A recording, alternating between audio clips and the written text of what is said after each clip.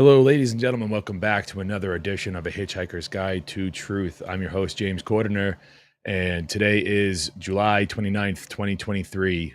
I'm excited for tonight's show. A brand new guest who's never been on before.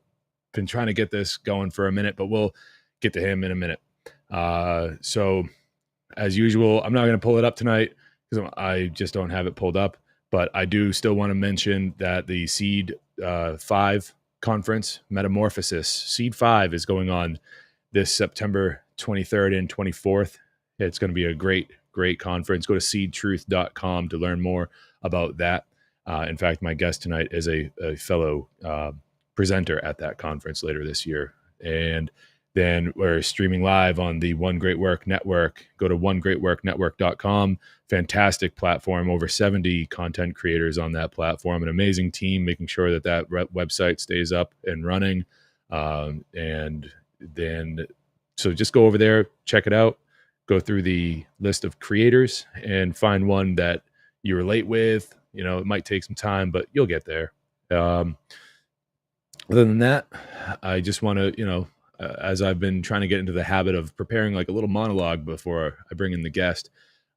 So this week, I just want to kind of talk about this for just a moment. We're all familiar with this, kind of quote that's attributed to a couple of different people. One of them is, I believe, the Buddha.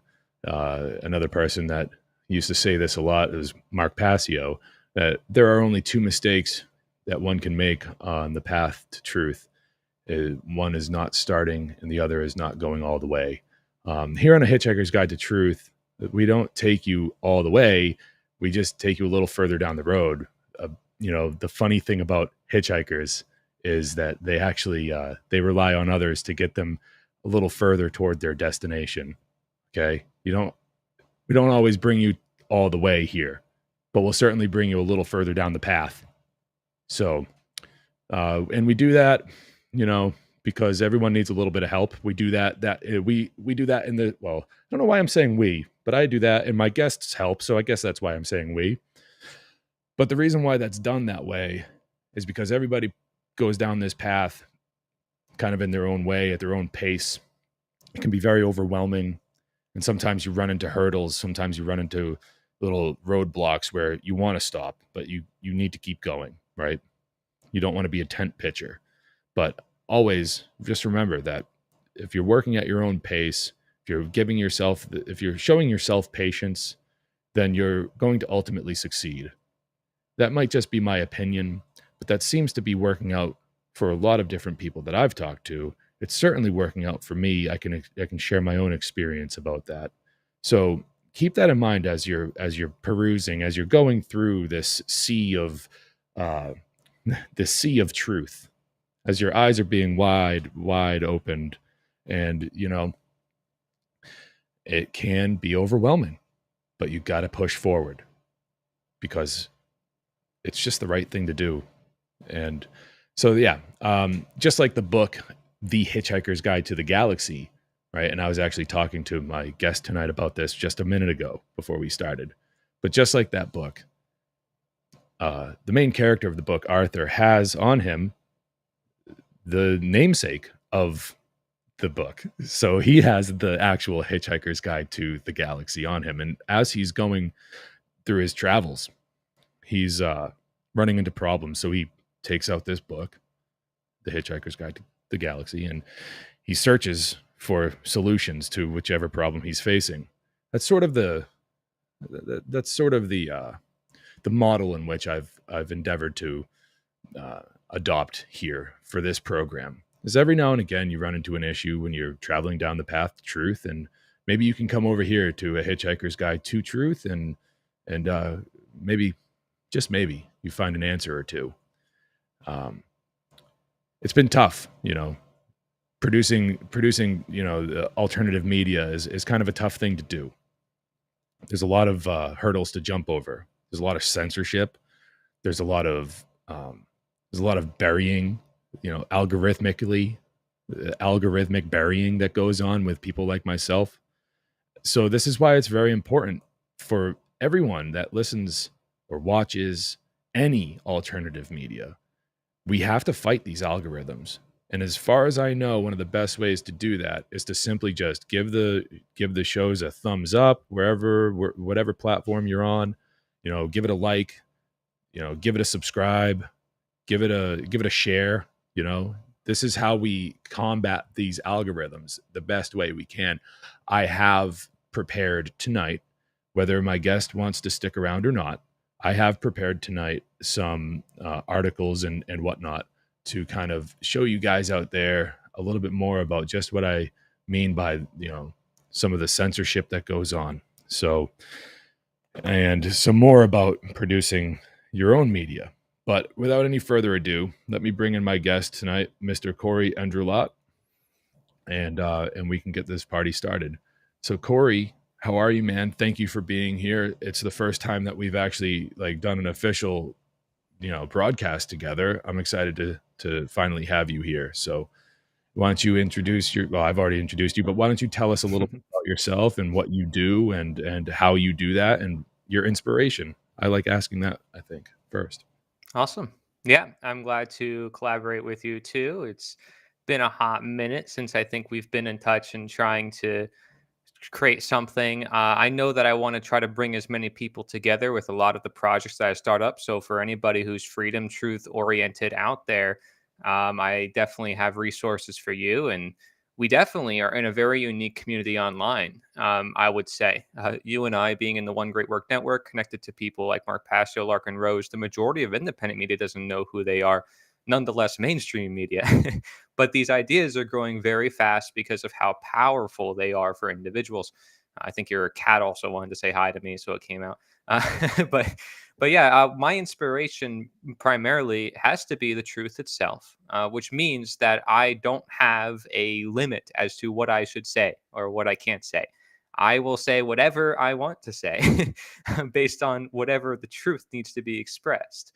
And so I don't have a filter in that regards, although I don't curse or although I don't may express myself in certain ways that some people may expect.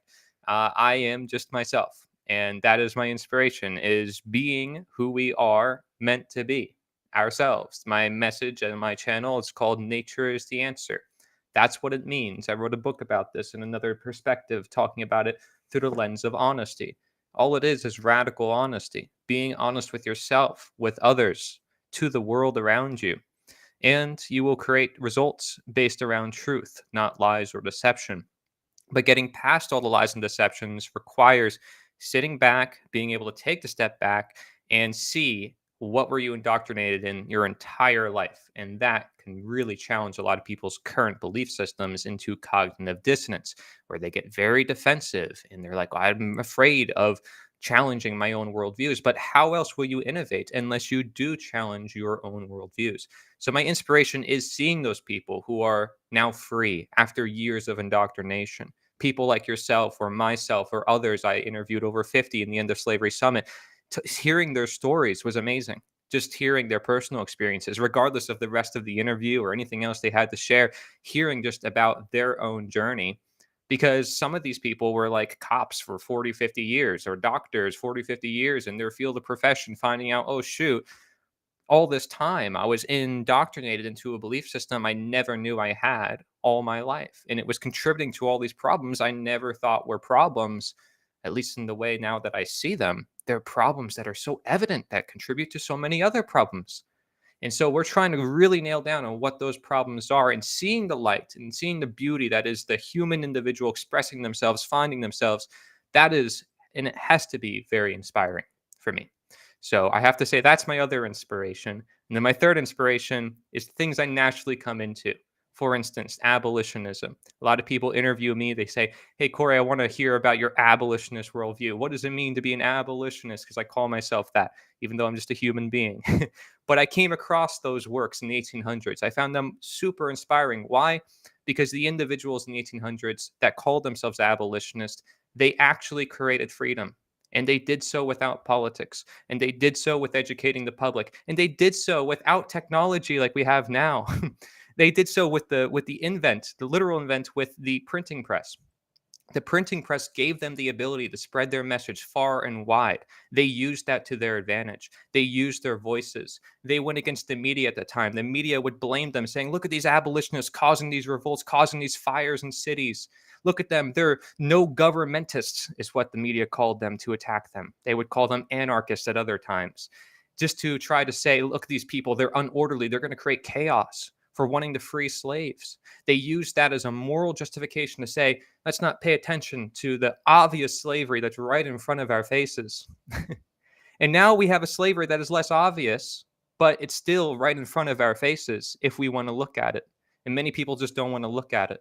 So our job is to continually remind people of this is what it is, guys. This is reality. You have to face it. This is the reality we currently are in. It's not the real reality. The real reality is beyond this man-made illusion of a system of slavery, because slavery is what the man-made systems created. But getting past those systems is freedom. And that is so eye-opening. And that's why the abolitionists were singing songs. They were singing songs with the slaves on the plantations who were singing songs so they can become free and express their freedom, bring it to the world. Started their newspapers in every single state, started their meetings, anti-slavery meetings, and we're basically doing the same exact thing nowadays for creating freedom. Despite all the censorship that happened then, same thing, there's censorship now. Despite all the attacks that happened then, same thing, there's attacks now. It's all just history being repeated, but we're moving toward more moral evolution. If we choose to do so, it requires more individuals, and one individual can make a huge impact, but then two individuals can make double that impact. So that's why I don't care if I can just change one person or influence one person, better word to say, because that can make a huge difference in this world, especially among millions who are shutting off their brain. That one person who has their brain on will outdo several 10 to 100 of the ones who don't have their brain on. That one individual who has a passion, who is driven on their cause, regardless of all the people who are following that one cause, they will be the one to take it all the way to their end because they have a cause with them that they take to their heart, unlike all the others who don't have a heart and are willing to give it up. So that's what inspires me, is the individuals who are still individuals. Yeah, you might reach that one, you might only reach one person, but the one person that you reach is the person that has the ability to reach 1 million people. That's exactly. That's why it's so important that when you've come to a decent level of understanding of what it really takes to, attain and maintain a state of or condition of freedom, that it's important that you speak up about it. This is what has been proven through history, like you're mentioning, and this is why having the ability to produce a type of content, whether it be in the modern day or even if you want to revert back to some of the more traditional ways of the print method or model, then of course do it all, right? Exactly. Because it's these different medium that are going to be able to reach the most amount of people. Not everybody likes a podcast or video, a vlog. Some people prefer a blog, which is like, even, Douglas Martin, he enjoys transcribing certain podcasts that he finds interesting to get it onto a platform of text, because some people process the information better that way, and then they can go back and read it again instead of having to, of course you can watch this again, there's replays, but it's very important to have a wide range of different medium to provide people in order to get the proper exposure. Because like I said, and I hate repeating myself, not everybody wants to watch a couple of knuckleheads like us have a chat. They'd rather read a book, Sure. So, and there was another thing that I wanted to mention to you that got brought to mind through what you were saying is, being your true authentic self is the best policy. I was having a conversation a couple weeks ago with a friend of mine, and she was traveling over to visit with someone else who invited her, and she was a little nervous. She was like, "Oh man, what if they don't want me there?" And I was just like, "Hey, you got this. Remember, they invited you, which means they see something in you, they want you around. So just be yourself and everything's going to be cool. And it's just like, this is a very important thing that a lot of people like, I don't know. I think that it's a decent thing to want to please people, right? Hmm. Because in a way, if you're doing it in a healthy way, that means that oh, I don't want to harm them. I don't want to, tread on their rights. I'd rather help them. I'd rather, get them, what they need. Hopefully, if they're also gonna, hopefully they'll reciprocate or whatever. So, it's not a bad thing to be a people pleaser, but you gotta be able to stand up for yourself. You know what I mean? You got to be able to stick to your values and stick to the principles and everything, and not Right. sacrifice those things for what somebody else may need. Yes. So, and in fact, I don't think that a sacrifice of the principle of your principles and values will take place at all. If you are being your true authentic self, um, you will find yourself surrounded with people that are also resonating on that frequency. So there won't need to be any sort of sacrifice of moral principles or values, because you'll all be working on that same frequency together. Hmm. So, and that would be like the golden rule kind of would Sure. come into place. Right.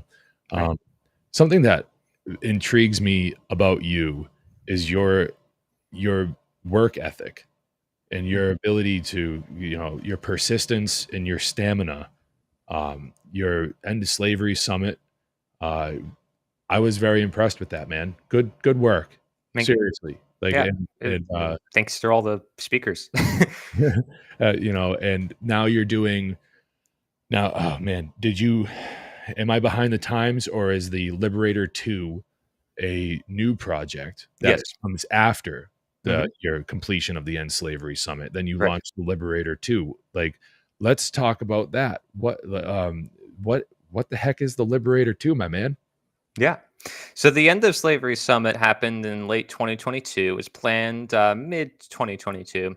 And I said, all right, let's make the biggest event I possibly can make with interviews based on summits, which is an idea that I've had for a while. Because I've always, throughout my health journey, researching health and being a health coach, would listen to many health summits. So I was like, all right, I'm going to start a summit but for the truth of like natural law, morality, all this stuff that we talk about, right? And consciousness and ownership, and really nail it down through slavery and see where all the perspectives come into play with this powerful title, The End of Slavery Summit. That way, anytime you look up the end of slavery or the end of slavery summit, it's like, sorry, guys, it hasn't really ended. But if you want to end it, we're going to show you the full way, like you started in the show. You said, not just starting the path, but going the whole way. Yeah, if we say slavery is wrong, that means slavery is wrong. Doesn't mean, oh, well, slavery is right in this scenario. Oh, well, violence is right in this scenario. It's like, no, it goes against the nature and the nature of ownership. It violates the individual. And if you're willing to violate the individual, what about yourself? You're an individual, no? It's like you're willing, if we want to apply the golden rule to this, it's reciprocal, like you said we should respect others as we would respect ourselves. And if we wouldn't respect ourselves, gosh, well, we're not giving ourselves great value either unto our nature. Now the world that we look at is even worse. So I think there is a level of having judgment and discernment through a lot of this knowledge that we talk about. And having so many different people come together for these events that I create really help bring us together so much, especially when they're focused on one particular subject. So slavery was that one. This time we have a project and it's about a question that each individual answers for 1 minute. Now, 1 minute may sound difficult for some people, but why can't they concise their message to 1 minute? I'm curious, if it's such a simple thing, powerful for the world to know, it should be rather simple to put into 1 minute. And then if they want to learn more, you can always share resources and say, here is where you can go. But I think a lot of people in today's world is like, tell me what I need to know. And not necessarily that it can come to them in 1 minute, but the 1 minute is there to possibly spark a light to start someone's journey.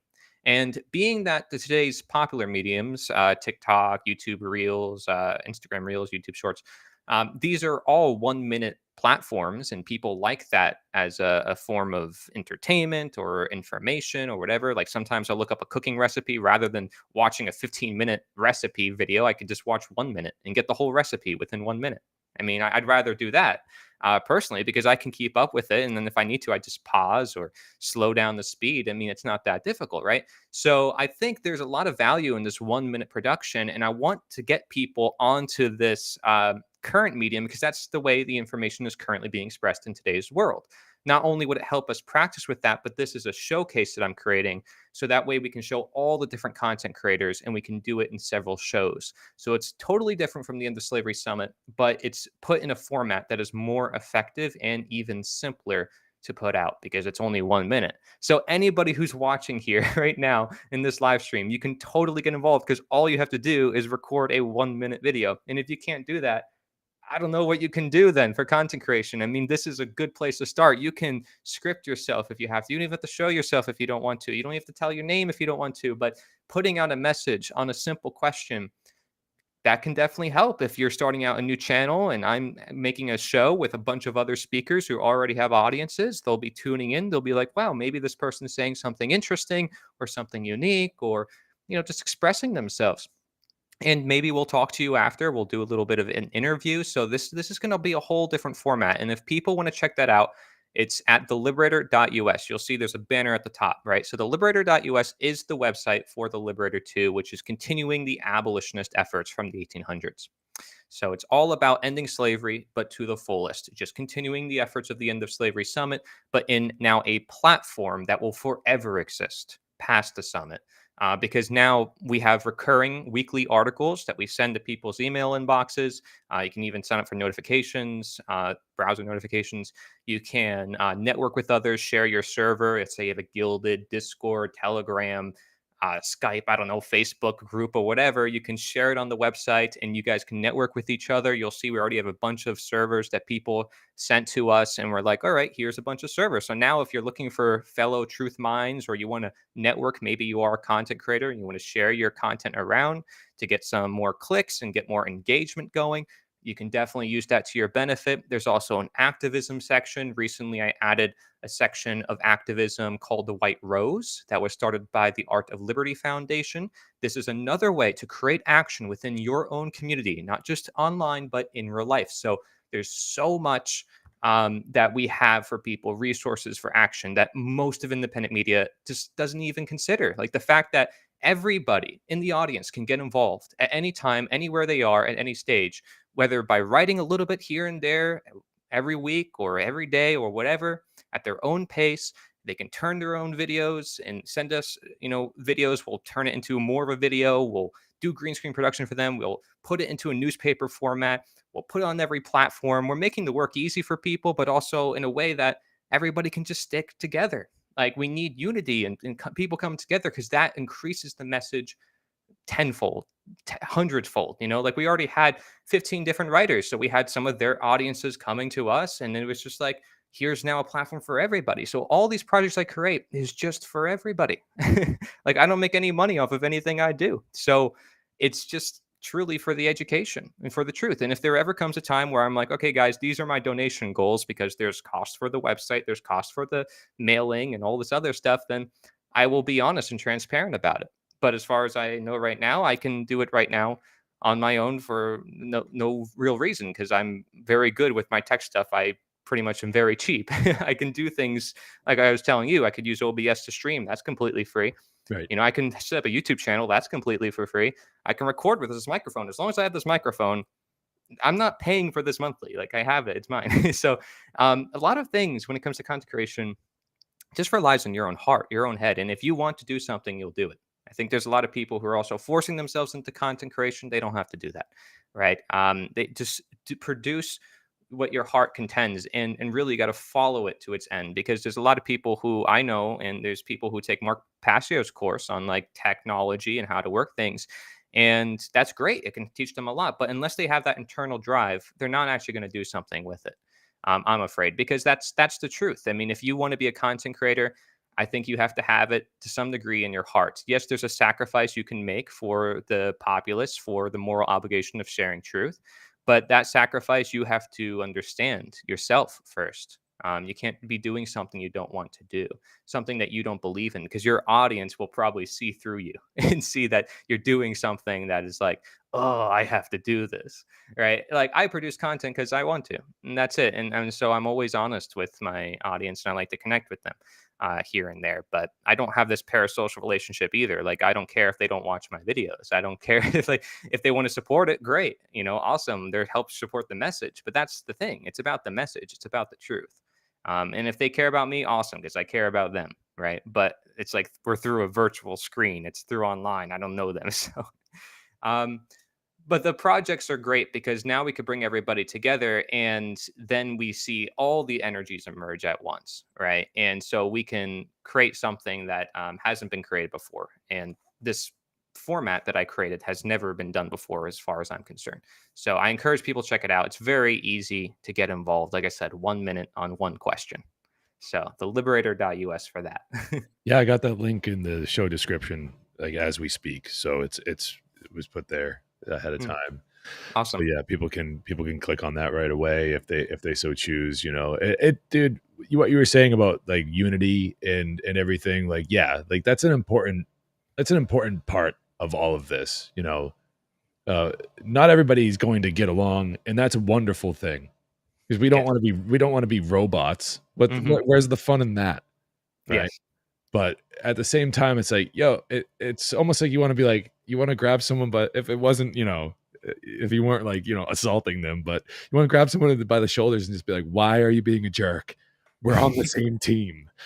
Come on, man. Whatever. Mm, It can be, it can be very aggravating. mm. It's just like, but I appreciate you saying that because it's a big part of this.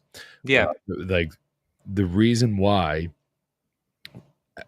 maybe not absolutely, but I would say it's pretty high up on the list of reasons why movements like this don't gain traction, why they don't actually become movements. They're just communities. So it's because of the infighting. It's because of things like that. It's like we're destroying ourselves from within. It's like, oh, okay, you do your thing over there. I'm going to do my thing over here. And they're both components of the same goal.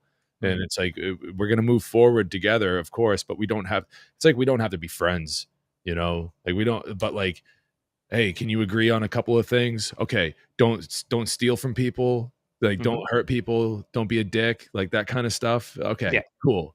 All right. Same That's team. why yeah, that's why it helps to have, like, a banner of, like, "This is the Liberator 2 showcase," and it features all these different speakers, although they may not agree with each other, right? Yeah. Like, "This is the One Great Work Network," and it features all these bunch of content creators, although they may not agree with each other. It's like Right. because it's not the point. They all have some foundation. So, like, the abolitionist, the fact I call them abolitionist, like, you know how much infighting there was back then? Right. Like, Lysander Spooner did not agree with William Lloyd Garrison at all on most things.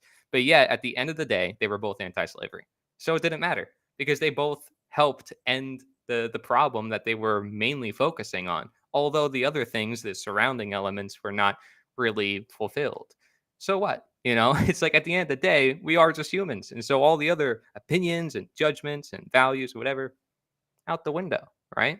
So I think this is where we unify, right? And having platforms where people come together allows people to do that, as long as those platforms are not very strict and rigid, saying people have to do this or that. But then we'll see, they'll expose themselves through their rigidity, those systems that many people might end up leaving, or there might be some friction that it basically destroys itself from the inside out. And in the Liberator too, it's like I'm the only one really running it, so it's not like we have to really worry about some internal friction, unless it comes from myself if I were doing anything manipulative. But like William Douglas, who is like my co-editor, he just sends me an article. I write an article. We just take other people's articles and we just copy and paste. We put it in the right format, and we're just broadcasting. That's all we're doing. We're not rebranding. We're not claiming this is ours now, and we're not doing anything but saying here's everybody's works and let's put it out there together, so that way it looks professional, it looks formatted, it looks in a way it's like this is your news media, this is yours. And now we can invite everybody to get involved, and that's even better because like the One Great Work Network is great and all, but it doesn't accept and ask for the public to get involved. Like, this is how you can do something. Same thing with a lot of independent media out there. Here's the news, but we're not going to tell you what you can do about the news. You're just going to have to figure that out for yourself. It's like, okay, fair enough. I mean, at least you're giving us alternative information, but there's also alternative actions, aren't there? Right. So Well, I think it's finding the solutions is part of that process. And that's what we're trying to do with the Liberator too, is like bring in what hasn't been there for so long. it's more I was laughing because it's more like, here's the news. We're not going to tell you what to do about the news, but if you do the wrong thing that we disapprove of, we're going to scream in your face about it until you get it right. But we're not going to tell you what's right. We're not going to do that. No way. Mm, But you're just going to have to learn yeah. by process of elimination by doing what is considered the wrong thing. Yeah, yeah, and then you might end up driving some people out in that process. But I think this is like why questions are valuable.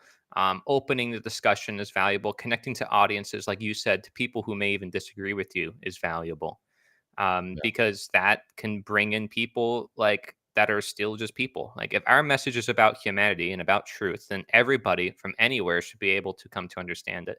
And right. therefore, we should open our hearts to everyone, even those who we claim are in the shadows or those who are promoting slavery. They're our fellow man. Like, why should we discard them? If we lived in their circumstances, we would probably end up like them. And that's the truth. Is like at the end of the day, we're all just living different experiences in the same reality. So seeing the connectiveness in humanity is where we find our unity. But then seeing the difference and uniqueness in humanity is also where we find our freedom. So I think there is a great yin yang polarity to that, which is very valuable. The active and the passive, the masculine and the feminine, and many people have many different diagrams and ways of displaying that, right? But this is something we need to keep in mind for content creation as well. How much are you finding the truth from within and throughout your current world, not just through the truth of the news or what the independent media says or what other people are saying? So having that time to get a balance between both or really find out the true essence of things beyond the illusions of he said, she said, or material things that are just results of something else deeper, we see so much more in this reality. So, like in my recent videos, I talk about like meditation techniques, which are very valuable. Not that people should meditate all day, but they're valuable. Why? Because you're embracing the emptiness in reality. That emptiness is that yin aspect of the yang, which you don't see. So people want to just pass it off because they don't see it. It's like, oh well, I'm just going to deal with what I see. What is there in my reality? I have to deal with it. I have to apply force to it. I have to try really, really hard. But you might end up causing counterintuitive results. Why? Because you never paid attention to the yin, the emptiness, the emptiness that actually gives creation to everything in this life.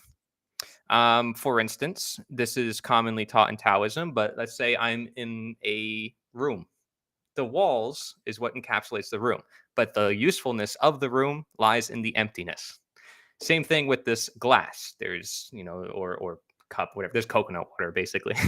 So, um, within this jar or whatever, this glass too, right? I mean, the usefulness is within inside the emptiness, and people undervalue the emptiness in all things. And lately I tend to think about what people say, and I'm like, where's the emptiness? Well, think about it. When I'm breathing, I have to, and even just to speak, I have to inhale first before I exhale. Right? I have to take air before I can actually say something.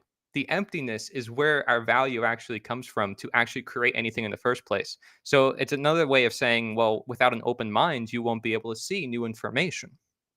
So there has to be a time where people step back or take refuge from the current society if they want to see the truth or see what other people aren't seeing. Because by definition, if you don't want to see what other people aren't seeing, then you have to go or do what other people aren't doing or seeing. That makes me think about like the overstimulation of the mass amount of people out there where everything is just they're just constantly stimulated. So it's that emptiness, that time off Mhm. that you're kind of talking about Exactly. is not available to them. They don't see it as available. They're preoccupied. I would say that they're preoccupied constantly, like as if they're trained to think that if they're not busy doing something, then they're doing life incorrectly. Yeah, and they'll even call themselves meaningless or purposeless without doing anything. It's like, really? So Mm. they actually push themselves down, and in the efforts of pushing themselves up, which is the funny part, because the Yeah. whole reason why they want to push themselves up is to push themselves up, not down. So it's weird that they would get counterintuitive results. That from working really hard and pushing themselves, trying super hard, they actually end up not getting where they want to get. And you see this with many different examples, and I don't know which one you want me to go with, but there's a lot of stories that have been historically also said. So, like, let's say an archer is trying to aim his bow. If he's so focused on the result or so focused on other people's opinion of him shooting that bow, he's no longer focused on shooting the bow. So, like, someone who's just playing for fun might actually do better than someone who's focusing really hard trying to get his result, because one person is doing it spontaneity, through like non-action, through effortless action, and another is doing it trying super hard, and they practice. Maybe someone, like, let's say they're on a stage in a theater, they're practicing their lines over and over and over again. They actually get on stage and they mess up because they over prepared themselves. But like, that's like over yang energy, that's over masculine energy. And then having the ability to step back and be like, I'm going to go with the flow of things and where things go, then you have more flexibility, and you're able to adapt. So be like water in a sense, seeking the lowest, seeking the level.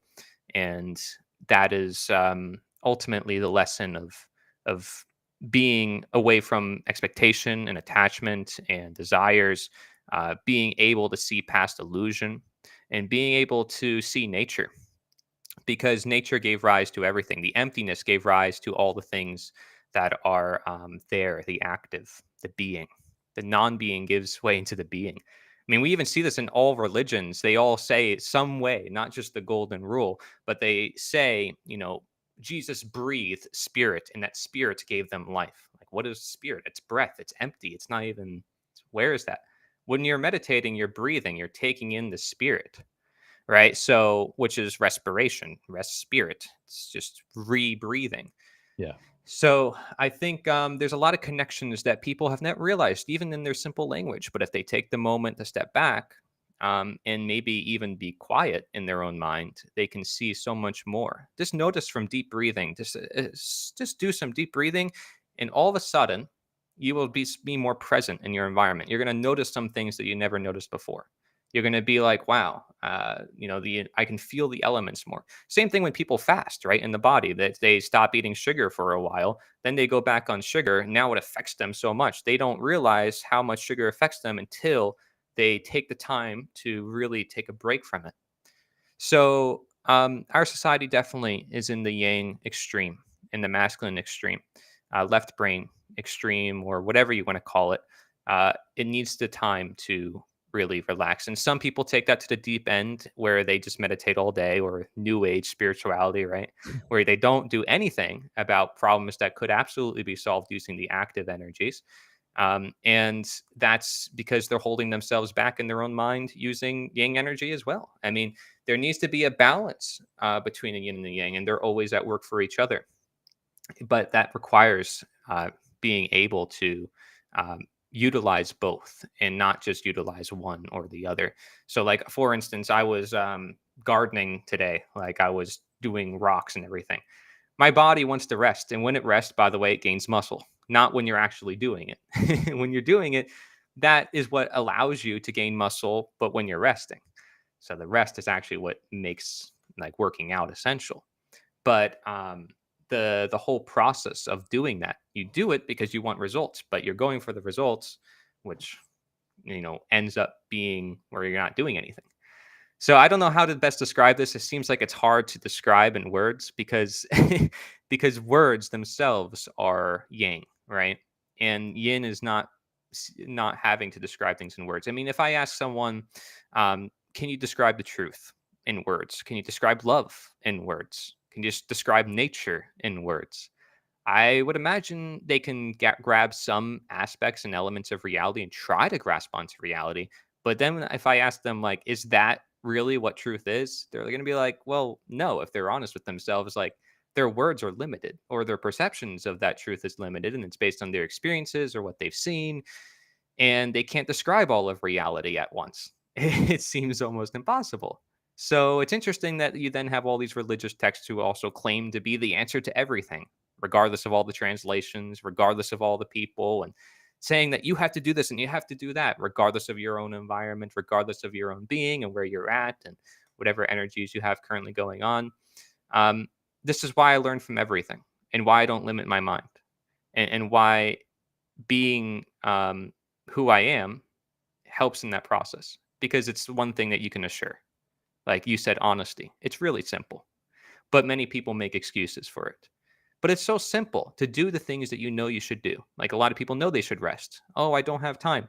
You know that you need time for yourself. Well, how do you create that time? We created this whole concept of time. So clearly there's a problem, but it rests in ourselves.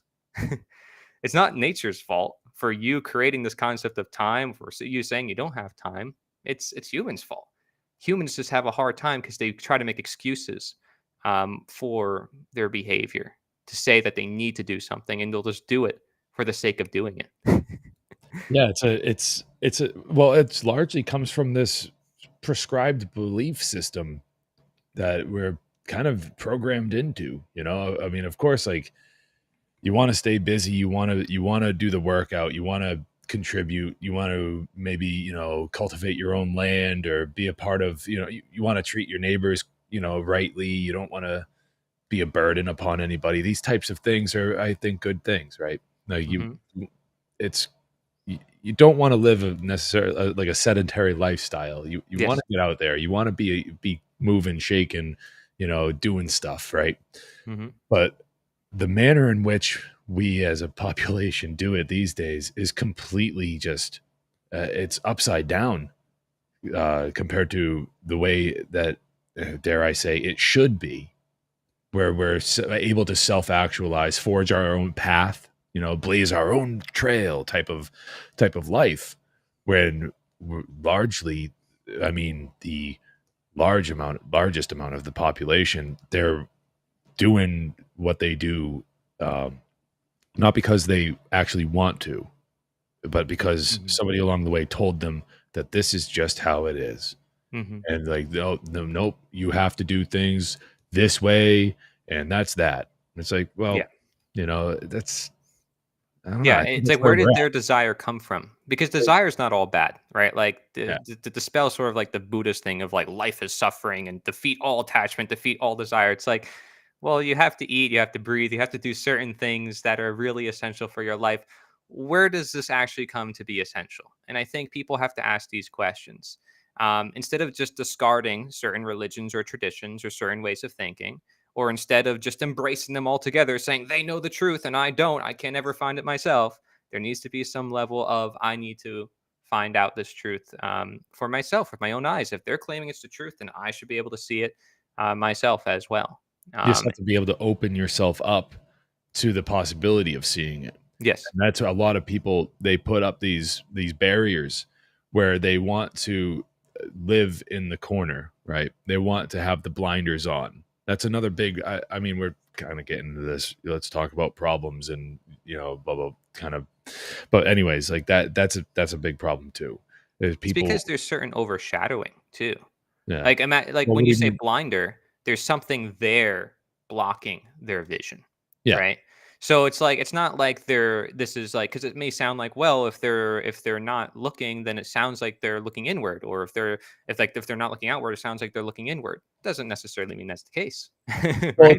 it's like when maybe you remember when you were a kid, but like it's like when you go to take a family photo and the kid's just like not sitting still, they're not looking at the camera, and it's like the guy in the camera's got the puppet. He's like, "Look over here, look at the birdie, look over here," or he got the puppet on his hand or whatever, and it's like that's where people are looking, and they're Mhm. not looking at the truth. It's like somebody is Yeah, telling them, "Look over here." The right. red herring, the red herring of life, if you would like to call it that. Constant distraction from what is actually valuable in this weird, awesomely chaotic life that we all get to live one time, this experience one time. Like if I'm going to have a corporeal form that I'm aware of now, it's going to be this of James Cordiner. I resurrect later, my spirit might come back and take a different corporeal form. Whether or not I get to remember this one, I don't know. Mm-hmm. I don't know. But there's something to that where we need to figure out a way to really hone in on just what is valuable in this chance, this experience that we get. Who knows what happens next? But we know what we have now. Exactly. And we know that we have this chance at making things better and not having to live life always having to do what we're told. Yes. You know, we can figure out how to live, have a right, live in righteous truth, to live, according to the principles of like natural law, for instance, Yes. or, voluntaryist principles, Mm-hmm. these different beautiful things that we can learn, adjust to, adopt, and pledge ourselves to Yes. in order to live a more free and healthy lifestyle without, and these obviously come with not treading on anyone else's rights, because Yes. you don't want, because this is the thing. I think a lot of people really fail in their understanding. This is the roadblock. They don't get it, that it's because so many people just don't know how to cooperate with one another. And that doesn't mean that you're forced to associate. What I think I'm trying to get at here is when we start battling one another, that creates this vacuum that people think needs to be filled with some sort of authority figure in order to settle the dispute. And largely these disputes are superficial, but when it gets really hairy, it's when people are really just violating each other's rights. Yeah. And when they're doing that, that's when it's like, whoa, that's when we And have that's definitely yang, right? I mean, they're not taking the time to sit back and be like, is this a right thing for me to do? They're just doing it because they're told to do it. right. And a lot of these mindsets that you mentioned, voluntaryism versus statism, for instance, we recognize one is the solution as one is, and one is the problem. Why is that? Look at the nature of these mindsets.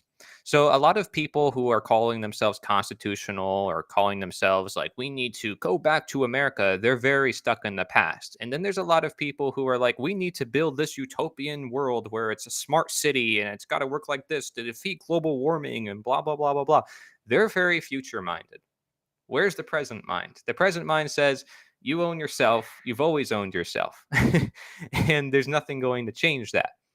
And I think it's like, yeah, that's using some level of the past and that's using some level of the future to say that can be a better world. But when we're always planning so ahead or using the past, it's like the past was not such a great place, especially 200 years ago. That's when slavery was ended. Like for thousands of years, we've had governments and tyrannical systems. Maybe it's better to focus on the present. There's things constantly changing. Every time we come up with a plan in this world, it never usually works out the way we exactly think it works out. So maybe it's better to be more present and deal with the things that we do know will work. So voluntary interaction, we know it is right. We know we should not, transgress upon another. Like you said, we should not violate the rights of an individual. And most people agree with that. Why? Because it's foundational. Because it's present learning. Unless they disagree with it, it's because they're future or past minded. They're passed on, oh, I got to follow this book, this communist manifesto, this guy, what he said, or whatever, blah, blah, blah. They never came to that conclusion on their own. Or future minded in the sense of, well, it's got to be a certain way because what if humans do this and what if humans do that and what will be done about that? And well, what if humans or have the ability to reverse engineer the world and we need to make sure that we use eugenics and all this sorts of stuff. All very future minded. But like, where's the present that literally creates the future? Because that is where voluntarism and the ideas of truth and freedom actually are. You're not going to be free if you're attached to the past. You're not going to be free if you're attached to the future, which is not yet here. You're going to be free if you are here and now, and you're going to see much more things in your reality. So if I were to summarize everything I've said so far, because it could be kind of confusing for some individuals, is to be more present minded. because that ultimately is the heart of everything I'm saying. In order to see the emptiness, in order to see the activeness, all of it requires being present. Right. I mean, you got to admit though, it is important to keep in mind that there will be a future, like it's like But that depends on the present. that's exactly. Thank you. And it's like that depending on how the present moment is going, that's what's going to write the future. That's I think the goal. I mean, yeah, you learn from the past, right? We could speak about But we that, don't get stuck on it. right? You could speak about that, and it's a great teacher, right? Sure, uh, but yeah, having a present moment awareness, living in the now, that's a good thing, And it's like, ask yourself, am I violating anybody's rights with the actions I'm taking right now? Okay, Yeah. I'm not. All right, cool. Then you know what? In the next 5 minutes, no one's going to get hurt, or however long, whatever. You know what I'm trying to say. But yeah, man, for sure. I mean, Well, if you oh act on man, principle, you would that act with that something that is consistent, right? y- yeah. I was about to say that for me being a father, it's very difficult to not be focused on the future because of how young my children are, right? They're Mhm. not necessarily responsible for themselves just yet. So Sure. it's very, very difficult to not think about what their future is going to be. And Yeah. that's a very big motivator for a person like me, is to try to make a better future for them, because they're just kids, and it's going to be us adults, the way that we're acting now, that's going to kind of really impact their lives when they actually have and you know what, when they actually have a fucking say in the matter, when they Yeah. can actually stand in their power and start making a difference. I mean, they're just kids. You can't expect them to, but they do have an impact, because there are people like me that go Mhm. and look at those little ones and say, oh man, wow, what a responsibility I have. Holy geez. Like one day they're going to be grown-ups, Right. and I got to see what I can do to secure a better world for them. And that they're going to, they're gonna, there's one thing they don't have a choice in, is that they will adopt a future. There is a future for them. And Mhm. what kind of future is that going to be? That's up to us. And again, and here's where it comes full circle to your point. That's up to us in what we're doing in the present moment. Each moment, each present moment, Yeah. because 5 minutes ago that was our present moment then, and now we're having another one. So Yeah. it's like and that's how we carry on, right? This whole Mhm. construct of time and everything. I mean, well, Yes. we certainly see that our lives exist on a scale of time. I mean, that's why it was constructed this way. We see the cycle of life and everything. We wanted to figure out a way to measure that, and blah blah blah blah. It's like, In okay, our attempts to do that, right. sort of counterintuitive. Sure, exactly. I mean, it's like, okay, so why are we putting limits on this thing? Why are we setting ourselves up to be stressed out about, oh, I don't have enough time. Oh my God. It's like, no, just live your life, bro. Just live it. Like every day's your last day, right? That old cliche. I 'Cause know you it's can kind of worry cheesy. about, like, imagine you were driving a car, right? And, like, you were worried about every action someone was taking, making a ton of predictions of, like, what could possibly go wrong. Most people don't worry about that. They just drive, they do their No, thing. It's effortless. yeah, Like, not that they shouldn't worry about it, but if they did, what would happen? They're not focusing now on their driving. yeah. This is I what I'm mean, saying. yeah, I mean, yeah. I mean, there is a thing called defensive driving. Like I have to practice. I have to practice. I drive a 20-ton truck down the road that only gets heavier as my day goes on. So it's like Wow. for other people's safety, I have to be like, what's that guy doing? Oh, yeah, Because yeah. there's people out there, and Comes with the I hate territory. I hate to sidetrack it, but there are people out there that do not know how to drive around a big truck, and they're jerks. They don't know Yeah. what they're doing. They think that the truck that size can stop at the same rate that a regular car can, and I'm Mhm. sorry, but it can't.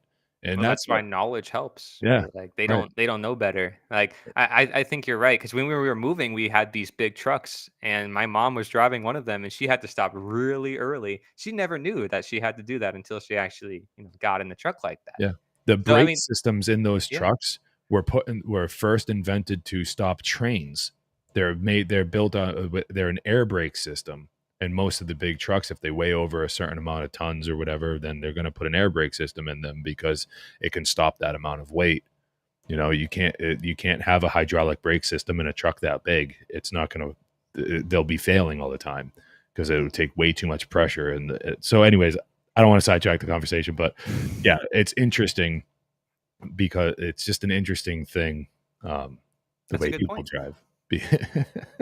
Yeah. No, that's a good point because anything, it's a skill. It takes practice, but once you get into that practice, it becomes effortless. It becomes sort of spontaneous. So spontaneous. So that's what I'm trying to aim for. Like when it comes to like the truth or expressing ourselves, why isn't it easy? Why isn't it easy for people to just be themselves? Why isn't it easy for people to live their lives? Why is it so like we need to constantly bring others to the camps, do this, put them in a jail cell, pass this law? Why are we stressing ourselves out with this? And most people, you'll talk to the politicians, you talk to these people, I'm stressed out. I don't know why I'm doing this. I'm doing this for the people. I'm sacrificing myself. It's like you're taking it out on yourself. And if you're taking it out on yourself, are you actually going to be helping other people? I mean, if you can't even take care of yourself, this is what I'm saying. So it's not so like we just ignore the future or we ignore the past. It's that we stay present minded in the sense that, okay, we recognize our kids are going to grow up into a world, but that world we don't really know. The world is rapidly changing, especially now. And if we're so focused on the future, then it's going to make us want to mold them in a certain way. And the more we want to mold them, it might actually be counterintuitive because we have to be able to flow with where they're currently at in order for them to flourish where they are supposed to be. Right. Because nature changes, change is law. And finding out that we have to align to that change is the matter of like the water flowing across a stream. And if it holds onto a branch, which water doesn't, it always is able to go through every obstacle and reach the lowest point, which is also significant for when people are seeking political power. They're not seeking the lowest point, they're seeking the highest point. Uh, we can learn so much from it. And so that's why I created some other works recently, like the Hourglass Template, which is new, which I haven't yet talked about at all on my channel. A new book that I created called The Auto Diet, which heavily emphasizes the nature of water. Now, did I intend for that emphasis on water to be so correlative to Taoism and its emphasis on water? No. But let's face it, water is like over 80, 90% of this world. And water makes up this world so much, and we can't live without it. So there's so much value in just learning from the simple things in life, like a tree or water. And so for somebody to pass it off and say, oh, I'm not going to learn anything from a tree, I have to read some book. It's like, are you sure about that? I would ask them, "Are you sure about that?" Because I do guarantee people can learn from nature, and they Oh, just disregard it in their own mind, and thus they never will learn from it. In the great, mysterious, wonderful ways that they can, and that's why people have written poetry about it, and why those words of the past still apply to the present, because they were looking at the present. They weren't worried about the future. They weren't worried. Like, how many philosophers of the past were talking about technology? I mean, not many. Not many could even predict where it got to it is now. But yet, all the philosophies they said, still, we can generally pretty much like be like, yeah, I vibe with this. This disagrees with like what we're doing. Like natural law, it's a concept for thousands of years. We still apply it to the modern day, despite how there's all this technology and all this other stuff. It doesn't matter. It's all the product of the same reality that our ancestors lived in. So, for people to worry about things, no, I think worry is the problem. We know fear contributes to control, it contributes to the lack of knowledge and right. ignorance. So, being able to love and accept, being able to open, which requires presence, is what it will allow us to ultimately attain knowledge and sovereignty, and freedom. Right.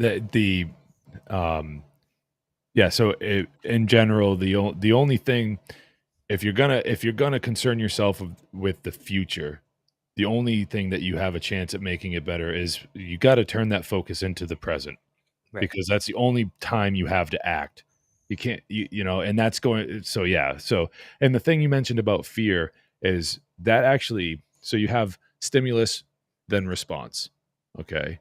What fear does is it changes it from stimulus response to stimulus reaction.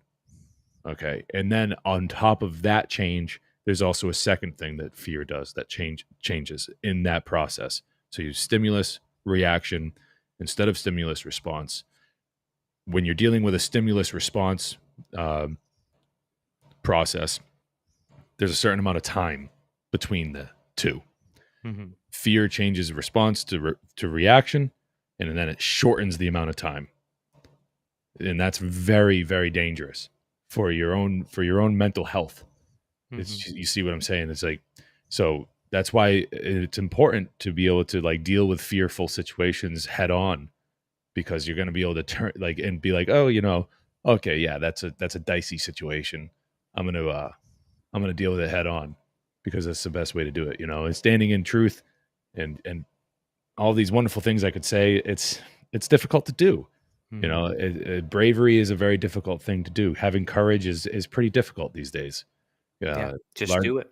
Yeah, but the thing is that um, That's reassuring because you, they're fears of the future. right? Well, yeah, but reassuring yourself that you're you're doing this out of love. That your next actions are that of love, and that you're going to do whatever it takes to do the right thing. Man, I don't see a way you can't win. Mhm. you Well, know, because again, people are like, "Well, what will happen to me? I will be thrown into a cage and this and that." And so it all just pushes down their ability then to do what they know is right now. yeah, And so people will try to search for every justification in the world to not do what is right now, and thus they never actually end up living the life that they want to live. yep, That's the yep, truth. Because then they're not living life. By definition, if you're living, you're living like you're here now. Like otherwise you're not living. What are you dead? Like in the future, everybody's going to die at some point. Why are we worried about that? If we fear death, that's the biggest fear of all, is it not? I mean, it brings to mind, and I'm gonna butcher the lyric, but it's just this song that I heard some years back. The singer was kind of a poet, and the lyric is that I'm alive, not just breathing. Hmm. And I won't go into the rest of the song, but that line always stood out to me. Like, this guy gets it. you know Yeah. and it was like this huge wail, like, I'm alive, like, and he just like screams that part out, and then he's just like quickly just comes back and goes, not just breathing. It's like, wow, that's a fucking short, so simple but so powerful. you know like, there's such a difference there. Yeah. A lot of people just walk through life just breathing. They're not Mhm. experiencing this wonderful thing, this Yeah. wonderful place where we're at. Yeah. And Yeah, and then it's like tragic. intentional breathing would be like more of like seeing, okay, I'm alive. Because be honest, like people like we breathe, our bodies operate without us even thinking about it. It's amazing that they can. But when we actually focus into that, we actually notice there's health benefits. We actually notice where we can actually see more and do more. And that's the amazing thing. It's like martial arts, being able to use your body and know where you're putting it. Like you and a truck driver, you know where to put the car, you know how to handle it, you operate the machine as it's designed to be. But like many people are just living their life on autopilot. It's like wherever it goes, but I am not like really going with the flow of nature. I'm going with the flow of society. And Right. society is throwing me off a cliff because I'm not paying attention to where I'm actually going. It's like that false sense, the false understanding of what this law of attraction is. It's like, no, you can't just go with the flow all the time. Sometimes it's like, all right, you're in the zone. Yeah, like, go with it. Sure. But you have to create. Like, who's going to manifest it? You do. It takes action, right? Like, Mm, you're not just going to like things like, I guess certain things just fall in your lap, but they fall in your lap because you acted yes. and you got yourself to these places where the synchronicity could happen. Hmm. You know, Where it it's became it's effortless. it's a cycle, and the things feed off of each other. And it's Effort becomes effortless. yeah, Like it's but like I again, think like the person who's practicing to drive, and then all of a sudden driving now becomes effortless. right. And if It's they like, become too unconscious, guess what? Now they end up in an accident. Oh shoot, I should have paid attention. yeah, I mean, you want to talk about another like mechanical process, right? That we could kind of, juxtapose to this is, how do you start a lawnmower? You got to pull start the engine, and then the engine starts, and then it just does this cycle. So that it takes action to start Mhm. it, and Yes. then the cycle starts. And if you're living right in your right livelihood, and you're doing the right thing, then the action keeps propelling this cycle, and synchronicity falls in there as well. And next thing you know, boom, like you mentioned way earlier, is like, you're living your authentic self, you're Yeah. living an authentic life, and next thing you know, you're going to find yourself surrounded by a bunch of other people if you so choose, or you're going to find Right. yourself in situations that are resonating with the truth that you're living. If you're living according to the truth, not just, I didn't mean it like, yo, my truth, or, oh, you're living your truth. Like, no, Right. not that kind of bullshit. Like, it's like, no, the truth, if you're resonating in that frequency, you're Mhm. vibing there, great. Like, that's, Yeah. but, oh, Yeah. Well, it's funny. Like your truth is sort of a contradiction because the truth is what created all of us. So there's a source that is beyond all of us, and if you don't recognize that source, then you're looking at sort of like a symptom. Like your truth is sort of solipsistic. It limits the world to your perspective. oh, it's definitely solipsistic. Like, it is, yeah, for sure. Like, Yeah.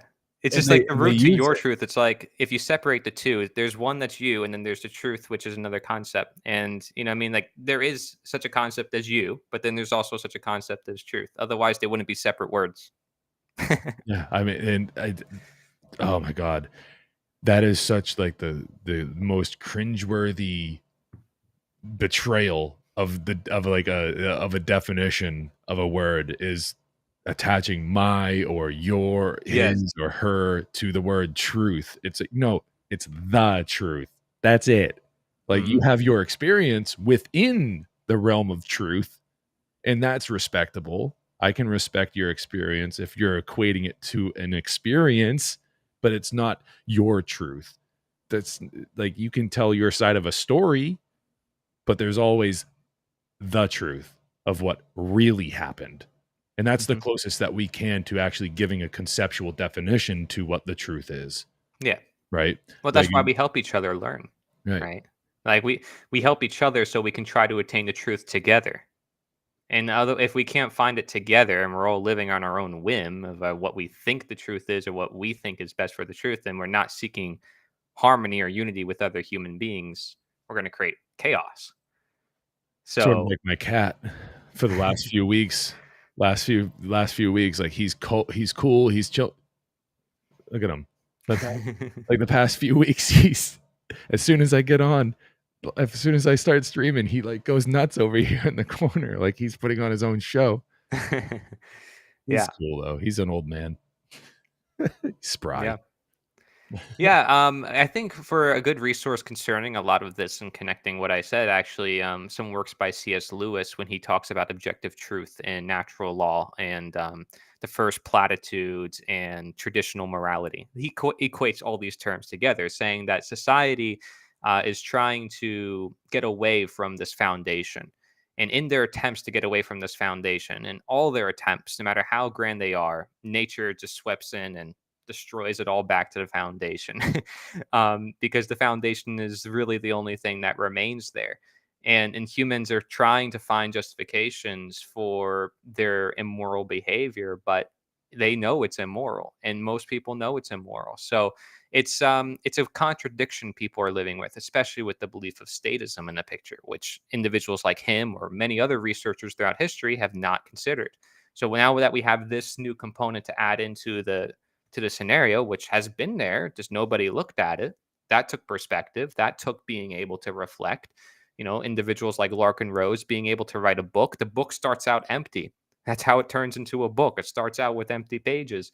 He used those pages wisely, and now it turned into a work that is changing lives. And so, if we really want to open up humanity to the freedom that exists within humanity inherently, as they have it within their ability, I think it to some extent involves seeing the yin, right? Being able to find out what's a good stepping back mechanism, whether that's taking mushrooms for some people, whether it's fixing their diet, which includes getting rid of all the blockades and toxins and barriers, preventing your mind from thinking, anything just to open us up to our reality that has always been here because we have all these blockades that we create for ourselves and expectations and attachments to those blockades that like we need these blockades, they need to be there. It's like us again on the stream holding onto a branch, refusing to go with the stream of life, the stream of truth. I'm not talking about the stream of society. Stream of society is not as like the stream of water. Again, people in the stream of life, I mean, in the stream of society, they're always seeking the highest places. The stream of life seeks the lowest places. Like the average person, you're not trying to be someone special. You're not trying to have some ego or some identity or some image. You're just being yourself. And people actually will respect that more, actually. We find out the best leaders are people who are just sort of natural leaders. I did a whole documentary on that at one point. What is a natural leader? It's not that they're born a leader. It's that they are expressing themselves naturally, influencing others naturally. Like I would call you a leader for doing what you're doing if I find it inspiring. Same thing with Mark Passio, right? Like we can look up to him and say, wow, he taught all these people great information. His actions might be worth emulating. That's a leader. But for some authority figure, it doesn't make them a leader just because they have a title, just because they have a badge, just because they have a uniform, just because they went up to the highest position in society. What is the highest position of society? It's just life is always changing. We ever believe that they're on this high position. It's like, no. You take a turtle out of the wilderness and put it on some, fancy cloth and some fancy paper, and we worship the turtle. It's like, is the turtle better off in a natural environment or being worshipped as this higher entity? Same thing with human beings. Let's not take ourselves out of our natural environment. The more we do that, the more we end up just making the person themselves more insane away from their nature, but everybody else in the process who believes that's legitimate, whoever gave rise to that in the first place. So it's all just one big illusion keeping us from, I guess you can say, the stream of life, the flow of life, whichever wants us to work with it. And if we go against it, we receive our own karma. That's what karma is, right? So it's like over time, it's like I'm holding onto this branch so long, but at some point I have to let go, and then you let go, and now you don't have no energy to swim. Yeah. And so it's like the stream is going to kick your butt now. Basically, it's like the more you're trying to swim against the stream is like really pushing up against you, and then soon you just have to give up. And then so people either feel like they have to give up, or it's like there has to be a balance, and people need to find that for themselves, because there's so many people probably watching this live stream right now who are curious. They're like, what do I do? Man, I got to bring the truth to more people. Maybe it requires less. I got to do this. I have to do this. I need to do this. Maybe it actually requires more reflecting and thinking back as to, okay, let's stop trying. If I know something's the truth, it's part of who I am. I already see it. Let me open myself up first to then see what else needs to be done. Because people will even have preconceptions of what they think needs to be done for the truth. So like someone might come up with a really good idea that none of us have, because we're so stuck in our doctrines of this is how we must deliver the truth to other people. So like in a way, they have an edge on us and our knowledge, because they're able to reflect and sit back. So like that's how I get a lot of my great ideas. I don't know about any of you guys watching, but in the bathroom, if you're taking a shower, if you're like relaxing, the times where you're just like walking through nature, times where your mind is not really busy doing anything, you might come up with really good ideas. And times where you're not looking for the ideas, they just come to you. That's what I'm talking about. Nature provides. Yes, it's the greatest healer. Like again, fasting is a good example in the body, and I listed other examples before. I think to some extent people need to let go into nature, just not let go into society, because society will eat them up. Well, I mean, that just goes right along. I mean, well, let's nail the point home, right, Cory? Like that just honestly just goes right along with a big point that we've been making this evening about being yourself and knowing yourself, staying true and holding yourself, and have some self-esteem, real self-esteem, not some sort of provisional self-esteem, like that holds people back so bad. And man, carrying yourself forward with that authentic self-esteem is the way. And I'm really glad that we've been able to really kind of really expand upon just what that means. I think it can seem confusing to some people who are attached to those things and feel like, well, without an identity, where would I be? Without trying to aim for something, where would I be? And they try to find the justifications for that, and it keeps them less present minded, and it also thwarts from finding themselves, which requires that like present mind to some extent. So I think a lot of clarification will be made in my upcoming presentation for anybody who is curious, because I want to put it in a format that is more easily to digest, with many different examples, including some of the ones I mentioned here. So I definitely recommend people stay tuned for that if you're curious, because in this community, or any community that is very truth and freedom oriented, we have to be careful not to express too much of that yang. Because yes, we recognize there's people who are not doing anything for the truth, but they're busy doing other things in their life. There's still yang energy. There's still tons of it in their lives. They're just putting it toward things that they don't, that we don't find truthful, the things that we don't find beneficial for society, and they think they're doing things that are beneficial for society. So, like, in a way, we're all trying to do what we think is right, but we end up fooling ourselves if it's not actually right. So that's where we have to be able to know our practice of what we're of who we are. Like you said, being honest is the first step. If you know yourself, like know thyself is that biggest quote, Yeah. then you can know everything else in creation. Yeah, I mean, it's just unfortunate just how wrong things have gone, because when it's gone to, when it's gone to such an extreme, like this kind of polarization, what's coming to mind at the moment, when it's gone to such an extreme of wrong, objective wrong, it takes an equal amount of force to correct that.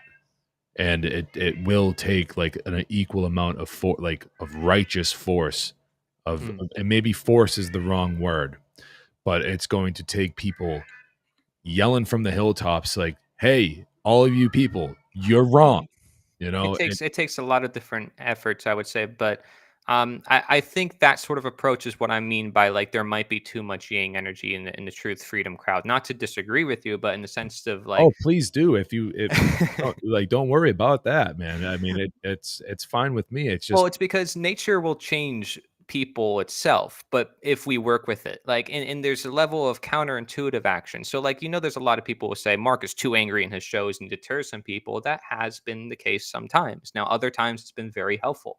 But seeing where it does deter people helps us see where the yang is taking too much hold. You see what I mean? oh, what I let me clarify. Was what I was saying was is that like it um I think that it will take a lot of people to be saying, "Hey, no, no, no, that's wrong." Like it's so living your life and contributing and all these different great things. Yeah, that's awesome. But what I'm saying is Yeah. that things are so wrong right now.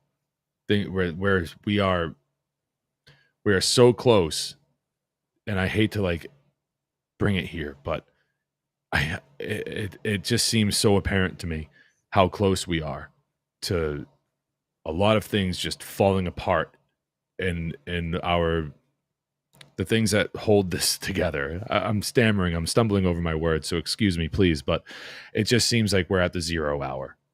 We're like right there. We're right on the precipice of like complete and total control slavery. Like if something doesn't happen, Hmm. But we've been there before in history, have we not?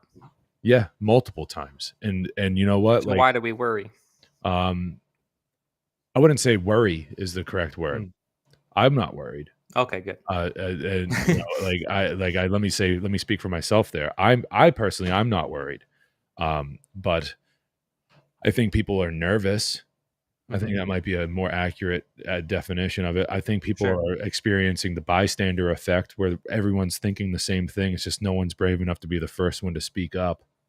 Hmm. And I think that the more people that are speaking up in a fashion in which like you and I do, many other people Yeah. do, the more of a chance we have at a peaceful change and to roll back the amount of slavery and actually accomplish a degree of abolition that to the likes of which that will satisfy us during our lifetimes to carry on to the next generation in order for Hmm. them to have a leg up on the competition and for them to continue making an impact and change.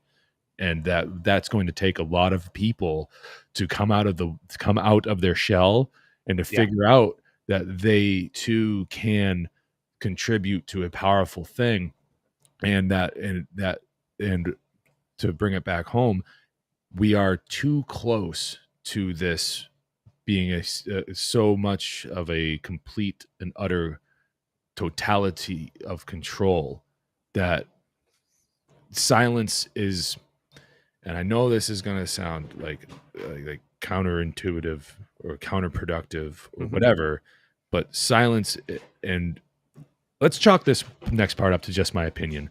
Silence is no longer acceptable. If you know these things, if you know what's going on, Sure. when you're silent, you're part of the problem. Knowing is not enough. You need to speak up about it. We're not at a place. So the reason why things got so close all right, we said don't focus too much on history, but let's do it for just a minute. The reason why in the past things got so close and that ultimately failed is because enough people realized it was getting that close and things were going bad. And they said, no, no, no, no. They stood up and they said no. They spoke up. They made their people aware of it. Hmm. And even in the American Revolution, it was thought to be somewhere along the lines of 3% of the population. This is where the 3%er idea comes up. Only 3% of the population actually stood up and fought. A lot of people were like, yay, we support you, but only 3% actually fought. Right. So very small amounts of people can actually make a very big change, and so, Yeah. but the reason why we were this close before and it never really went through is because people stood up and spoke Yeah. up and I said agree. no. And this goes with what I'm saying with like going with the stream of life versus the stream of society. Yeah. I'm not saying go with the flow of society. I'm saying Yeah. go with the flow of life and truth. So that means sticking by that path. Like if you're water, you're flowing down that path. You're not holding on to a branch. You are holding onto a branch on the stream of life. If you're saying, well, I need to attach to this man made thing. If you're willing to let go, that is saying no. It's Mm. saying, I'm willing to put my life on the line. I'm willing to go with the truth, and I don't care where it's going to lead me. It can lead to my death, which is, every river leads into an ocean. It can lead into my obliteration, but I don't fear it. I'm going to follow that stream to its end. Yeah. And unless you're going to try to hold on. And again, it's going to be counterintuitive. So yes, that is exactly what I'm actually saying, but it just takes perspective to see it. Because I'm not saying for people to do nothing, but rather know when to do nothing. And that value is so immense because, as I said, it's the emptiness that actually makes things useful. Very well put. Yeah. Yeah, it's probably better than I said it before. Yeah. It did clear it up, but like this is the thing, like this is why a healthy conversation is necessary. It's like, so I want to ask you a question that you probably a lot of people ask you. What, if you can remember, is like the single thing, if there is one, that sets you on this path? Like, is there a moment in your childhood? Is there a moment in your, later in your maybe adolescence or whatever, something that sticks out as like the moment where Hmm. you knew something was wrong and that you were a person who could or would try to do something about it? Something about what? Like the truth, The Something about the state, the condition, the thing that you recognized as, oh, like statism. this is all a game. Mm, This yeah, is wrong. You sat there and you said, something's wrong here. yeah. I recognize this thing as wrong. I got to do something about this. It's up to me. I can be a person to make change. Like, what was that thing? And if there is that thing, what was it? When was it? And what was it? Well, I don't know if this answer will be sufficient, but it's a continual because it's not. There's no one defining thing. And throughout my whole life, I've held with me questions and questions and answers alike, both. Like answer, nature is the answer, right? Question, anything that man creates, anything that is in my existence, anything that could be the truth or may not be the truth.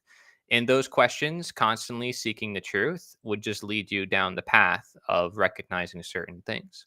So I know that sounds like an answer that may not be like here's one specific event, but I'm sure that entitles some different events. For instance, there were times where my parents or my family was resistant to some of the ideas I said, right? That's part of the process. And now they're the ones saying the things I'm saying. I don't even have to say a thing. So I can literally sit back and they're actually saying everything I'm saying. But now, being that I recognize those things first and now I'm reflecting on what they're saying, I'm like, there might be a better approach to what is actually being said. So although we're all saying the truth, maybe there's a better way of approaching the truth. And that's where the emptiness and the questioning and stuff like that I mentioned to you comes in. So it's a continual process of, okay, got to find the truth, but then got to know how to act on the truth. These are two separate things because our society has been conditioned one away from the truth and two on acting on the truth, both. So you have to be able to navigate both. And some parts of it you have to be able to decipher, and other parts are going to decipher later in time. But you get there step by step. I wouldn't say it's a one stop thing. If there was any awakening events happen in my life, there's only certain events that drive forth a mysterious mind, and mystery is the key to creativity.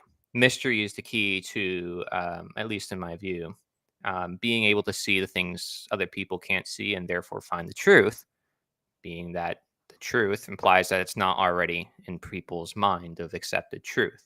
Although what we're talking about is pretty darn basic, you would hope that most people would have it as the current truth. So, um, nonetheless, we're getting there, but that's because we've detached from the simplistics in life. So it doesn't take hard for a mind to reach the simplistics with a little bit of time and reflection and nature, which is what I'm basically hammering home within this whole interview. It's like nature's right there, it's right in front of you. Does it require some special practice? Does it require yelling into nature? No, unless that is your way of coping with the society that you live in. Nature is always there for you. And you can always go into it. You could always walk. You could always breathe. I mean, it's the emptiness is there for your use.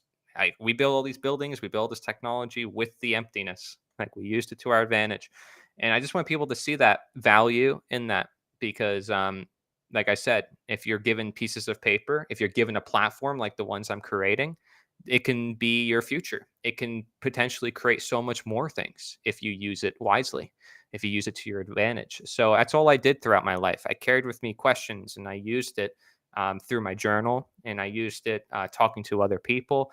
And eventually I found paths and I had to make choices, I guess you can say, in those paths. But each path, would lead ultimately to the same conclusion because that's this reality. Everything comes back down the source. But if you're trying to find the source itself, then you have to get past the blockades, so the false paths. And so you need to be reflecting on, am I doing something wrong? Not so much, am I doing something right? Like this is the apophysis that Mark Passio speaks of. So when I was doing all this in my journal and reflecting upon all this, then I came across Mark Passio's work. I said, wow, his stuff really brings it together. And I didn't expect him to word things and bring it together in the way that he did.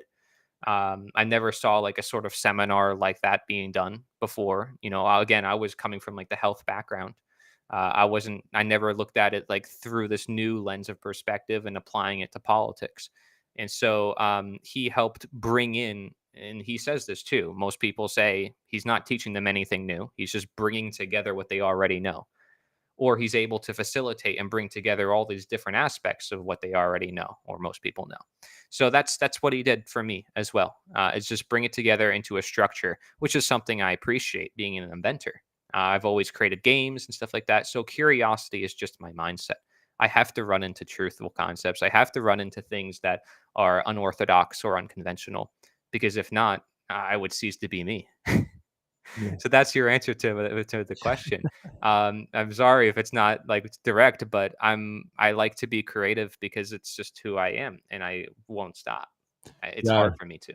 Yeah. I was just didn't know if maybe there was like a defining moment, like where you were maybe not as confident or something, and next thing you know, this moment Oh, definitely happens, wasn't and confident back then. right. And then this moment happens, and then all of a sudden Cory's more confident, like, oh wow, like, no, there's a direction to this. There's drive now, like, oh, these thoughts, these things that were, weren't, I couldn't really confirm them, and these curiosities, and this, that, or the other. Now there's direction. All right, now now I have some footing here, and Yeah. I can move forward. So I think natural law helps with that direction, absolutely, because again, it's providing some sense of structure. Same thing with the teachings of Taoism. You have a poetry book that is so profound, anybody can read, even the youngest of ages, and anybody can confirm whether it's from a scientific point of view or a spiritual point of view. It actually works with every one of them. And it's not one that's trying to ask for profit or ask for any man-made thing. It's looking, it can align perfectly to natural law, and I think that's very valuable. It's providing even more structure. So the more structure you sort of build onto that pre-existing structure, you end up with a very tall, very strong building, um, and it's able to withstand time, right? So I think like the goal is we're trying to create something that is very helpful for the world, but we have to realize it's not, that's going to change even 100 years from now, the language we use, the ideologies and stuff like that. And so being able to see the structure requires, like, how did we start it? Started from nothing. And like, otherwise you can't keep the structure. Without the foundation, the structure falls apart. Without the roots, the tree falls. So I'm just trying to remind people of those roots. It's always been about that. Because if nature is the answer, then it doesn't matter anything that I say, doesn't matter anything that we create. There's always something underlying that gives way to all those things. And that is actually the most important thing for people to know, at least in my view, because it's what creates everything there is to know to begin with. So, sort of just answered my own question for the Liberator 2 showcase. But that's the truth. Like, unless somebody can come up to me and say, well, it's the cosmos or it's the universe and it's beyond nature, it's going to be part of nature at that point. Because I'm yeah. not limiting nature's definition to one specific thing. I'm saying that it's bound to change, and it's this infinite vast world that we live in.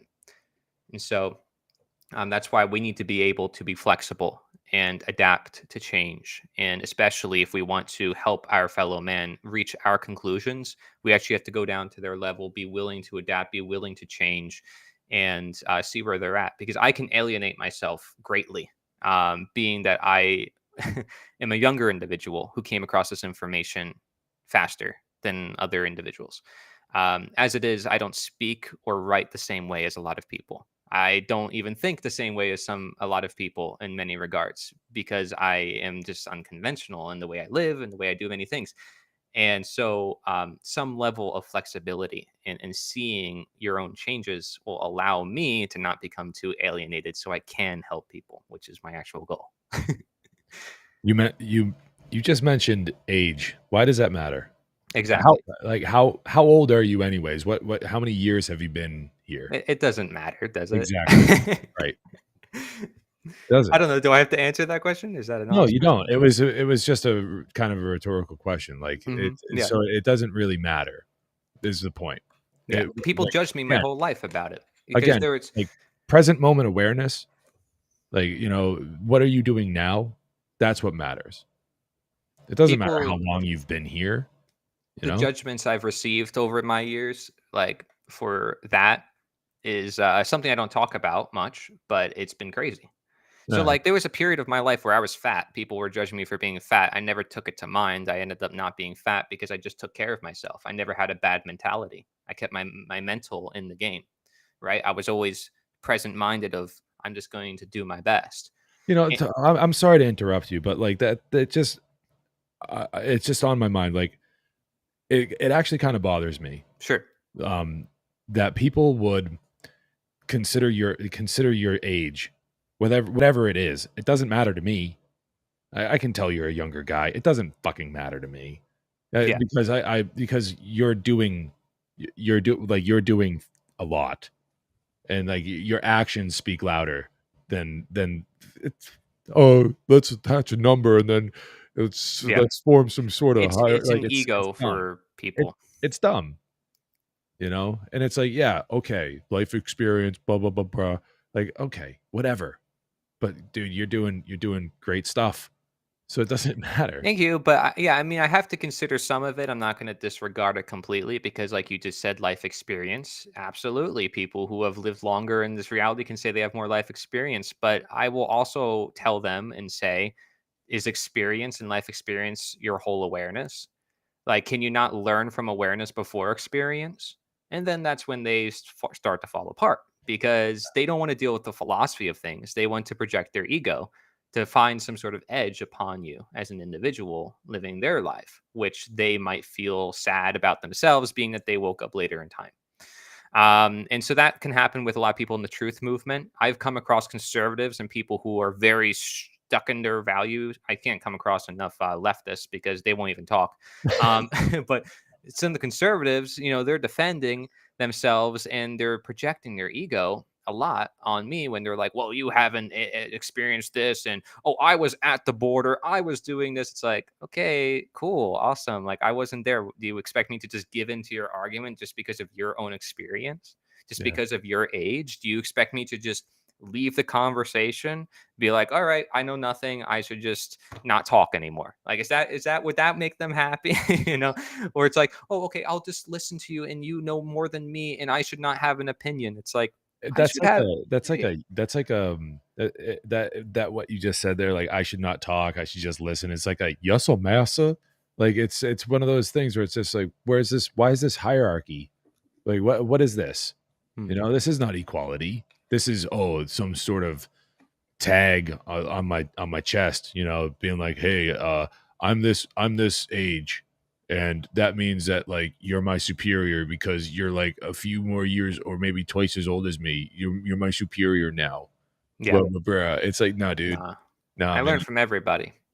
I actually get along with a lot of people who are older. I don't know enough people who are my age. I can't find them, but that's the truth. And if I do, it's like they're on their phone and they're distracted. So there's problems in each generation, and I don't judge by age because there's too many different types of people. And I've run across people my age who understand the same knowledge as me, and I come across people my age who have many more experiences that I don't on other things. So it's like I don't judge, and judgment is for the limited mind. It's for the individual who has to find some sort of sense of ego for themselves, because the truth is reality is complex and it's full of mystery. And if you don't see that mystery, again, you want to limit yourself, and you're not going to be creative.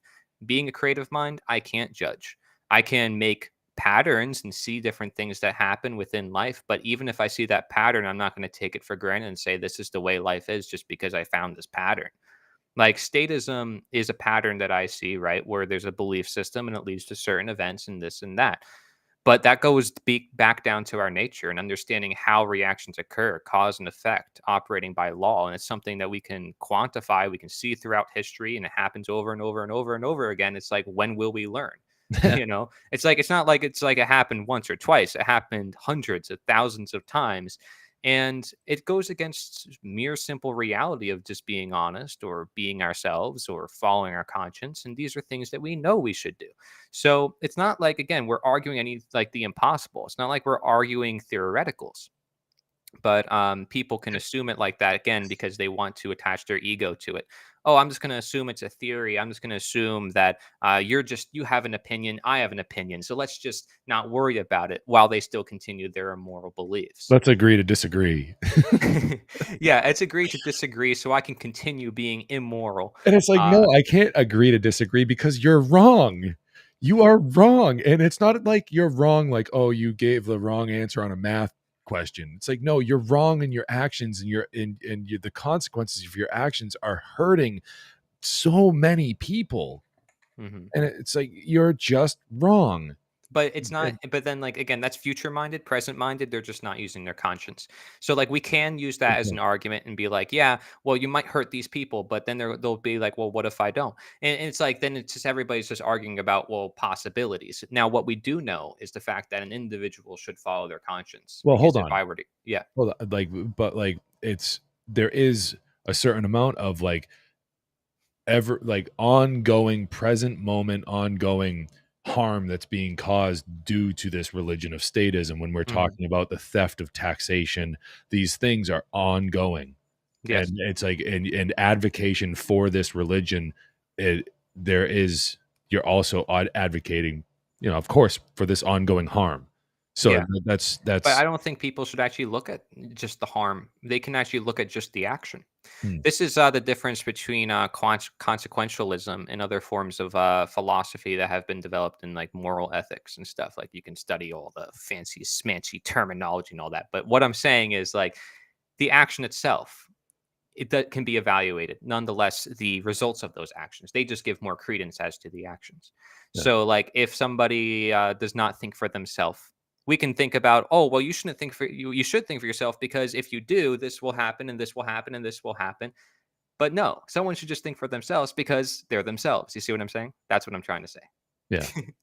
Yeah, for sure. It's like, because you can't think for someone else. Right. And that's it. It's something that we presently know. And you can ask someone like, hey, do you know what is right and wrong like for yourself? Like if I were to do something right now, like or if anybody were something that were to happen right now, instead of always the theoreticals or possibilities, because that's where they want to be. A lot of statists or people in that mindset, they want to ask, well, what will happen about this and what will happen about that? So if you turn the conversation about the future, they're going to want to make it into the future because Yeah. they can still play with possibility just as much as you, but they can't deal with the present reality. They don't want to face it.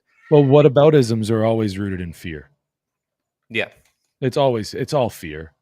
And that's the thing that people need to conquer the most, is their own fear. And that's your point about letting go and just Mhm. going with it.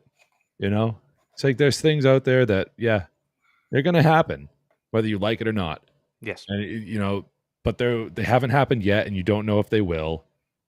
And it's just like, come on, Yeah. stop Do your being so best. afraid.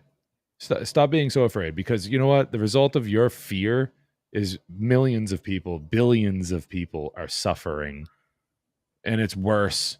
It's just worse. Yeah, And and including yourself, which but yeah, that's and like a different scenario.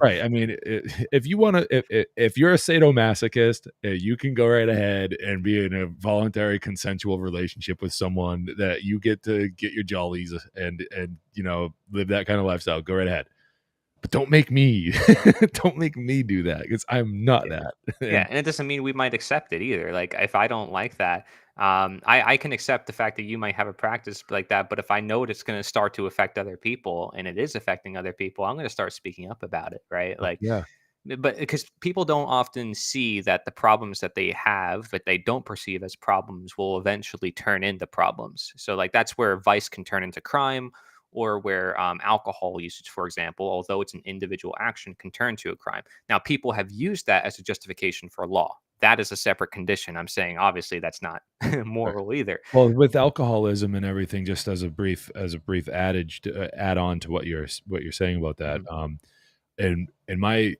in my personal, like, lived experience with alcoholism, and lived like experience with other people, having been in programs, been like this, that was a big part of my life for a very long time. And it always seems to come back to, like, people want to blame, and I'm not saying you're doing this, but I'm just saying for the sake Mhm. of saying it, it's not the alcohol.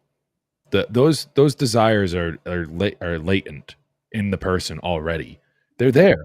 They exist. There's something in that person's head, and then the alcohol kind of draws that barrier away. Like, it gets the barrier away, and then the person's like, I can go and do those things now. You know, Mhm. Oh that's yeah, the it can whole have idea good of effects. That's liquid where liquid courage. yeah. And it's like, no, it's not courage. You're being a jerk. You're acting like a dipshit right now. You're about to go do something extremely just reckless, Yeah. and you're gonna, or violent.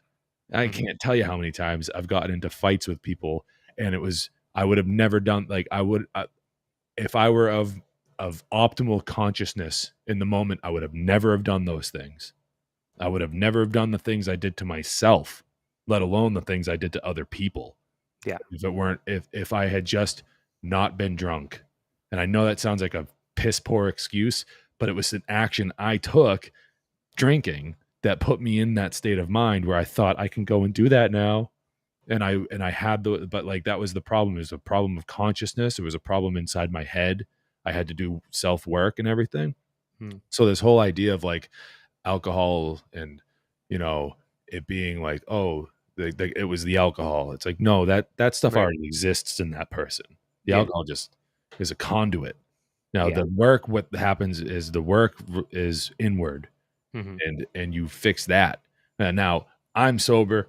I pat myself on the back because it's a big fucking deal for me, and it's been almost 3 years. Good. It's been Nice. two and a half years since the last time I had any alcohol, and that's fucking huge. I mean, I'm talking like 20 years of dealing with this and with that struggle, and like Wow. even before then, having accidentally drank alcohol. They call it a screwdriver. But it's like alcohol, like vodka mixed with orange juice. And Hmm. my mother left it on the kitchen counter, and I thought it was just orange juice, and I was just the right height. I was like 5 years old, and I drank the whole cup, and it was like a pint glass, and I drank it. And she's like, "Where'd my drink go?" And I'm over in Hmm. the corner throwing up, Oh and shit. and like I was like 4 or 5 years old when that happened. So I've Yeah. had this like exposure to it for a Mm. long time, dude. And so so it took a lot of inner work, Yeah. of reflection and being like, oh shit, what's going on with me? What, like, why do I turn to the drink? Yeah. What's up with that? And it's like, oh, I could just be the regular Irish guy and be like, oh, it's part of my heritage. It's like, no, that's not Yeah. good enough. That's not good enough. You gotta, I want to change. All right, where does that happen? It starts with me because Hmm. I'm the one doing these things. Yeah. And when I get into that state of mind, I turn into this monster. Well, why do I turn into that monster? Well, X, Y, and Z. Okay, how can I solve X, Y, and Z? Well, first you got to stop drinking. Okay, that's the thing. Like you got to stop doing that thing that brings the monster out. And then you can kind of tame the beast and keep it, at bay. And yeah, kind of take it for a walk every now and then if you have to. and like and then that's how it starts. Yeah. Um but yeah, there's a lot of people suffering from that, and it's not Yeah. a disease, it's dis-ease, right? Hmm. It's not like, oh, I'm sick. Exactly. It's like, no, you're just not at ease. You need Hmm. to figure out a way to balance your shit, man, Yeah. and like bring yourself together, Hmm. and find that inner strength to pull yourself together.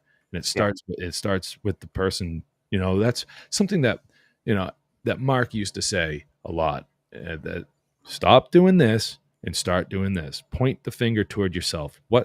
What's my bullshit all about? Hmm. What am I doing? Yeah. And how are those actions, how are those actions affecting other people? Because you're Yeah. never going to get anywhere. You're not going to even take the first step until you ask that one question, you know? Hmm. And, Yeah. I'll let you take it away from there. Enough with my little rant, but No, I think it's a great life story right there. Very powerful. Like, that's definitely like a good example of like somebody who's done shadow work. Um, Especially for like 20 years, like that's crazy. And I know there's a lot of people, especially in Florida, who do drugs and alcohol and all that, and it drives me insane personally, because these people, you can see they're not themselves, and they need that to feel like they need to express themselves. And I'm like, could you have fun without it? It drives me crazy thinking it's like, wow, they don't know how to have fun without this. So it's an attachment and it's a desire that is taking hold of their life, and they're making their life depend on it as if it's another body part. And I say that often because it's like this is how illusion takes hold of nature. It takes its place. So like I can't have fun without alcohol. I can't go somewhere without my phone. I can't be responsible unless I have the government. It's like this type of thing. yeah. So they Please, somebody tell me what to do. Please, somebody, yeah, somebody yeah. tell me. And it's very disempowering for people. Whereas it would be empowering to recognize that these shadows are extremes of one end to teach you of the balance, in life. So, not that you have a balance of alcohol usage, but it's called temperance. That's the word that has been used throughout history. I wanted to make a video about this temperance versus prohibition. Because just because somebody thinks alcohol is bad does not mean that they have to use the law to make it illegal. But that's where it went, in the 1920s. But before that, the abolitionists were talking about temperance. They never called it prohibition. So I thought that was quite funny in history. They weren't calling for the law to aid them. They didn't call for the law to aid them for ending slavery. If anything, the law was aiding the slaveholders. So it's quite funny. They were saying the same exact things we're saying now about having self-restraint, being able to get past those shadows. And so I would just end on that moment of recognizing that you wouldn't be the first of people who face shadows, and there's probably many other people out there who have shadows of their own to face. So it's a process of getting out of those extremes in life and seeing that those extremes actually teach us uh, more about the balances in life. Balancing ourselves, I'm saying, being able to harmonize ourselves, harmony, balance, order, whatever you want to call it. Being able to then realize I'm not holding on or have burdens or attachments or obligations that will actually hinder my freedom, because that's what they do. So, thank you for having me. Uh, I appreciate being on here for the Hitchhiker's Guide to Truth. So, I thank you for asking all these different questions and just getting a unique conversation going about the value and non-value things that people don't like to value often in reality, because they could actually be quite valuable if they take the time to look into it. Yeah, well, Cory, thank you for coming on, man. I appreciate it. And is there uh, was there anything else? I don't think there was anything else. We got it all in, I think. You know, Mhm. thought there was a.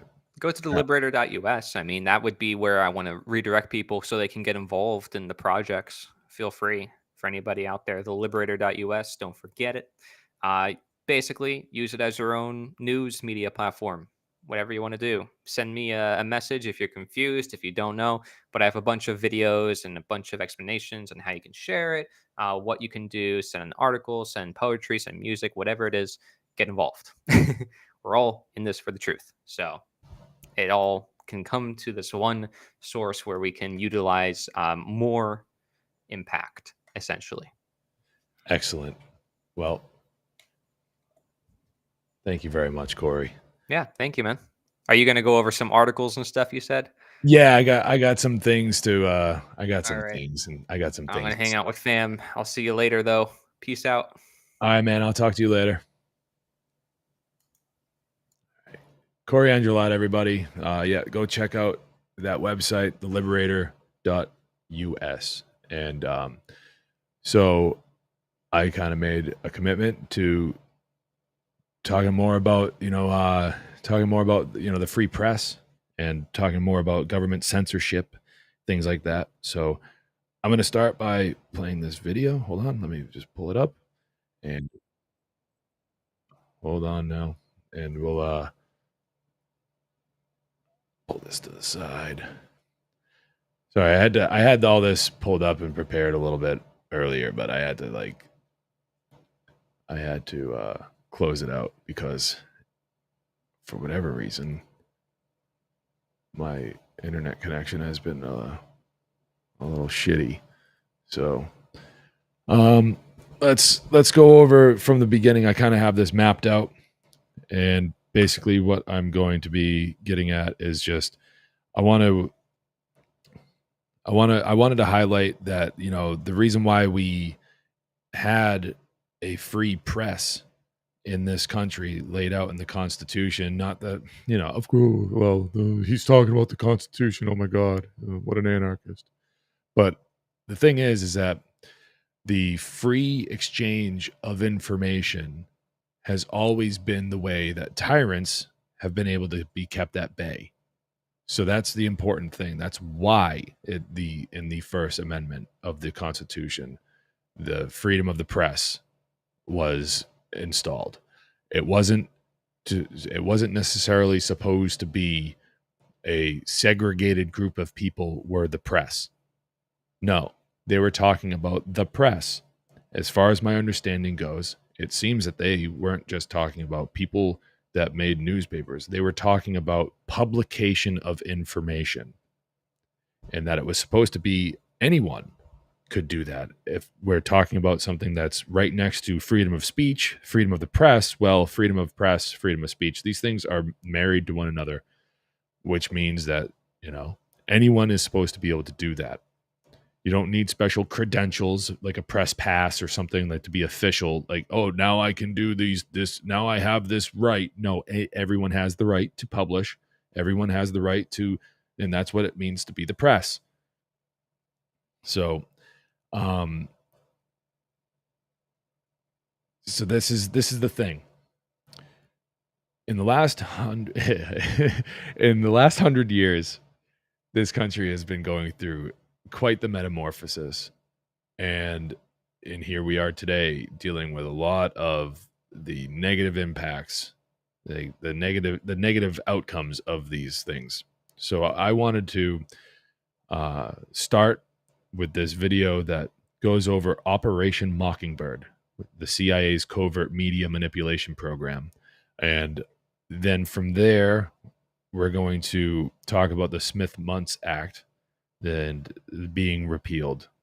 The NDAA repealed it back in 2010 or 2013. So this is kind of just drawing it out a little bit, but I'm going to bring this in. And so all of everything that is being referenced, for the most part, everything that's being referenced right now can be found at freeyourmindne.com/live. Scroll down into the description, into the show notes, and you will see all of the references, everything I have over there. So this video, including the full church committee report, I've included a full book on PDF called The Invisible Government. I've included the 1977 Rolling Stone article by Carl Bernstein titled The CIA and the Media. So that's what goes along with this first video. And I wanted to make sure that you guys knew that right away, and that we're kind of citing our sources, which we'll get to later on, and why that is so important. So we're in for a hell of a ride, folks. And, it's going to be another long one. So without any further ado, I'm going to stop talking and I'm going to start playing this video. Of course, we're all familiar with fake news, but one term that we should popularize just as much is Operation Mockingbird. And it's something I covered in detail on my channel years ago, but it's been quite a long time, and it's such an important and serious topic that I'm going to do a very lengthy presentation on it by reading from my book, The True Story of Fake News, which came out at the end of 2017, because it's up to us to educate the American people about how the media functions and how it's colluding with the deep state to try to overthrow the Trump administration. A lot of people enjoyed the reading last week from the liberal media industrial complex, and so I think I'll make it a weekly series if that's what you guys want.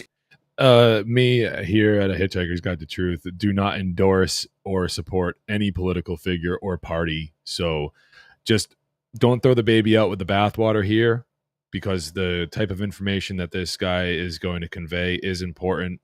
He's obviously a statist, but we can learn a thing or two from what he's about to present. If it gets too crazy, I will cut it off, but rest assured, guys, I don't endorse what this guy's fucking saying. So anyways, let's continue.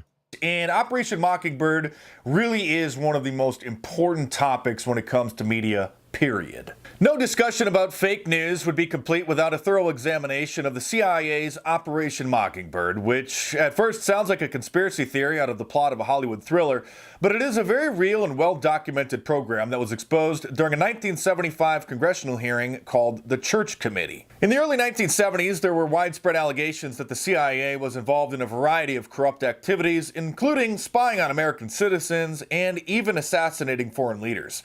The Church Committee was set up to investigate these reports, and one of the surprising things they uncovered was that the CIA had been covertly spending millions of dollars a year to pay key figures at major news outlets to work as government propagandists and gatekeepers. The scope of Operation Mockingbird is staggering. Thomas Braden, who helped lead the program, admitted, quote, "If the director of the CIA wanted to extend a present, say, to somebody, suppose he just thought this man could use $50,000, that's $250,000 adjusted for inflation today, by the way, he's working well and doing his job, he could just hand it to him and never have to account to anybody."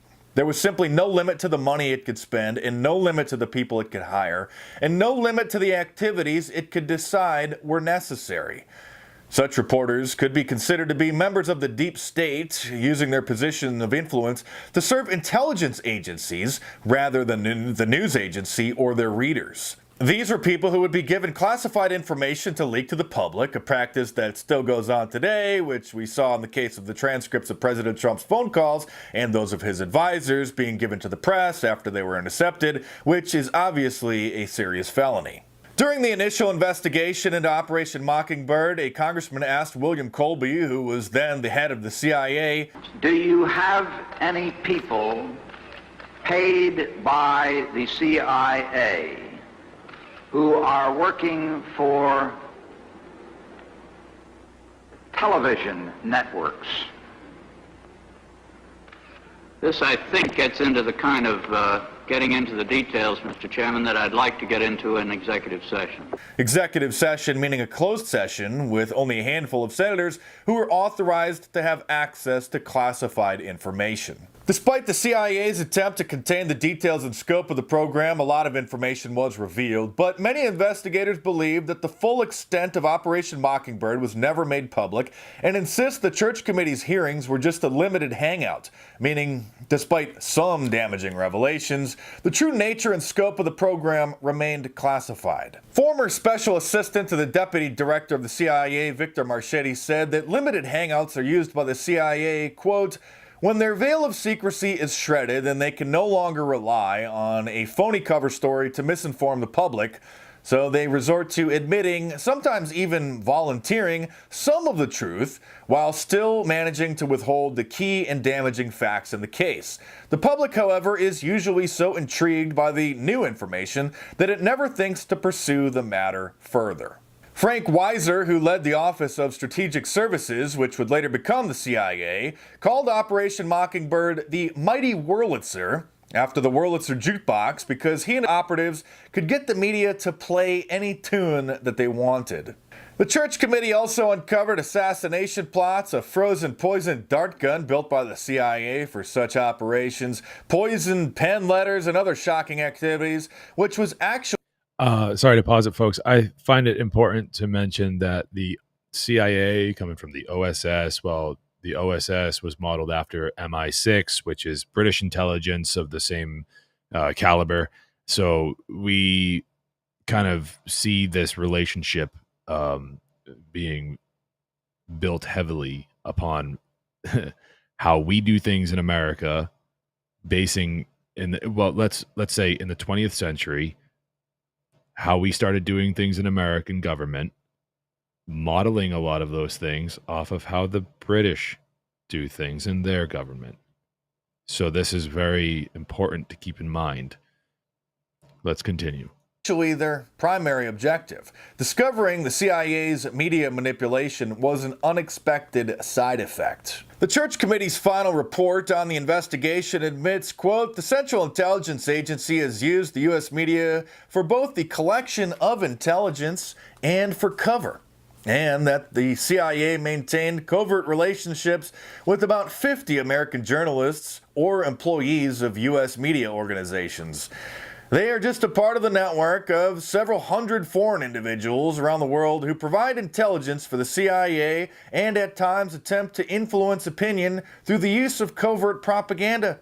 These individuals provide the CIA with direct access to a large number of foreign newspapers, periodicals, scores of press services and news agencies, radio and television stations, commercial book publishers, and other foreign media outlets, end quote. Notice they stressed foreign outlets, which was just a diversion. The program was very much a domestic operation as well. Shortly after Operation Mockingbird was exposed, George Bush Sr., then director of the CIA, issued a statement saying, quote, the CIA will not enter into a paid or contractual relationship with any full-time or part-time news correspondent accredited by any United States news service, newspaper, periodical, radio, or television station anymore. The CIA also claimed, quote, as soon as feasibly possible, the agency will bring existing relationships with individuals in these groups into conformity with this new policy. CIA recognizes that members of these groups, U.S. media and religious personnel, may wish to provide information to the CIA on matters of intelligence of interest to the United States government. The CIA will continue to welcome information volunteered by such individuals, end quote. The Church Committee report noted that, quote, of the approximately 50 U.S. journalists or personnel of U.S. media organizations who were employed by the CIA or maintained some other covert relationship with the CIA at the time of the announcement, fewer than one-half will be terminated under the new CIA guidelines.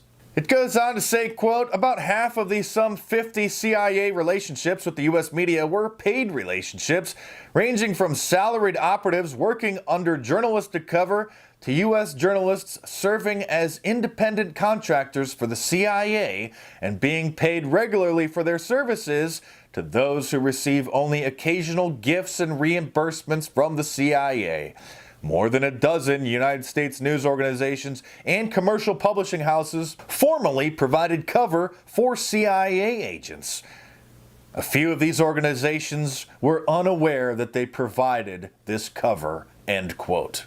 The report also admits, quote, while the CIA did not provide the names of its media agents or the names of the media organizations with which they were connected, the committee reviewed summaries of their relationships and work for the CIA.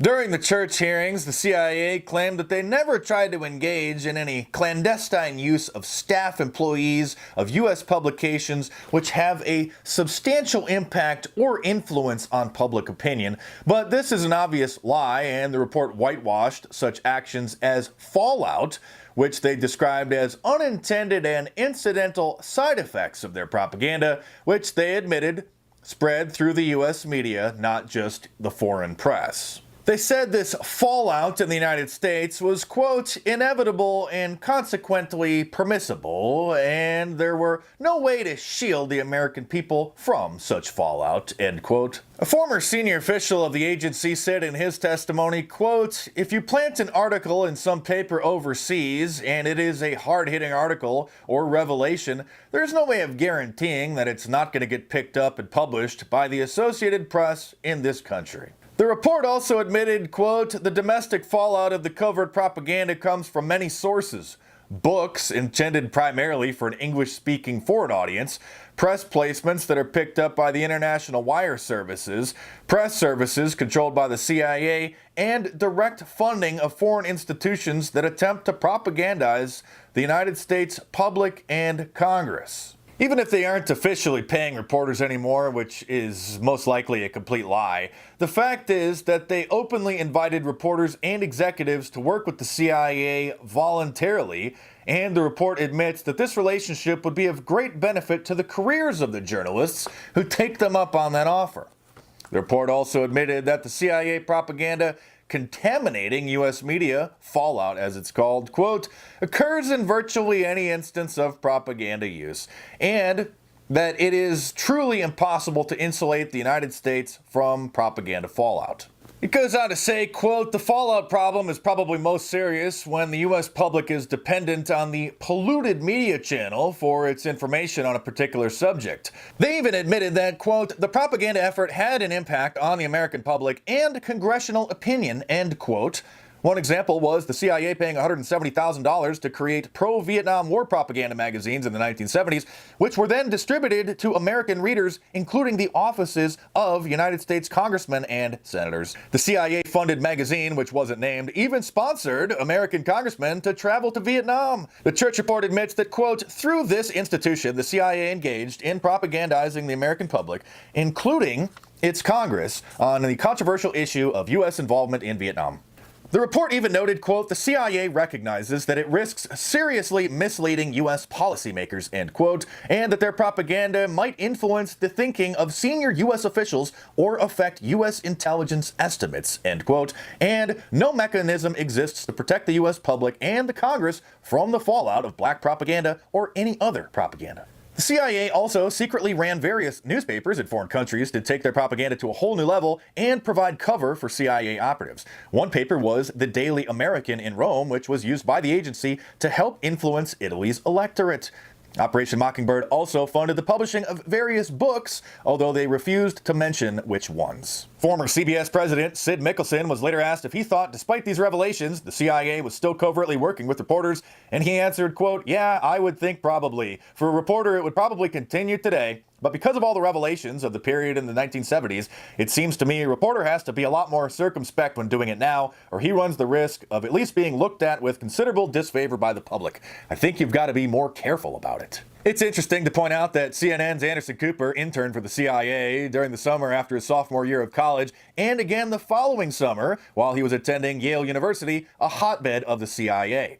Radar Online reported in 2006 that, quote, "Anderson Cooper has long traded on his biography, carving a niche for himself as the most human of news anchors, but there's one aspect of his past that the silver-headed CNN star has never made public: the months he spent training for a career with the Central Intelligence Agency." Cooper then confirmed his connections with the CIA in a blog post on CNN's website and said he decided not to talk about it publicly until Radar contacted CNN, telling them they were going to publish their story and were looking for a comment. By the way, my books are not available in stores. You can only get the paperback from Amazon.com or download the ebook from any of the major ebook stores. Because I'm the self-publisher, and even though I submitted copies for review to the Barnes & Noble stock department or whatever it's called, they just decided that they weren't good enough to stock on the shelves.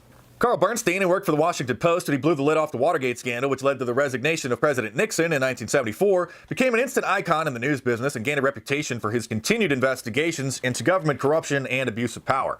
A few years after his Watergate bombshell, he left the Washington Post and for 6 months investigated the CIA's relationship with the press, leading to a cover story in Rolling Stone. While the Church Committee was reluctant to name names and news agencies, he certainly wasn't. He named some of the papers and reporters who had cooperated with Operation Mockingbird, including people at the New York Times, Newsweek, Time, the New York Herald Tribune, the Associated Press, and even his former employer, the Washington Post, although he did defend the paper, saying the publisher, Katharine Graham at the time, and managing editors were unaware of the operation and claimed only stringers were involved. Was he protecting his former employer or treating the investigation into them with kid gloves? While that's likely the case, it's also possible that he was just in denial about their involvement, but his Rolling Stone story was still packed with information not mentioned at all during the Church hearing. Bernstein wrote, quote, "Journalists provided a full range of clandestine services, from simple intelligence gathering to serving as go-betweens with spies in communist countries. Reporters shared their notebooks with the CIA. Editors shared their staffs. CIA documents show journalists were engaged to perform tasks for the CIA with the consent of the managements of America's leading news organizations." He pointed out that part of the operation included using journalists to, quote, "aid in the recruitment and handling of foreign nationals who are channels of secret information reaching American intelligence." He continued, quote, "Many journalists were used by the CIA to assist in this process, and they had the reputation of being among the best in the business. The peculiar nature of the job of a foreign correspondent is ideal for such work. He is accustomed to unusual access by his host country, permitted to travel in areas often off limits to other Americans. Spends much of his time cultivating sources in governments, academic institutions, the military establishment, and scientific communities. He has the opportunity to form long-term personal relationships with sources and, perhaps more than any other category of American operative, is in a position to make correct judgments about the susceptibility and availability of foreign nationals for recruitment as spies." He goes on, quote, "The tasks they performed sometimes consisted of little more than serving as eyes and ears for the CIA, reporting on what they had seen or overheard in an Eastern European factory. On other occasions, their assignments were more complex, planting subtly concocted pieces of misinformation, hosting parties or receptions designed to bring together American agents and foreign spies, serving up black propaganda to leading foreign journalists at lunch or dinner, providing their hotel rooms or bureau offices as drops for highly sensitive information moving to and from foreign agents, conveying instructions and dollars to the CIA-controlled members of foreign governments." Do you understand what he just said there? International correspondents are literally used to give cash bribes to foreign officials. Bernstein even explained how unsuspecting journalists were recruited for the program. Quote, "Often the CIA's relationship with a journalist might begin informally with a lunch, a drink, a casual exchange of information. An agency official might then offer a favor, for example, a trip to a country difficult to reach. In return, he would seek nothing more than the opportunity to debrief the reporter afterwards. A few more lunches, a few more favors, and only then might there be a mention of a formal arrangement. That came later, said a CIA official, after you had the journalist on a string. Could this explain how the Washington Post and the New York Times keep getting classified information leaked to them in order to damage the Trump administration? Are they willing servants of the deep state trying to bring down the president by any means necessary? Senator Chuck Schumer once gave an ominous warning to President Trump when he said that the intelligence agencies have 6 ways from Sunday to get back at you if they don't like what you're doing. Bernstein quotes one CIA official as admitting, in return for our giving them information, we'd ask them to do things that fit their roles as journalists, but that they wouldn't have thought of unless we put it in their minds. This was all informal and unofficial. The formal recruitment of reporters, Bernstein says, only occurred after they had been vetted with background checks to ensure they could be trusted as, quote, agents of the government. Journalists being considered had to sign non-disclosure agreements before the offer was even made, and Bernstein quotes an unnamed former assistant to the CIA director as saying, quote, the secrecy agreement was the sort of ritual that got you into the tabernacle, end quote. David Atlee Phillips, a former CIA chief operations officer himself, admitted that more than 200 journalists had signed non-disclosure agreements with the CIA, which Bernstein described as making up a good old boy network that constituted something of an establishment elite in the media, politics, and academia who wrote, quote, propaganda for CIA proprietary publications. Once uncovered by the Church Committee, the CIA tried to paint Operation Mockingbird as something that only functioned to influence foreign press, but Carl Bernstein admits, quote, the CIA's use of the American news media has been much more extensive than agency officials have acknowledged publicly or in closed sessions with members of Congress. He goes so far as to say, quote, the use of journalists has been among the most productive means of intelligence gathering employed by the CIA. CIA Director William Colby admitted during the church hearing that people in management were involved, not just reporters, and they helped the CIA with the program. And while Colby wouldn't name names, Carl Bernstein pointed to William Paley, who was the president of CBS, Henry Luce, the founder of Time magazine, and Arthur Hayes Schlussberger, the publisher of the New York Times, who actually admitted the CIA had him sign a non-disclosure agreement. At least 10 employees at the New York Times were working as CIA assets or were actually CIA agents who the paper were providing cover for, often in their foreign press bureau. The CIA even had a training program in the 1950s which taught agents how to pretend to be journalists and were sometimes placed in major news organizations with help from management. All right, well, let's call it off there, okay? Clearly, this video has a lot to do with things that happened back in the 60s and the 70s. The church committee, the church committee report was published in 1976, if I'm not mistaken. So it leads us to wonder, is this still happening today? Well, according to some people, the CIA has stopped. All right. And maybe they did for a while. That certainly seems like what they were trying to sell the public.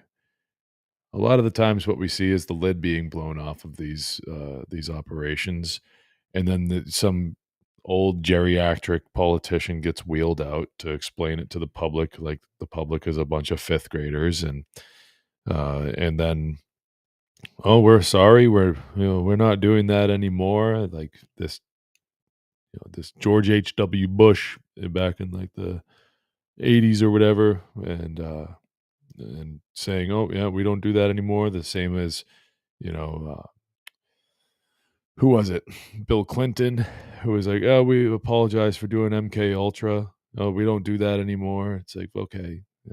It's like as if they're saying it, oh, they want us to drop our guard. But it leads me to the next video where we're gonna get informed about the Smith-Mundt Act of 1948 being repealed and it's a bipartisan legislation back in the Obama administration, and Barack Obama signed it into law, and blah blah blah blah.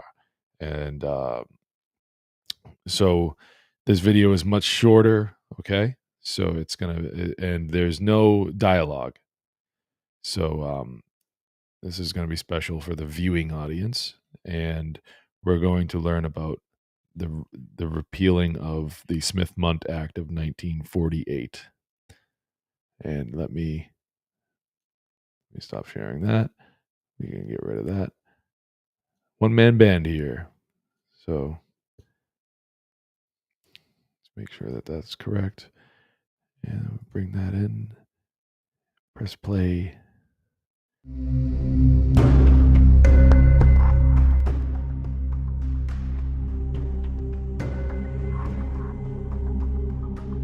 Maybe if I turn the volume all the way down, I can read. Let me start this over. I'll read it. The U.S. Information and Educational Exchange Act of 1948, also known as the Smith-Mundt Act, has ensured for decades that government-made media intended for foreign audience does not interfere with the United States. On May 10th, 2012, Mr. Thornberry and Mr. Smith... Oh, it's going too fast. No. Hold on. To amend the U.S. Information and Educational Exchange Act of 1948 to authorize domestic dissemination of information and material about the United States intended primarily for foreign audiences and for other purposes.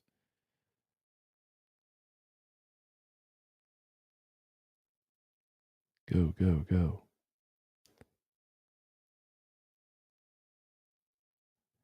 This amendment was tagged on to the NDAA, the National Defense Authorization Act of 2013. It was voted on by the U.S. House of Representatives to be included in the following year's defense spending bill, which was then voted on. It was approved. Dun, dun, dun, dun. Neutralizing acts that had been passed to protect U.S. audiences from their own government's misinformation campaigns.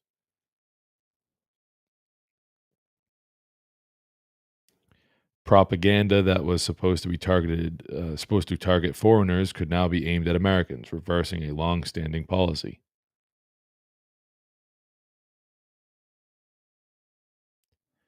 The new law gives sweeping powers to the government to push television, radio, newspaper, and social media onto the U.S. public.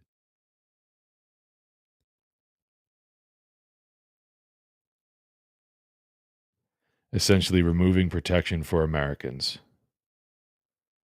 The State Department and Pentagon now utilizes all forms of media against the American public for the sake of coercing U.S. citizens to believe whatever version of the truth the U.S. government wants them to believe. 2013, folks. This was passed 2013. The evaporation of Smith-Mundt and other provisions to safeguard U.S. citizens against government propaganda campaigns is part of a larger trend within the diplomatic and military establishment.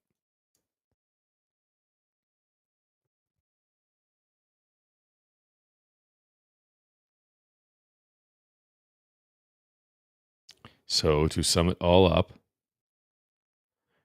the government has made it legal to perform false flags to brainwash you to further their agenda. All media is being manipulated. All media is being manipulated, including alternative media YouTube channels. Not this one. Not this one. Question everything. I endorse that. Yeah. Think for yourself. I definitely endorse that. Truth versus the agenda. Is that the end? I think that's the end. So we have in the show notes, next would be to, hold on, we're not watching that. In the show notes, next would be the spooks in social media. So I'm going to pull that up. And this is a pretty long article, but what I wanted to do was at least make sure that we shared this and got this on here. All right. So spooks infiltrate Silicon. That's not shared. Okay. Let's get that up there. Headline. This is from the dailymail.com. This was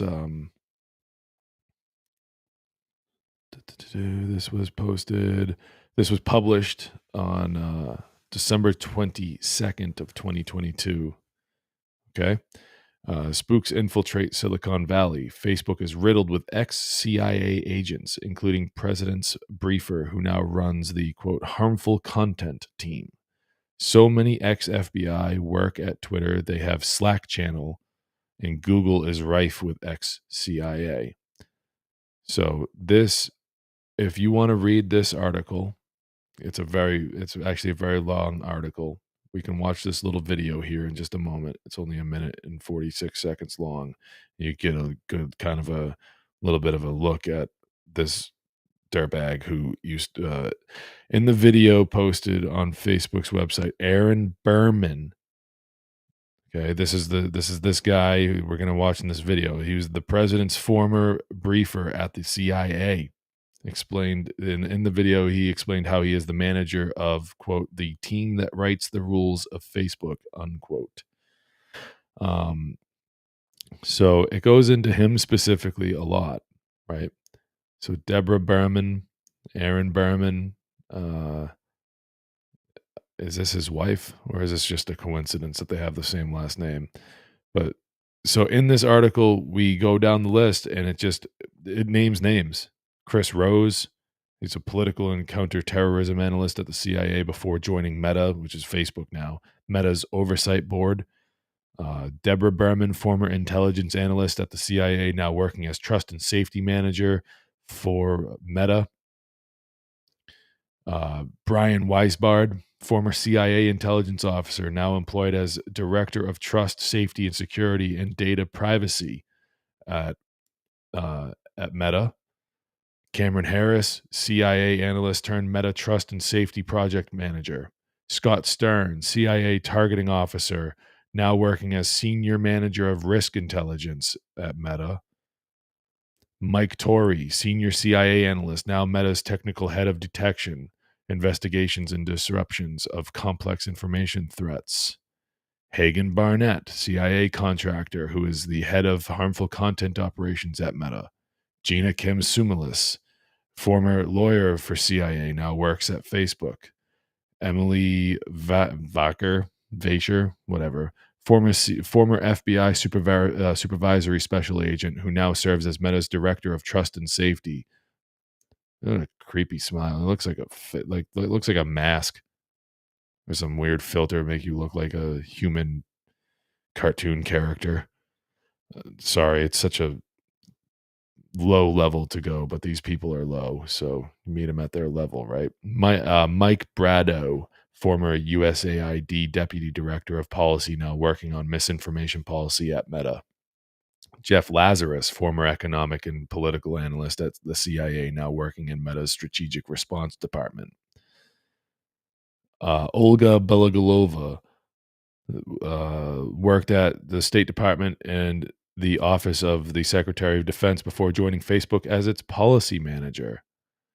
Corey Ponder, ex-CIA senior targeting analyst. He's targeting seniors, folks. That's a joke.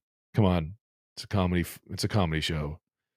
Corey Ponder, ex-CIA senior targeting analyst, now working as a senior strategist at Meta, focusing on creating equity and well-being.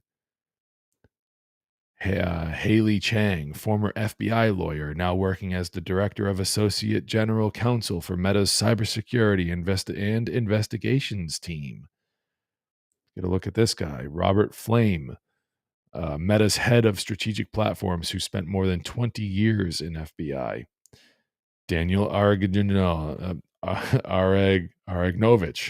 let's go with that one, director for intelligence at the National Security Council, who is now the director for global threat disruption at Meta.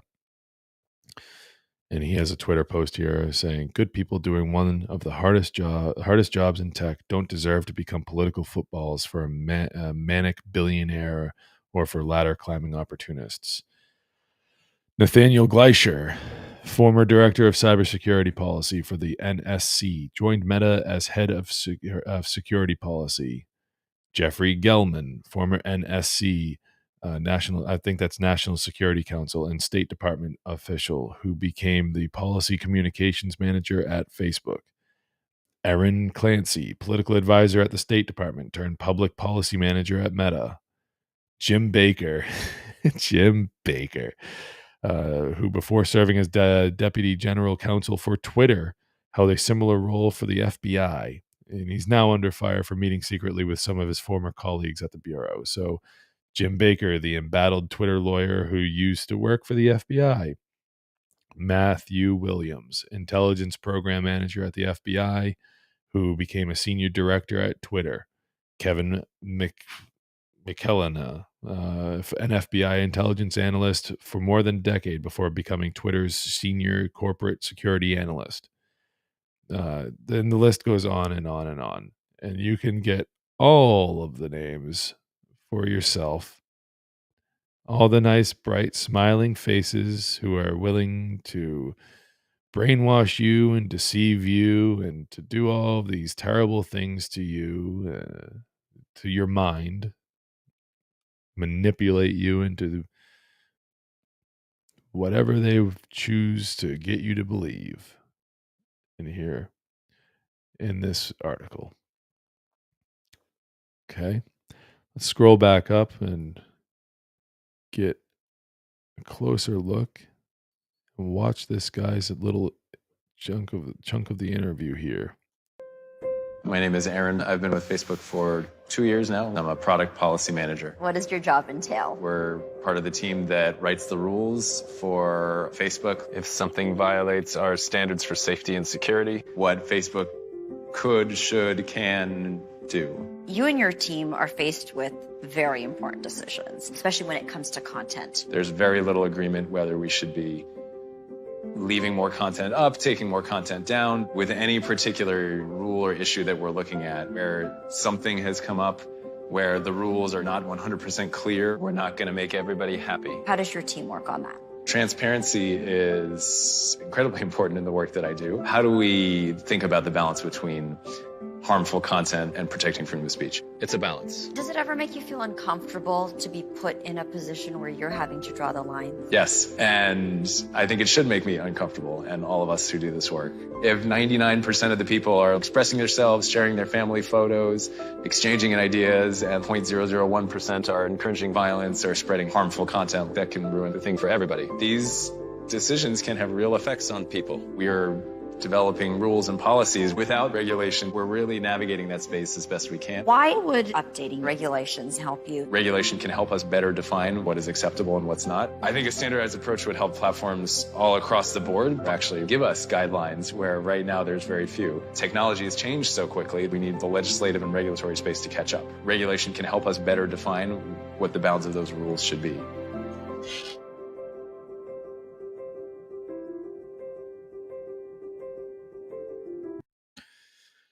Okay, so that's enough of that.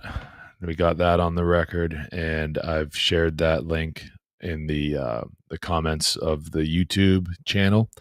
And again, these will all of the links, everything will be made available after the show is done on all of the other platforms. I will go in post-production and make sure that the links are available for the replay.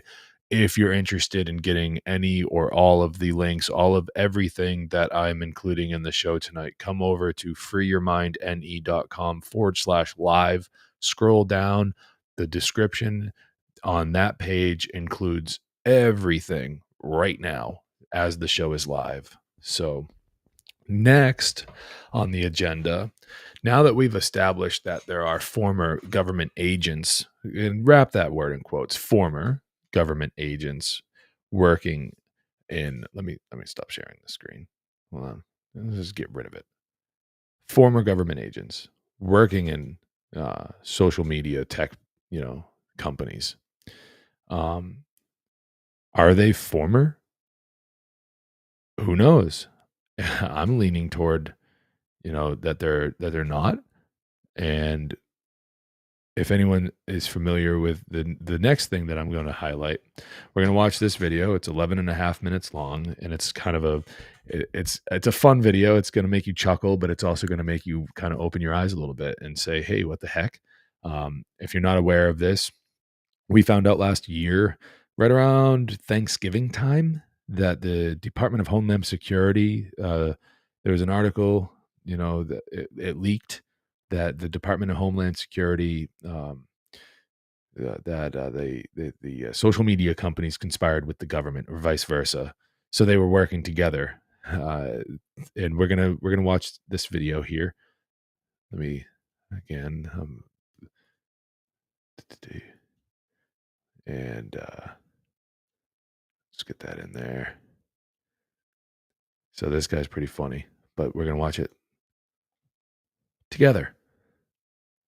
And welcome back to the show. Yeah, it's been a while, but here I am. And we're jumping straight into some interesting shit that happened a couple of days ago. I wonder if you're familiar with what happened with a very interesting story. I think it's a very actually big story that a lot of people might not know about. It's kind of scary that this story actually happened. So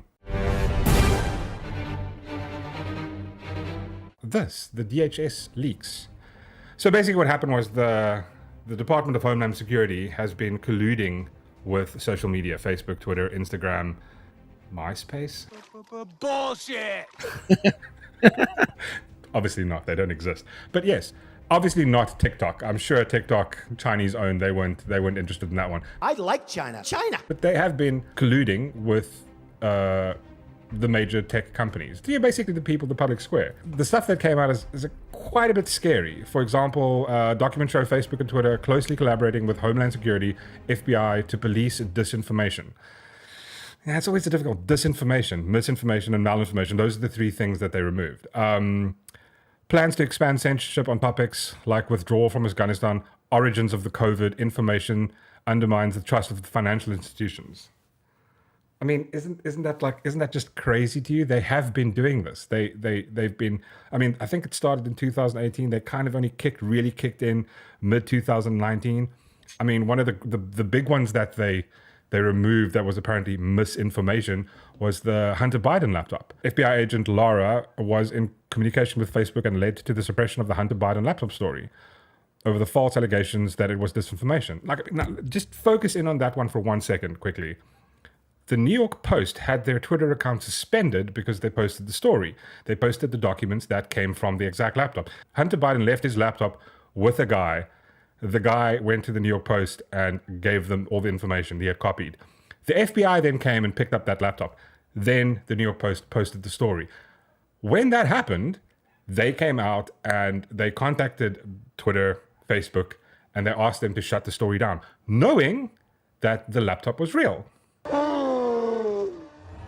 Facebook, Twitter, and these guys were like, oh no, this could be fabricated. That was their argument. When questioned about it, they didn't say anything about contacting, being in talks with the FBI or any of the government agencies. They said that they took it under their authority, that it looked like that. They made an assessment and decided it was misinformation. It ended up not being a misinformation. Get the fuck out of here! No, I cannot! Maybe in your opinion, it didn't make that big of a difference. But to a lot of people, especially at the time during that voting period, it was really hectic. So you had a government agency meddling with the public square in order to push a narrative or to hide a narrative. And I mean, that should scare you. I mean, that should scare you very much. No government should be able to do that. I mean, again, it's against the law to do that. My lord, is that legal? I will make it legal. I think in America it is. The government cannot interfere with free speech, but like they're using their power to suppress certain stories. I mean, like, funding that the government sent to the COOF laboratory, origins of the COOF, the story that, the COOF medicine somehow stops the spread. Remember that one? Right? Instead of the virus being able to hop from person to person to person, potentially mutating and becoming more Rachel Maddow, right? Rhodes Scholar. virulent and drug resistant along the way. Now we know that the vaccines work well enough that the virus stops with every vaccinated person. A vaccinated person gets exposed to the virus does not infect them. The virus cannot then use that person to go anywhere else. Horseshit! We've been studying germ theory for 200 years, going like, this is not how that works. They had their accounts removed. They were doctors, experts who had their entire livelihoods lost because you had social media and their fact checkers, along with now the DHS, who actually told them that they can't say these things. Everyone in this room is now dumber for having listened to it. That is very scary. That is a scary world to live in. It's insane. I mean, it's actually crazy. I mean, and another thing about it is like it kind of only goes one way. You know, I mean, there's a couple of things. I made a little list of certain things. We had the Russian collusion story for 4 years, where the media came out and straight up told us that politicians, everybody going, this guy is a Russian agent. Do you believe the president right now has been an agent of the Russians? Yes, I think there's more evidence than he is. Based on absolutely bullshit. Nothing. There was, what was there? The J.C. Smollett thing. You know, like, these two guys jumped me screaming, this is MAGA country. And I mean... He said, this MAGA country punches me right in the face. Bullshit! I mean, what other stories were there? The Covington kids, Brett Kavanaugh rape, the Trump P tape. CNN learning tonight that Hillary Clinton's campaign and the Democratic National Committee helped fund the research which led to the controversial and, frankly, salacious and disgusting in some of its allegations dossier that detailed alleged Russian efforts to help Donald Trump's presidential campaign. It's a bold strategy, Cotton. Let's see if it pays off for him. There was no narrative stopping these stories. It only always tends to go one way. I mean, have you ever seen fact checking by Facebook? It always leans to one side of the sort of political spectrum. And you're going, well, what does this kind of stuff matter to a South African? It kind of does, because social media platforms have the ability to be paid by government or be forced by governments to allow them to censor specific stories that are important during specific times, especially as important as during an election. That's not good. I mean, our government is corrupt as corrupt can be. There has been recognition of corruption in the ANC. I wouldn't want them to have the ability to contact social media and go like, we need to quash the story. Oh, like the president did something terrible and this just came out now. Now, like media companies and news agencies are just being squashed because, you know, like, well, you know, the government, these social media platforms have allowing them to. And I mean, it's also quite funny that it's happened this roundabout right now, just as Elon Musk acquires Twitter. My kind of conspiracy theory about, I think, what actually is at play here. All right. I don't know if I really care about his conspiracy theory that's actually at play here, but I'm going to give him one more minute to hold our attention and maybe we can see this one through. You know, with this entire story of the leaks coming out, I mean, like he just bought Twitter, and along with Twitter, he's buying receipts. He's buying any mail is saved. It's on their servers. He has access to every single mail, everything that they've done for the last 10 years. He has these receipts, and maybe they were thinking, again, I'm just speculating, maybe they were going, oh shit, he's got this, we better come out, we better get ahead of the story before he comes out with the story. And it could be worse. But I mean, like, the thing is, this is one of those stories where people I don't think they understand the depth and the scariness of it. And I mean, another thing that just happens right after that, and I'm going, huh? Like, really? Is this? It's like Democrats demand national security investigation into Saudi Arabia's stake in Twitter under Elon Musk. You're going, wait, just for reference, the person they're talking about is a Saudi prince who has had a stake in Twitter for the last, I think, 10, 20 years? 10 years or something? Never did they ask for an investigation then. All of a sudden now, you see how things skew to one end. It's like, I mean, if you don't see it, then like, I'm sorry, then you're blind. I don't know. I don't know if there's help for you. Just read things and try and be impartial. Anyway,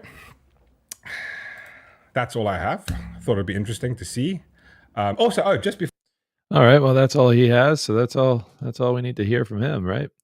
So I have the next thing here that I wanted to share is something I shared a while back on the show, but we're going to share it again. This is the article that he is talking about from The Intercept. Again, it's in the show notes. It will be. So I wanted to talk about the key takeaways here.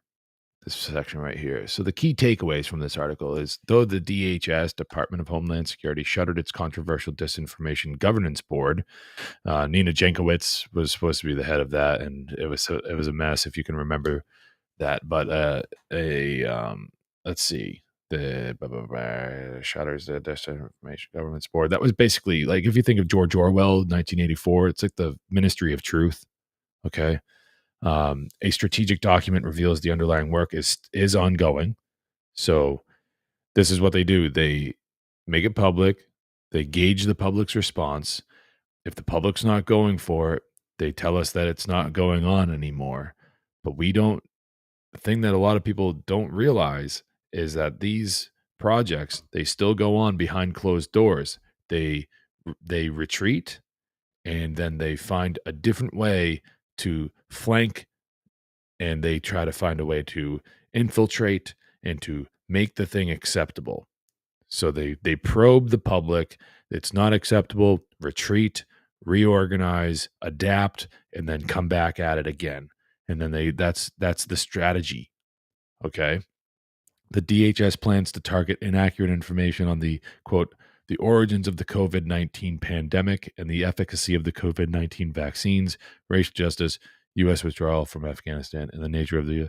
But all right, this last one is the most disturbing. Facebook created a special portal for DHS and government partners to report disinformation directly.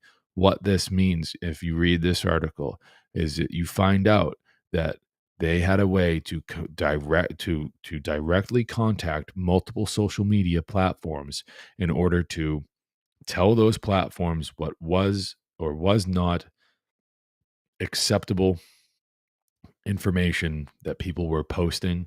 They had the ability to and they put it under the guise of suggestion, but we can use hindsight to find that these people in social media companies, I've already pointed out today that in Twitter and Facebook, the CIA, the FBI, these agencies, they're in there already. Who do you think are the liaisons from the DHS to the Facebook to Twitter? It's the same people that are filling the roles. All right. So you think that it was like, this is for, and I'll get to, if you missed this one, if you missed this article from The Intercept, let's go back up here. When was it published? Let me see if I can find October 31st, 2022. Note that date, because we're going to get to another article that was posted the same exact day and the other article that was posted on October 31st of 2022 is the article that everyone was paying attention to, while this one was circulating behind the veil. Okay. That's another tactic.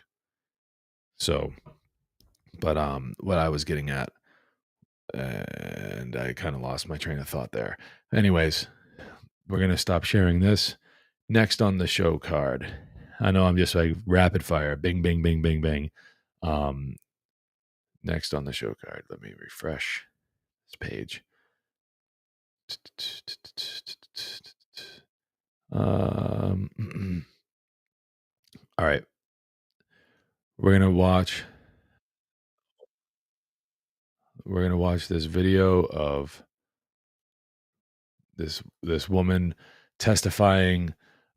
She's a journalist or whatever. Let's just watch the video and get this on the record here, and we'll see about. She's testifying in front of the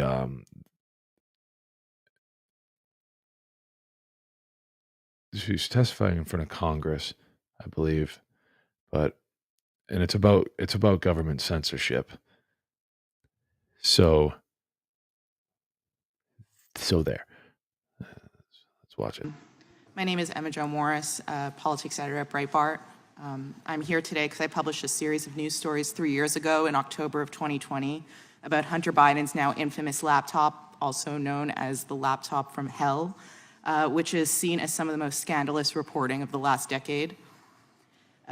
What was more scandalous than the reporting itself, though, was the fact that it exposed the unholy alliance between the intelligence community, social media platforms, and legacy media outlets. At the time, I was deputy politics editor at the New York Post, and my reporting showed that despite then-candidates Joe Biden's repeated and furious denials, he was apparently involved in the foreign business deals of his family. Over several days, just weeks before Americans would vote for their next president, I revealed verified, authentic emails from the Biden Scions hard drive showing Ukrainian business partners receiving leaks from the Obama White House. I documented an off-the-books meeting between then Vice President Biden and a Ukrainian energy executive and introduced the world to the big guy who got action on a deal with CEFC, China Energy Company. The Post published exactly how the material for the reporting was obtained, even identifying our sources, as well as a federal subpoena showing the FBI was in possession of the material the story was based on and had been since December of 2019. But when the stories appeared on social media that morning, the venue where millions of Americans go to find their news and editors to get their angles, within hours, the reporting was censored on all major platforms on the basis of being called hacked or Russian disinformation. Twitter refused to allow users to share the link to the stories, banned the links from being shared in private messages, a policy, by the way, that's used to clamp down on child porn, and locked the Post out of its verified account. Facebook said it would curb distribution and reach of the links on its platform. However, the stories were not based on hacked materials, nor were they Russian disinformation, and despite those claims appearing to come out of thin air at the time, we would eventually learn that they actually didn't come out of thin air at all.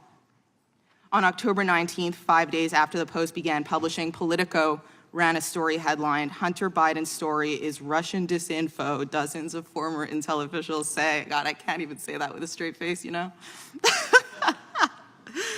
Politico printed a letter completely uncritically from veteran members of the US intelligence community, falsely claiming that the Post expose has, quote, all the classic earmarks of a Russian information operation. My God. Most notable among the signatories of that letter were Jim Clapper from former DNI, Michael Hayden, former CIA, John Brennan, former CIA, despite having such damaged credibility following their participation in the Russia collusion conspiracy theory. A few days later, on October 22nd, when Biden appeared in the second presidential debate and was confronted with the facts of the Post reporting, he said to Trump, quote, 50 former national intelligence professionals said this, what he's accusing me of is a Russian plot. But it was not, and he knew that. Now, fast forward to this year, 3 years later. Just last spring, House investigators revealed it was a call by now Secretary of State Antony Blinken to former acting CIA Director Michael Morell that prompted the spy letter published by Politico, which bypassed agency approval processes that would have been normally applied. It is also now known that ahead of my reporting, federal agencies were priming social media companies to execute an operation to discredit it. According to internal documents released by Elon Musk upon his acquisition of Twitter, the FBI and other intelligence community members essentially directed the platform's censorship operation, in part externally by working with top management, and in part internally by social media companies hiring eye-popping numbers of agency alumni. Journalist Michael Schallenberger reported, based on documents he obtained from Musk, that during all of 2020, the FBI and other law enforcement agencies repeatedly primed Twitter executives to dismiss reports of Hunter Biden's laptop as a Russian hack and leak operation. Feds arranged for top secret security clearances to be granted to Twitter management and even had encrypted messaging networks set up, which they dubbed a virtual war room. To this day, hundreds of people from the intelligence community work at social media companies. Over the last few years, my reporting has been confirmed by virtually every mainstream news outlet, from the Washington Post to the New York Times to Politico, when the stakes were nothing, by the way, 2 years later. No one denies that the laptop is real, that the origin story is exactly what I told you it was in the first place. This elaborate censorship conspiracy wasn't because the information being reported on was false. It was because it was true, and it was a threat to the power centers in this country. What this relationship between the US government officials and American corporations represent is an unprecedented push to undermine the First Amendment, the right to think, write, read, say whatever we want. And how we respond will determine whether we see a free press as inalienable or as optional. Thanks. All right. Well, you know, that's how it always goes, right? If we can look back on just the last handful of years, all right, here's what we can do. Since what? And again, I'm going to belabor the point. here we don't endorse political candidates. We don't vote. You know, we don't do that. We don't contribute to the violent system. I wish they would stop being so violent. But my point is that if we can remember when DJ Trump was running for president back in 2015, when he announced, was what, like 2000, it was probably 2015, 2000, yeah, somewhere around there. It was like almost immediately, it almost felt immediately that he's like a Russian agent. You know, they've been drumming up this fear of Russia more recently, you know, like being so heavy-handed about it. And so it's just, you know, it's almost like they've been planning this. What's going on today over in Europe, over in Russia with Ukraine and all that stuff. So this is some really striking evidence. You know, we're just revealing it here. You guys think of it what you want, and trying to provide as much source material as possible. Next on the agenda for this evening is one of my favorite channels to watch, and we're going to watch this one in its entirety from front to back. We're going to think of this as the first part of tonight's intermission. So we're going to get through intermission. Then I have the other article that was published on October 31st of 2022, and then the final segment of the show, which I did last week, and I think I'm going to start doing this every week, where the final segment of the show will be, I had to watch it, now you have to watch it.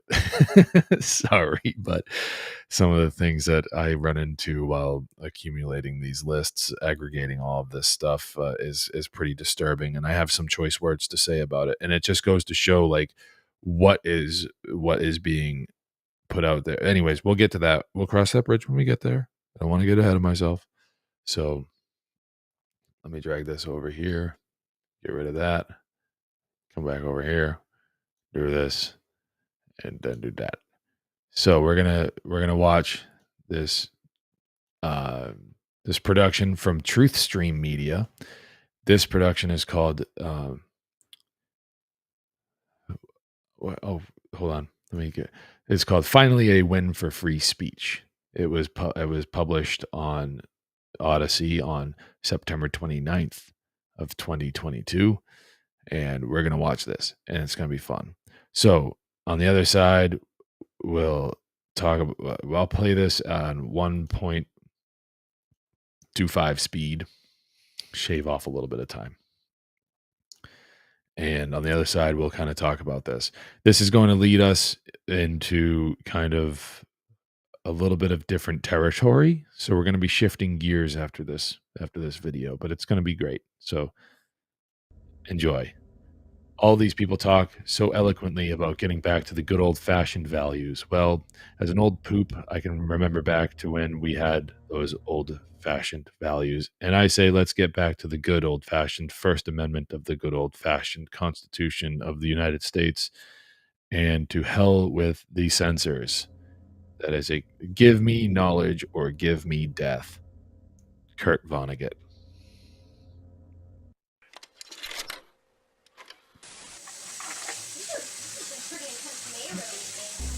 So there's finally some good news and at least some chance for a positive solution in terms of free speech online. After years of repression, censorship, shadow banning, being buried in the algorithm, hidden from view, having subscribers not be... Sorry, I'll pause this right here because, you know, my buddy John here in the chat actually makes a very good point. I just saw that movie Oppenheimer too, and John says even the movie Oppenheimer, as good as it was, seemed to stoke the fear of nuclear standoff. You're absolutely right, dude. 100% correct. That, I believe, is the exact purpose of that movie coming out at this exact time, to stoke the flames of nuclear standoff, to get people to be like, oh yeah, those dirty commies Oh, yeah, the dirty Russian commies. Yeah, okay. So as good of a film as it was, as well done as it was, Nolan doesn't Nolan very rarely disappoints. I think the only time Christopher Nolan has ever disappointed, and I might even deserve a couple lashings for this, but it was Dark Knight Rises was kind of an anticlimactic finish to the trilogy of the Dark Knight trilogy that he did. But anyways, I digress. Good point, John. Thank you for being here tonight, buddy. Onward with the video. Recommended content, having search queries impossible to find in the name of misinformation and balancing content and protecting users, hiding what's harmful. Millions of content creators, publishers, independent journalists, and others have been censored online. It's affected nearly every channel that I've ever followed on the internet. It's affected us personally. It has really stifled dissent. It has really stifled free speech and the sort of free discussion that we should all want in a free society. It's a lot of frees.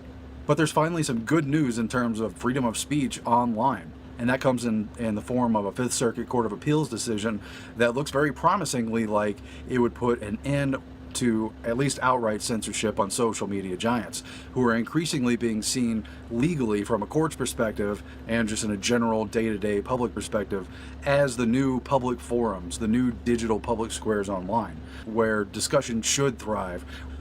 Twitter and Facebook and YouTube lose, the First Amendment wins. This is from Alex Berenson. A federal appellate court just blew up the absurd argument that the world's largest carriers of speech and journalism can censor views they don't like. Next stop, the Supreme Court. If you'd like to read this article in full, I've provided a link to it in the show notes. And this is a case where the federal appeals court, in this case the 5th District, struck a massive victory for freedom of speech. In a brilliantly argued 90-page decision, the 5th Circuit Court of Appeals ruled in favor of a Texas law stopping the biggest social media companies from censoring their users. Government censorship is one form of control. It is also possible for newspapers and other forms of communication to be controlled by private interests. And the case surrounds HB 20, the Texas law, which was passed approximately a year ago, September 2021, that would prevent social media companies from banning users based on their political opinions, their ideologies. I thought I told you to kill that story. It'll cost us a lot of advertising. If that story goes out. And it was passed by conservative lawmakers who've charged basically that the social media companies are part of a dangerous movement to, quote, silence conservative ideas and religious beliefs. But this is not about conservatives versus liberals. This is about any type of dissent against basically the prevailing ideologies of the day. One of the Texas representatives said at the time, at this point, a small handful of social media sites drive the national narrative and have massive influence over the progress and developments of medicine and science, social justice movements, election outcomes, and public thought. The ruling will likely be appealed to the Supreme Court, setting a hugely important battle. If the High Court confirms the Fifth Circuit's view, companies like Twitter will mostly lose the power to censor their users for legal speech. If not, their censorship could become even more aggressive. And if books and newspapers and the radio are efficiently controlled, the people will read and accept exactly what the few in control want them to. So this temporary victory over the Texas House Bill 20 that prevents social media companies with more than 50 million viewers from censoring based on political and speech opinions is probably going to go be tested at the Supreme Court. And what's decided there could affect the entire span of discourse and free speech on the internet. Because if they affirm that, yes, these social media platforms are carriers of the public message, are basically forums and public squares, then their ability to limit speech will be severely curtailed, as I believe it should be. On the other hand, if they strike down this decision and poke at whatever its flaws might be and come up with an alternate view of things, it could embolden them that they would have a right to shut down other people's free speech on the basis of their free speech. And at the heart of the issue was the argument on the side of social media giants that it is their First Amendment right to censor and shut down things they don't agree with because it's their platform, publicly open but privately owned. On the other hand, the lawyers in this case have argued that no, censorship is not an expression of their free speech. It's mainly a curtailment of the user's free speech, the Davids in this Goliath scenario. And so Berenson talks about how it's common and mostly directed at conservatives at this point, But in another political cycle, it would be targeted at liberals, and then I guess things would flip and conservatives might cheer curtailing free speech and liberals would decry it. I think everyone should have free speech, and that shouldn't be the way to win arguments, is to just shut down people's ability to make those statements and reach people. And that they've also been targeting, as you know, people who are skeptical about COVID interventions and vaccines. Basically, you can't even talk about that issue or even use those terms on YouTube, not in a critical way, without being shut down and censored, or at the very least buried. A community rates low on an information scale when the press, radio, and other channels of communication are controlled by only a few people. And when citizens have to accept what they're told. Social media companies have successfully argued in other cases that their own First Amendment rights allow them to clamp down on users with opinions they don't like. For instance, in a little-known 2018 case, a lawyer for Twitter told a judge in the San Francisco circuit that the company had a right to censor black people and other protected groups. Does Twitter have the right to take somebody off its platform if it does so because it doesn't like the fact that the person's a woman or gay, etc., etc.? And they said the First Amendment would give Twitter the right, the lawyer said. However, in this most recent case involving the Texas law, Judges Andrew Oldman and Edith Jones rejected that view, distinguishing between the company's ability to say what they like, including commenting on users' posts, and their right to censor. The judges noted that the issue of discrimination based on political viewpoints is even larger than social media companies. It would extend basically to mobile phone companies, email providers, even banks canceling the accounts of people sending emails, making calls, spending money who might support disfavored political parties, causes, candidates, issues. And we've already seen this nightmare play out during the stuff in Canada with the truckers. People supporting the truckers had their bank accounts shut down across international borders because the Prime Minister of Canada didn't agree with their form of protest. It's outrageous. And the fact that this is all global is only making it more complicated. But Americans' recognition and right to free speech has been seriously curtailed here. And the chilling of free speech, it's affected my life personally, definitely. But it just makes the whole... I kind of just want to point that out and just like emphasize what he just said. Our government took marching orders from a foreign government. Whether you believe in government or not, or you want to, if you want to genuflect to them or not, you want to bow down to them or not. Look, there's something really fucking disturbing about the idea that Canada can tell the U.S. government how to treat its citizens. Canada, of all places. Come on. For real. Whole thing up and down, you feel like you can't talk about certain topics because, the bread on your table, your ability to make ends meet and keep a roof over your head may depend on whether or not a social media company has a certain word in their search terms that they're flagging for certain issues. In some cases they do have real people watching your videos, but overall what they start with is a computer algorithm that's just looking for key terms and flagging them and shutting them down. So it's not like it's even being taken into context of whether or not your dissent is justifiable, okay? And it's not a case where the law has been broken. It's just a case where opinions are not welcome and they get labeled as misinformation or disinformation. And just because they rolled out those words, all of a sudden it's like you don't have a right to free speech. Well, that is now being challenged, but we've already been living under this environment, in this atmosphere. And frankly, I think everyone in this audience, those who have been reached by this message, who are subscribed, because you weren't recommended this video, I can tell you that, not by the algorithms, you all know what I'm talking about. You've seen the censorship, the pulling down of videos. You've seen how hard it is to find, even just as an example, hypothetically, dissenting information about certain issues. So then you got top stories, and that's all official mainstream sources. CNBC, Times, CNN, Washington Post, CNBC again, Scientific American, Wall Street Journal. So that's all official news, right? Billions of search results. Over 25% of people who use Google, which is the #1 search engine, they literally click on the very first link that is offered to them. They don't even look at the second or third option. And they found out that by the time people get down to the 10th result, there's only a 2.5% click-through rate. So hardly anyone is going past the 10th result. We're constantly being told that the internet is just this ever-growing, vast digital universe of information that just stretches on and on, right? There are now almost 2 billion websites in existence. And when you search for something online, you are confronted with results numbers that are that massive. Mel did a video a couple months ago, and then Bright Insight did a video about it, bringing it up again. If you go to these search engines, Google being one of the search engines, Bing being another, DuckDuckGo being another, and you search for controversial topics, political topics, you will find authoritative mainstream sources for the first several dozen pages of results. Do this experiment, check it for yourself. And so I'm gonna replicate what was posted there. This person did a search for climate change, which is something that should have quite a bit written about it. Okay, this says there are 868 million results. But let's look at this for just a second. First of all, this is the top part of the page that comes up. And if you really take a look at what you're looking at here, almost everything you're looking at comes from one source, the UN. So you have the effects of climate change from the United Nations. Down here you have the causes, also from the United Nations. The definition, also from the United Nations. Actions from UN Act Now.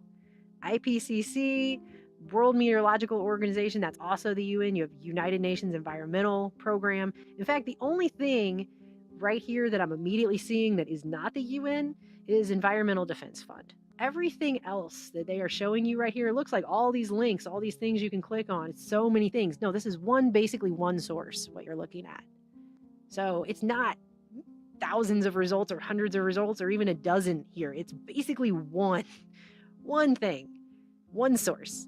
Something like climate change, you'll find official United Nations sources and very little, if any, sign of dissent, of side opinions, of counter arguments about this. And if you dig further and further into the search results to the supposedly hundreds and hundreds of pages, you'll find those results are not actually listed, and if anything, they just repeat the same information, maybe reposted on different sites, the same type of authoritative, curated, cultivated information. But it says up here, right, that we have 868 million results. That's a lot. So that's not going to just be these people, right? So let's find out. Let's go all the way to the end. Let's go all the way to the end of these. Okay, so that's the last page.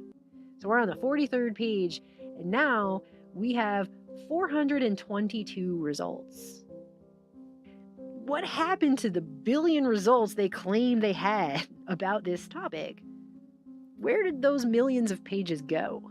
Between the first page and this page, where now there's only 422 results and I just scrolled through them all, and that's it. With individual dissent or even just individual bloggers discussing the issue, just, hey, I was at this rally, hey, I held up a sign, you can't find that stuff easily. So where is it?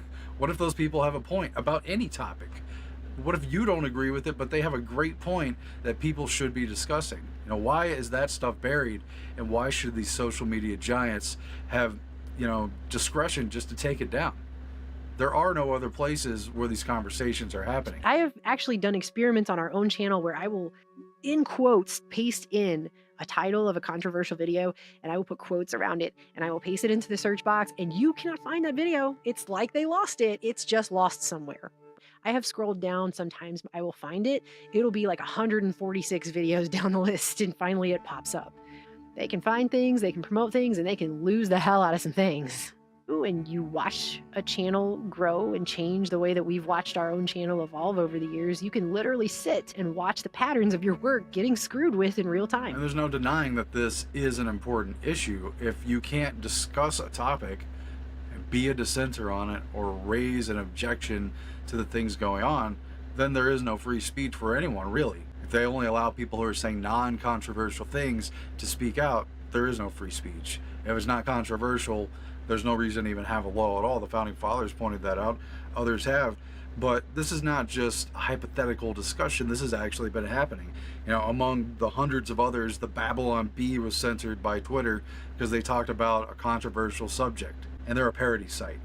Zuckerberg has been part of Facebook curtailing the users that it allows, the type of content, and at the same time they were wrapped up in the Cambridge Analytica scandal, where they were grabbing data in huge ways and making individual psychological profiles about each individual person that they had gathered data on in order to then sell those packages to political campaigns with multiple points of data suggesting whether they would actually support this candidate or whether they would support opposing that candidate's opponent or whether they just wouldn't be interested in voting or type of profile they had, and they were selling that and using it to win campaigns, and that data was, it was collected unethically. These social media platforms, for all their faults and for all their benefits, have connected billions of people across the internet, and on a variety of topics, both political and apolitical. They've become the de facto public discussion place.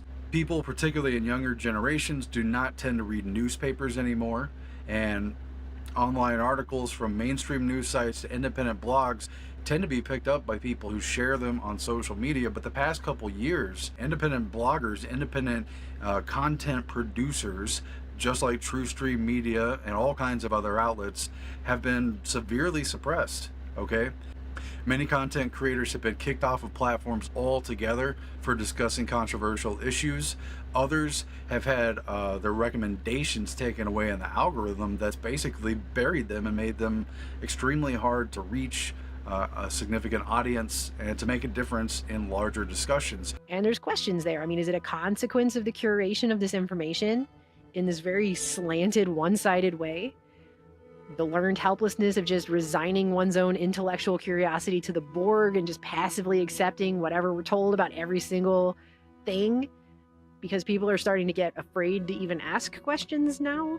We know that the public platforms of the internet, we know that social media is effective in communicating, because Eric Schmidt himself discussed in his book, along with his co-author, how the internet and various social media platforms, including Twitter, might be useful in provoking revolutions in Iran, for instance, velvet revolutions in Eastern Europe. Eric Schmidt and Jared Cohen say digital insurgencies will bring down autocratic leaders. Well, again, that gets back to the Arab Spring stuff. I was in the streets of Egypt, and I asked the young person, I said, what got you into the streets? He said, I would have just watched this on Al Jazeera.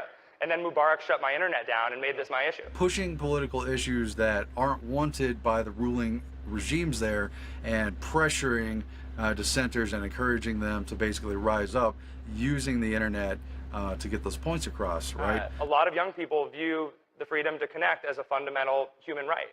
And when the government shuts everything down and you're completely unable to communicate with your peers and get access to information and each other, you run the risk as a government of turning something into an issue for people that otherwise would have watched on the sidelines. So we know it can be done, and it has been done, or at least proposed, by these social media and data companies for use outside of the United States in kind of troubled regions, right? But there's no doubt that technology had an impact, most importantly as an accelerant. But if it works there, what's going on inside our country with the suppression of information? Is the opposite happening, that the status quo and the selected preferred authoritative candidates can't be defeated because dissent can't mount, they can't gather, they can't have a forum that shows how many people are for it. Other people aren't being recommended their arguments, and they aren't seeing videos exposing the misdeeds of certain candidates or the problems with certain issues, or its very unconstitutionality. You know, how can there be free speech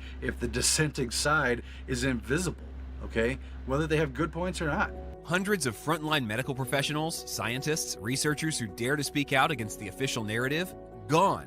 Disappeared from social media. They didn't ask approved questions. They didn't come to approved conclusions. Google, their famous search engine, and YouTube, which is one of their subsidiaries and a host of their other products, have specifically dedicated themselves to, since 2019 and 2020, to specifically raise or elevate high quality content and authoritative sources where it matters most, especially when dealing with news, recent events, crises, controversial issues, science and medical misinformation topics, and the like. And they've specifically dedicated themselves to reducing the spread of potentially harmful information where they normally would feature or recommend content. For example, when a user is looking for a specific medical information or advice, Google and YouTube say they want to provide content from authoritative sources like health professionals and medical organizations, and they basically fail to recommend or de-rank low-value information sources that are not considered trustworthy unless people specifically search for them. And believe me, it's a pretty specific type of search. And everything that doesn't fit into this carefully built, carefully propped up, promoted image or heaven forbid, goes against the accepted narrative that the majority seems to be on board with at any given time, or even questions that narrative, right? Then you get locked up in the digital no-no closet and buried in the algorithm or black hole altogether. And Google, alongside YouTube, here in their 2020 white paper, Information Quality and Content Moderation, discussed the effects of their policies so far, stating that reducing recommendations of borderline content and harmful misinformation just on YouTube alone has resulted in a more than 70% average drop in the watch time of content coming from potentially harmful, potential misinformation sites, when at the same time the watch time for trusted authoritative sources has gone up over 60%. They've been using their new policies, in other words, to disenfranchise independent, non-authoritative bloggers, whether they're right, wrong, whether they have strange ideas, or whether they're right on point. They've been de-ranking them, and they have, as a group, have been getting over 70% less watch times and views, while they've been artificially promoting mainstream news sources that are considered authoritative. The sharing of biased and false news has become all too common on social media. More alarming, some media are true without checking facts first. Unfortunately, some members of the media use their platforms to push their own personal bias and agenda to control exactly what people think, and this is extremely dangerous to our democracy. And when you look into that policy, community guideline policies about the things that are not allowed because they're dangerous, harmful, illegal even, and those are listed. But what YouTube and Google take on in this white paper are content producers that are not in breach of those community guidelines, but are maybe close. Now that's a dangerous, slippery slope. Basically, in this paper, Google and YouTube admit that they're downgrading the views and recommendations in the algorithm to demote and lower the watch time of borderline violators, people who don't actually violate the community guideline contents but aren't considered authoritative and trustworthy sources. Now, this doesn't matter nearly as much when it's a channel that is dedicated purely to entertainment, to jokes, gags, talking about pop culture. But for channels that discuss news and information, history, science, medical content, they're getting slapped down very, very hard. At the same time that Google and YouTube are basically almost insisting users first check out BBC and Fox News and CNN and other major news networks. The Trusted News Initiative was founded in 2019 by UK's state broadcaster, the BBC, and its global media and big tech partners. And so that whole sort of search engine optimization stuff that's been done on the web for many years to help draw clicks and bring viewers into your websites and channels has now switched over to Google's policies of expertise, authoritativeness, and trustworthiness. When a competent observer looks for signs of despotism in a community, he looks beyond fine words and noble phrases. One nation. And when you get into what that means, how it's defined, it's information or content that quote unquote helps users, is created by an expert. So if you're not an expert, how can you become an expert? Well, through experience, but you can't get experience if you're not posted on an authoritative site. You have to be trustworthy, which basically revolves back around in a circular fashion to being trustworthy because you're posted on an authoritative site and you're someone with credentials, right?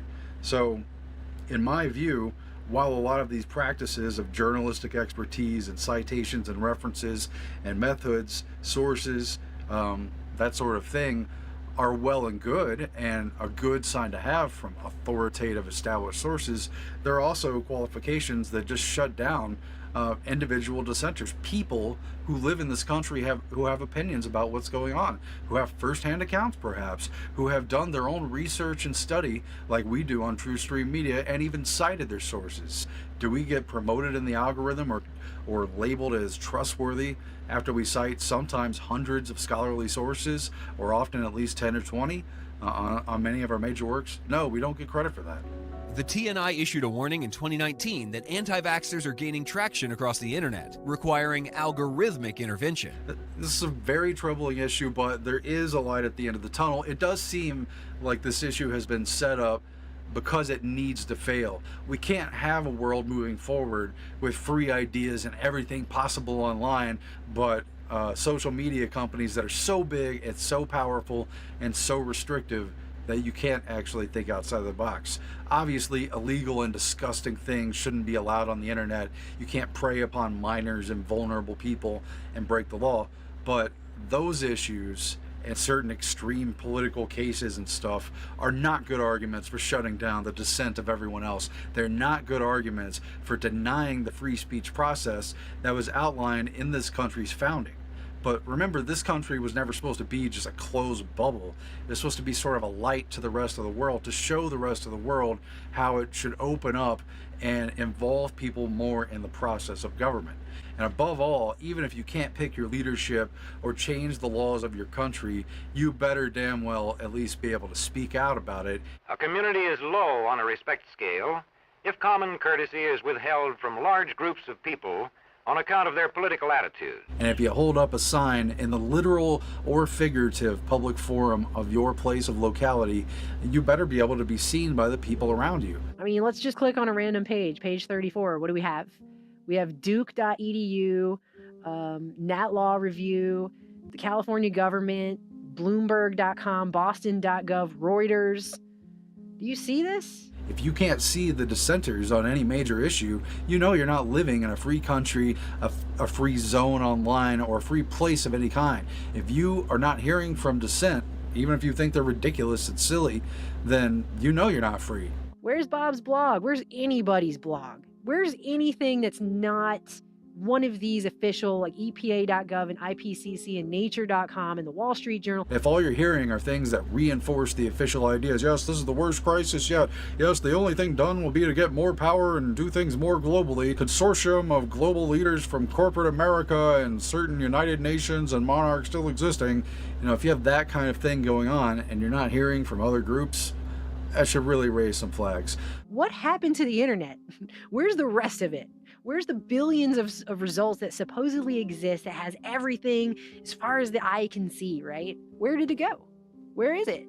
Hopefully, this Texas decision will spread. It won't be a Texas or conservatives thing. Hopefully, people will realize that banning user speech online is not good for any part of our country or our conversation. It makes for very bad and very toxic politics. Yes, things have gotten extreme in recent years. The internet itself and the way it fuels debate, especially on Twitter. Remember that one guy talking about they deliberately introduce opposites. They're exploiting a vulnerability in human psychology. The short-term dopamine-driven feedback loops that we have created are destroying how society works. That is truly where we are. It literally changes your relationship with society, with each other. It is eroding the core foundations of how people behave by and between each other. If you feed the beast, that beast will destroy you. If you push back on it, we have a chance to control it and rein it in. And it is a point in time where people need to hard break from some of these tools. And for years, I've watched these patterns unfold. Anyone who's had to do work online becomes pretty accustomed to data patterns. If you even mildly pay attention, you can see what's happening. You can watch it unfold. If you talk about what the algorithms promote, or what I would call, quote, non-threatening to the box topics, things that don't threaten the box, you can get millions of followers and have your stuff promoted everywhere, all over the place. But if you attempt to use this space to have serious conversations about controversial things or ask the sticky questions, then you just get your channel buried. You get your videos gagged, hogtied, and stuffed in the digital basement. You essentially get put in a cyber chamber so tiny it doesn't even really echo. Cyber purgatory.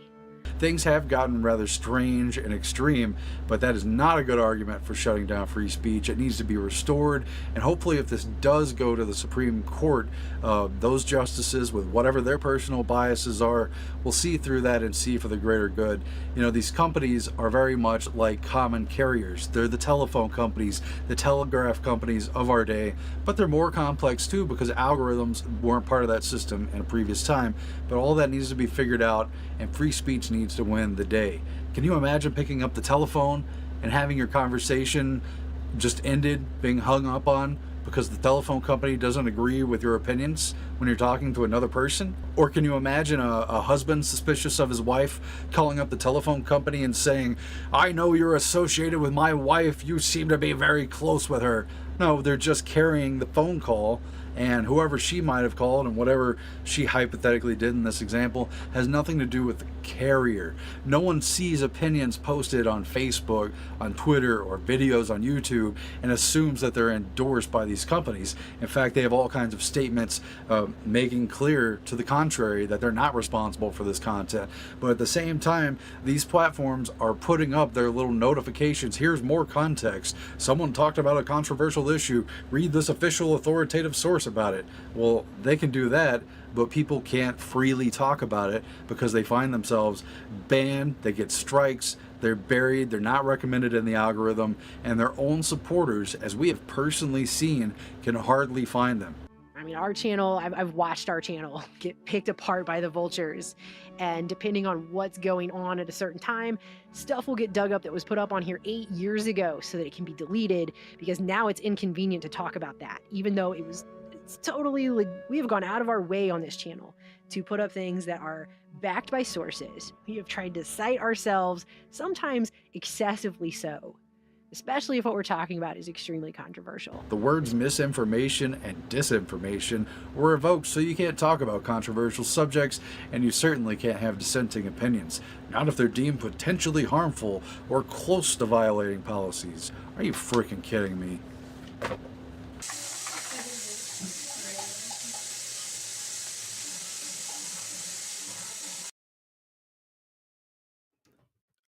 Truth Stream Media. You guys check that channel out wherever. Oh, let me get rid of this. We'll do it. All right, Truth Stream Media. Check it out. You know, I support the current thing. That's what the NPCs say, right? So clearly from that video, like we can tell that it's not just social media that's doing this. It's search. It's a search engine as well. This is a tactic that is used to train people into like capitulating to an authority, right? The appeal to authority, this logical fallacy where it's like, oh, well, an expert said it, so it must be true. I'm going to do what they tell me to do. I'm not going to think for myself. I don't have time to think. They're just corralling people, really. That's what it is. This idea of like getting rid of dissenting voices. I actually did a search myself, and let's do this in real time, okay? And let's do it together. Let's have some fun. All right. So let's go to bring the microphone all the way over here. Let's go to Google. Go to Google, and let's type in climate change, which I already did. Climate change. Okay. Look at that. That's almost 3 billion. About 3 billion sources. I don't know what's going on with my browser here, but yeah, the first ones that pop up, the UN, NASA, you know, causes cutting down forests, all this stuff. So, you know, we see at least on this search engine, Google, which is the #1 search engine in the world.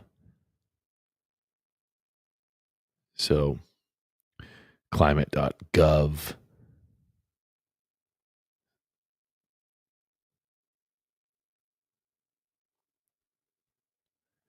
NASA. So, I mean, it's the National Geographic. I mean, you know, CNN, the Department of Energy. It's just the World Wildlife Foundation, which was founded by, I believe, the current king of England, KC3, King Charles III. I believe had a hand in founding the WWF, not the WWF that we grew up on. So yeah, I mean the USDA.gov, New York Times, authoritative sources, folks. So yeah, and we keep going down and down and down. It just keeps refreshing. So there's no longer there's no longer a page thing. So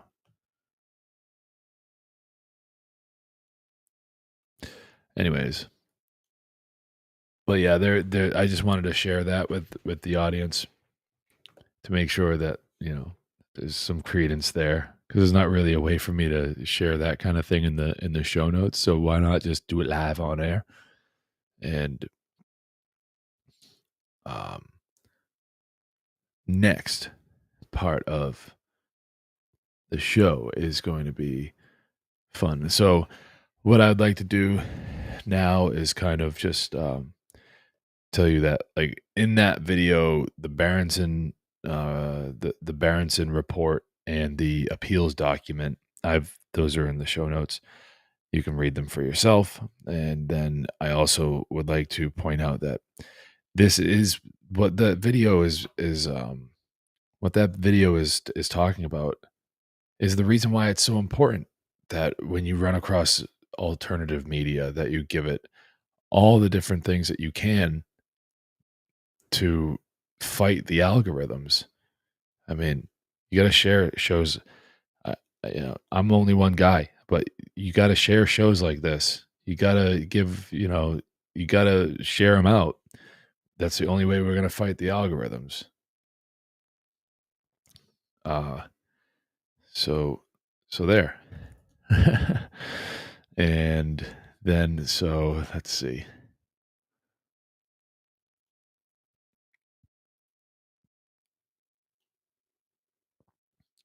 So tonight I've been talking a lot about, I have this in the show notes. I have that in the show notes and whatever. So I came across this video a couple weeks ago, and it really just kind of lit a fire under my ass. That's why last week when I had Stephanie on, I kind of started doing this because it's so important to share your sources, to cite your sources and everything like that. So, so I'm going to make a very concerted effort to continue to do that.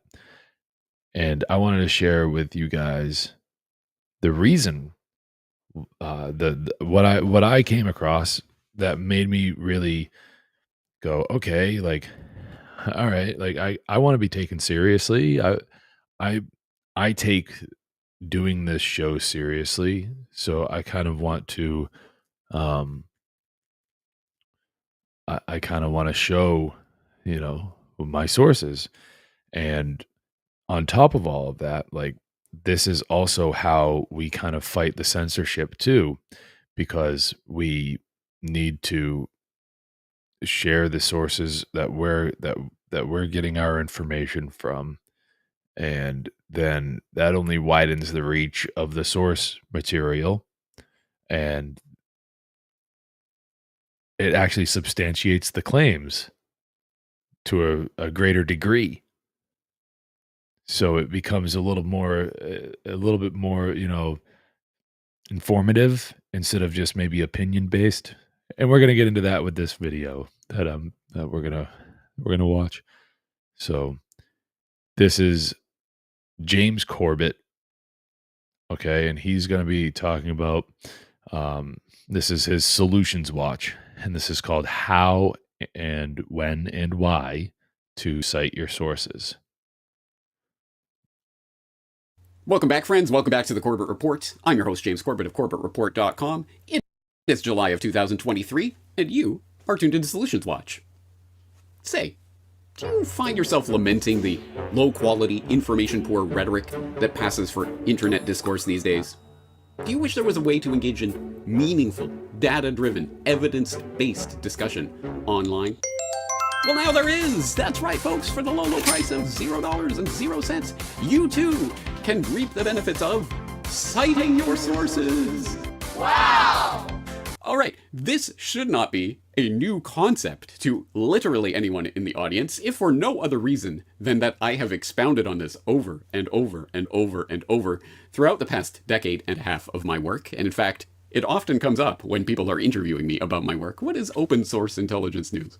But for the purposes of today's discussion, I think it is important to really flesh this out, because there are a number of important aspects to citing sources that we need to take into account when engaging in that task. Also, some potential pitfalls or traps or wrong ways of thinking about this that people can fall into. And I think they all need to be put on the table and addressed in greater detail. But as I say, the general concept of citing sources should not be incredibly revelatory to anyone in the audience. And this doesn't just apply to creators in the independent media space like myself, although it certainly does apply to in that particular context. And when you are listening to a podcast, watching a video, reading an article online, you should be actively thinking about and conscious of the fact when someone makes a particular claim, what is their source for that claim? How do they know that thing? Can I independently verify it? Of course, that is important. But it's not just that. As I say, I think anyone, literally anyone who is engaged in any kind of discussion, any kind of back and forth on any issue of real importance, any really important subject matter, should at the very least be able to cite their sources, to know how to cite sources, what sources to cite, in what context, in what way, and for what reasons, so that they can engage in a deeper level of conversation than simply, trust me, bro. As I say, I've talked about this many, many times before, so it shouldn't be new to literally anyone, but as a representative example of me expounding on this subject and why it is so central to the work that I do, let's flash back to 2013, when I delivered a lecture on open source journalism to the FOSSA conference in France. I think taking our cue from the open source software paradigm, obviously open source journalism is journalism that lets you look under the hood. It lets you see the source code of the journalism, and in the case of journalism, what is the source code? It's data. It could be statements that are made by officials. It could be laws that are being passed. It could be what have you, whatever it is, video that's been made available. Someone tweets out a picture of something. That might be part of the data. But journalism that lets you see all of that underlying data that was used to compile the report is obviously, that's a contributory factor to what we can think of as open source journalism. And the other part of this, of course, the permissive licenses that are used in a lot of online endeavors these days can also, of course, be applied to, I think, open source journalism. Journalism that users can remix, reuse, republish, and repurpose is, I think, an important part of what is the open source journalism revolution. So it's at least two-pronged. I'm sure there are many more prongs that we could think about, but let's use this as a first approximation. And so let's look at an example of what is not open source journalism. Even though it's online journalism. This is the New York Times website, nytimes.com, and this was a randomly selected article from 1999. Congress passes wide-ranging bill easing bank laws. Congress approved landmark legislation today that opens the door for a new era on Wall Street in which commercial banks, securities houses, and insurers will find it easier and cheaper to enter one another's businesses. The measure, considered by many the most important banking legislation in 66 years, was approved in the Senate by a vote of 90 to 8 and in the House tonight by 362 to 57. The bill will now be sent to the president, who is expected to sign it, Aide said. It would become one of the most significant achievements this year by the White House and the Republicans leading the 106th Congress. Today, Congress voted to update the rules that have governed financial services since the Great Depression and replace them with a system for the 21st century, Treasury Secretary Lawrence H. Summers said. This historic legislation will better enable American companies to compete in the new economy.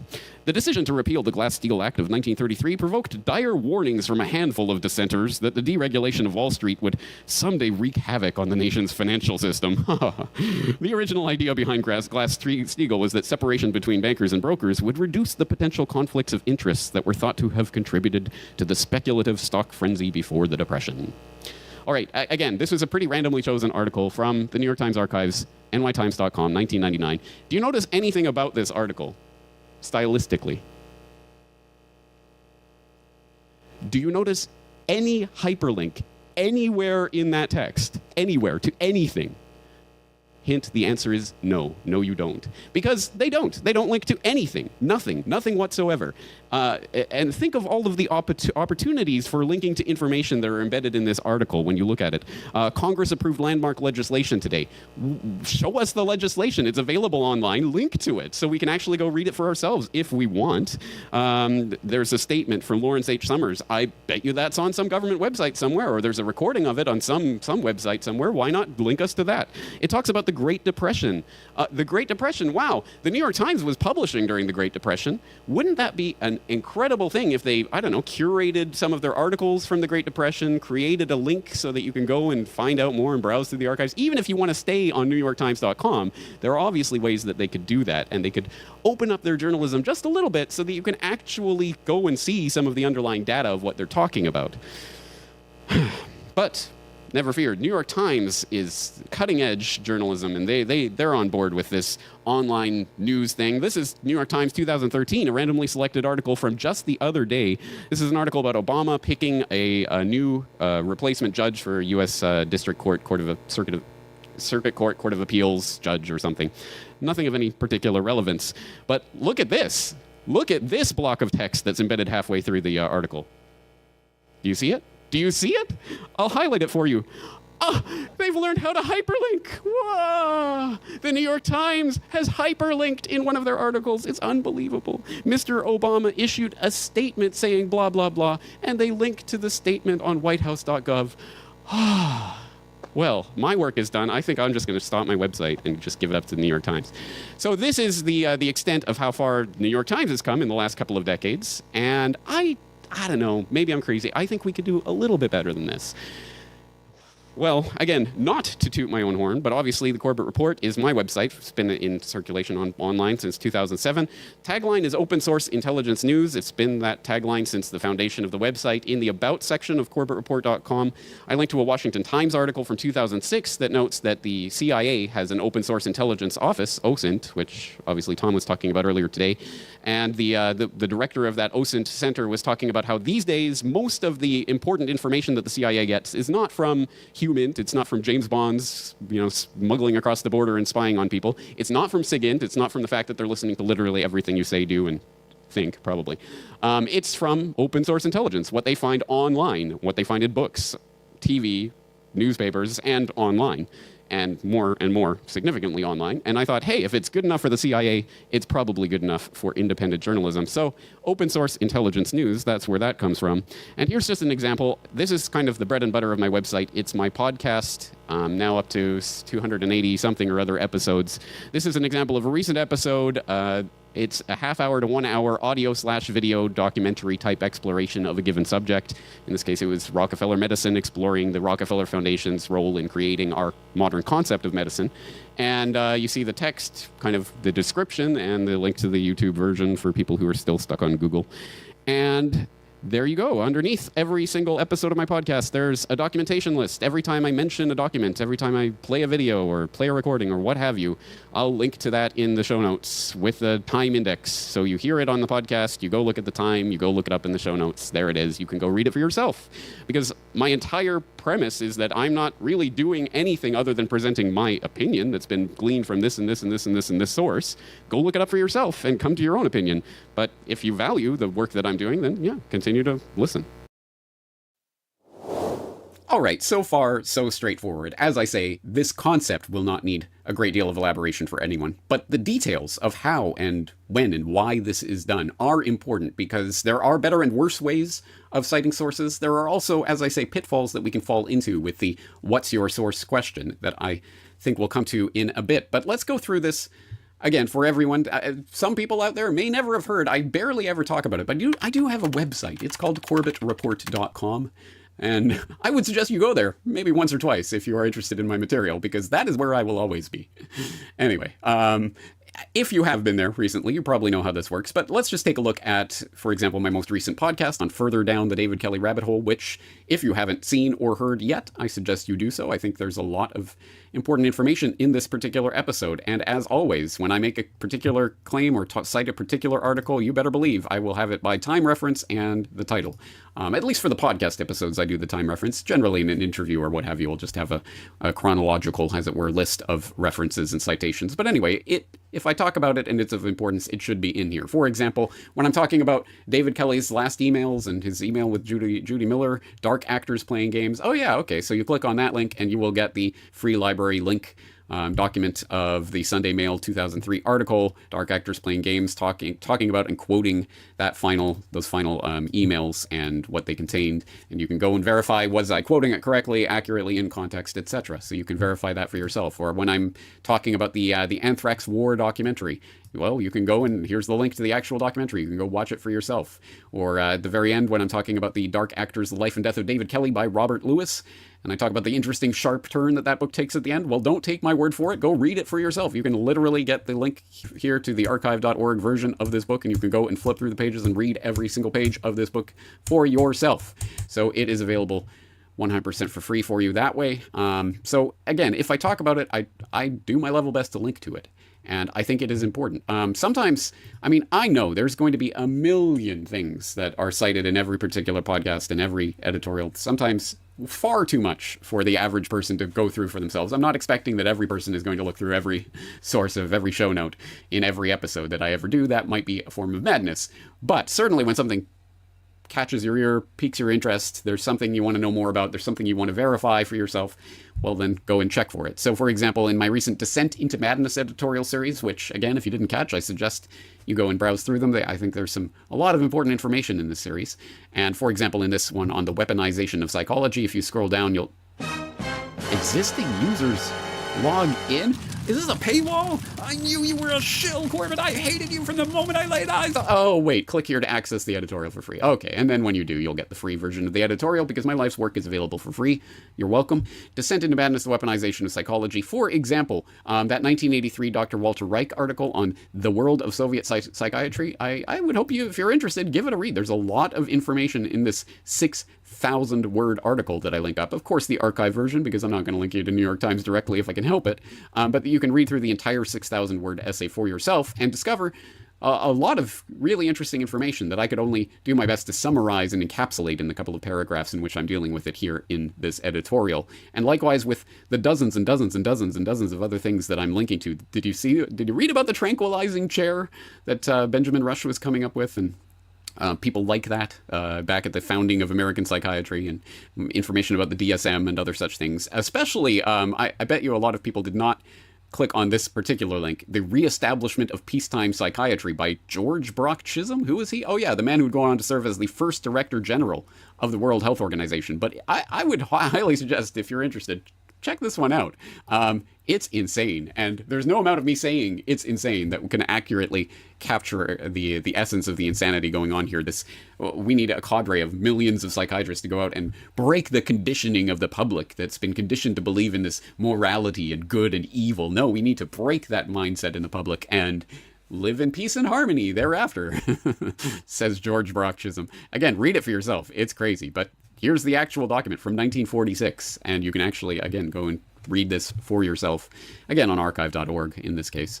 But there's no dearth of information in any of the work that I'm doing of interesting sources to go through. Now let's take a look at the flip side of this, because unfortunately, you may have noticed, not everyone always cites their sources. So let's just take a random example of not citing sources. I don't know, the conspiracy subreddit? Yeah, I don't spend my time here at this point because I don't know if they've got an actual rule against actually linking to articles and information, but whatever it is, the only thing people ever do here is post screenshots of tweets and or headlines, and literally this is a screenshot. You can't click on anything. You can't actually go and read this article that people are presumably talking about in this comment thread. They're just linking to the tweet, and you can't click on that link. So if you want to find it, you'll have to, well, take that headline and type it in, and then hopefully you can find the article that they're talking about. But sometimes they even clip out the headline, so it's really a guessing game of how to search for it. It's crazy. And I think it is important because time after time after time, I have seen this dozens and dozens and dozens of times on the conspiracy subreddit and elsewhere, where people are talking about a screenshot of a headline of an article, and you'll have hundreds of people commenting back and forth and talking about that screenshot of the headline and what it implies and blah, blah, blah. And you might have one person down at the bottom of the thread going, did anyone actually read the article? Because it's exactly the opposite of what everyone is assuming here, or something along those lines. It happens more often than you might believe if you've never thought about it. But let's look at a specific example. So here's a conspiracy subreddit post from the past week. The Rothschilds took over the British economy and planet Earth in 1815, after the Battle of Waterloo, when they used their advanced courier system to get early intel and buy up the entire London Stock Exchange for pennies. In 1913, they took over the USA by creating the Fed. Now we are inflation slaves. Woo, okay, that's quite the treatise, and I can think of a lot of different pieces, claims that in this, just in these few sentences, that might need citations to flesh them out in more detail. And hopefully you picked up on that too. For example, of course, astute observers of the Media Matrix series will recall that I opened part 2 of that series with a treatment of that Battle of Waterloo Rothschild story, and where it comes from and what we know about it, and well, maybe we don't know about it. But if you want even more on that particular topic, I did talk about it in my Mass Media A History online course. And I talked about where that story comes from, what the sources are, what we can definitively say about it, what is speculation, etc. So there's a lot to get into, even in that first part of that first sentence, let alone then, okay, so in 1913, the Rothschilds, took over the USA by creating the Fed. All right, okay, well, some bold claims, but luckily there are sources provided here in the form of screenshot. Of course, it's going to be an image. But anyway, at least this person was not only kind enough to flesh out the claim that they're talking about here, but to have a big blue arrow pointing to source. So you can't miss it. This is the source, guys. So the claim that is being backed up with this particular source: the Rothschilds created the unconstitutional Federal Reserve private money printing institution for the elites / bankers to buy up all the assets and steal all the plebs' money via inflation. Wow, quite a claim. And what is the source for this? Well, let's follow this giant blue arrow to the CIA. The CIA? What? I didn't know the CIA admitted that the Rothschilds created the Fed. Wow. Now, there's a lot to think about with regards to this and the game that can be played with citation and sources and linking to what source do you link to. There's a lot to think about with regards to this, because generally speaking, if you're in conspiracy realist spaces online or elsewhere and you're trying to prove your point, you generally wouldn't link to the CIA, right? Well, it's the CIA. Why would you be linking to... Oh, I get it.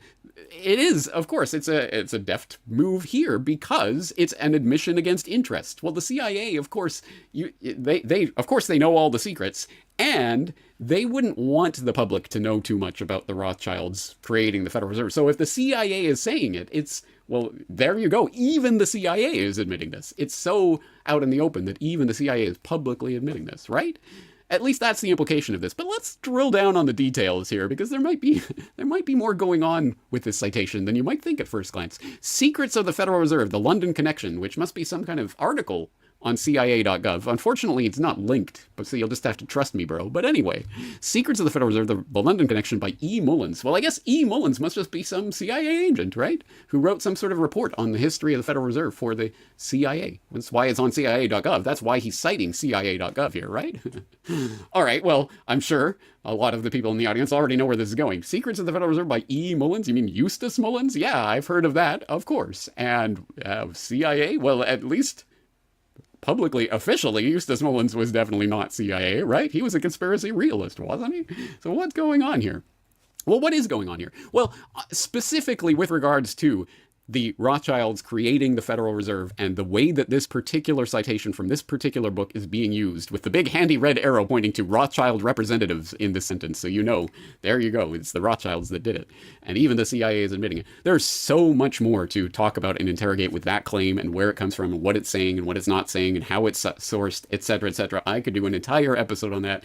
And hey, if you're up for it, leave the question in the comment section, and maybe I'll do a questions for Corbett on this, because it's a fascinating rabbit hole in and of itself, just this one citation and where it's pointing to. But anyway, yeah, let's interrogate this a little more. Secrets of the Federal Reserve, the London Connection on CIA.gov. Well, again, there's no link here because it's a screenshot, but I've done the work. I can type in CIA.gov and do some searching, and hey, here it is. Yes, and here it is, CIA.gov. Absolutely, really does have Secrets of the Federal Reserve, The London Connection by Eustace Mullins. And so you can go and check and make sure that that quote that's being used here is actually in here, and it is. Although, again, I have so much more to say about that particular quotation and what it means and what it doesn't mean. But anyway, so it's on CIA.gov, but why? I mean, Eustace Mullins wasn't working for the CIA, at least not openly, right? So why is this on CIA.gov? Well, let's interrogate this URL a little bit more, because you'll note, of course, again, there's not even the URL, it's just CIA.gov. But of course, the actual URL here, CIA.gov/library/Abbottabad compound /48/ blah, blah, blah. Abbottabad compound. Where have I heard that before? It sounds familiar. I kind of dozed off during James's 5.5-hour Al-Qaeda documentary, so I some of the details slipped my mind. But let's just play a game. Let's just delete the end of that, and let's see what comes up if we just look at the Abbottabad compound link here on CIA.gov. November 2017 release of Abbottabad compound material. In an effort to further engage public understanding of Al-Qaeda, the Central Intelligence Agency on November 2017 released additional materials recovered in the 2nd of May 2011 raid on Osama bin Laden's compound in Abbottabad, Pakistan. Oh yeah, at Abbottabad. This is literally, so this is the section of the CIA website where they have published all of the material that was in Osama bin Laden's, quote unquote, Osama bin Laden's bookshelf. Trust us, guys. Trust us, bros. You saw that scene in Zero Dark 30 where we snatched a bunch of books and stuff off the shelf and files and computer files. Well, this is it, man. And we're publishing it here for you. So yeah, audio, documents, images, video, devices are all there on CIA.gov. And you could totally trust them that this really came from Osama bin Laden. Anyway, apparently Osama bin Laden was reading Eustace Mullins on the Secrets of the Federal Reserve, right? So this is where this comes from. This is why it is in the CIA.gov library. Newsflash. This is a game. This absolutely is a game that people will play. And sometimes, I think, knowingly trying to trick you. Sometimes I think people are just ignorant. But sometimes people, I think, are knowingly trying to trick you by saying, look, this book is in the CIA.gov library. Therefore, it's a CIA document. Or therefore, they know the real truth about this thing. When it is nothing of the sort. The CIA library includes all sorts of stuff like the Abbottabad compound materials, Osama bin Laden's bookshelf, etc., and all sorts of other things that they have collected in the course of all sorts of investigations into all manner of things. And it does not mean that it's a CIA document, and it does not mean the CIA believes it or is trying to, here's the real truth, guys. I'm sure you've seen about the Adam and Eve story and how the CIA, it's on the CIA library, man, and it tells the real truth about the pole shift or whatever is coming. No, the CIA has a big material archive of all sorts of stuff that they have collected that absolutely is not CIA endorsed, but maybe they like the idea that people play on that. See, the CIA knows the truth about this. Anyway, so that's one way that sourcing can be a kind of game that can be used to trick people. Oh, it's coming from the CIA. This is a CIA document, guys. I'm not even saying that's particularly what's happening in this case. As I say, I think this is more like, hey, it's an admission against interest. Even the CIA admits that the Rothschilds created the Fed. And as I say, there's so much more to say about that claim. But anyway, you get the point that sourcing can be a type of game that is being played at times and can be used to trick as much as enlighten. So anyway, just keep that in mind.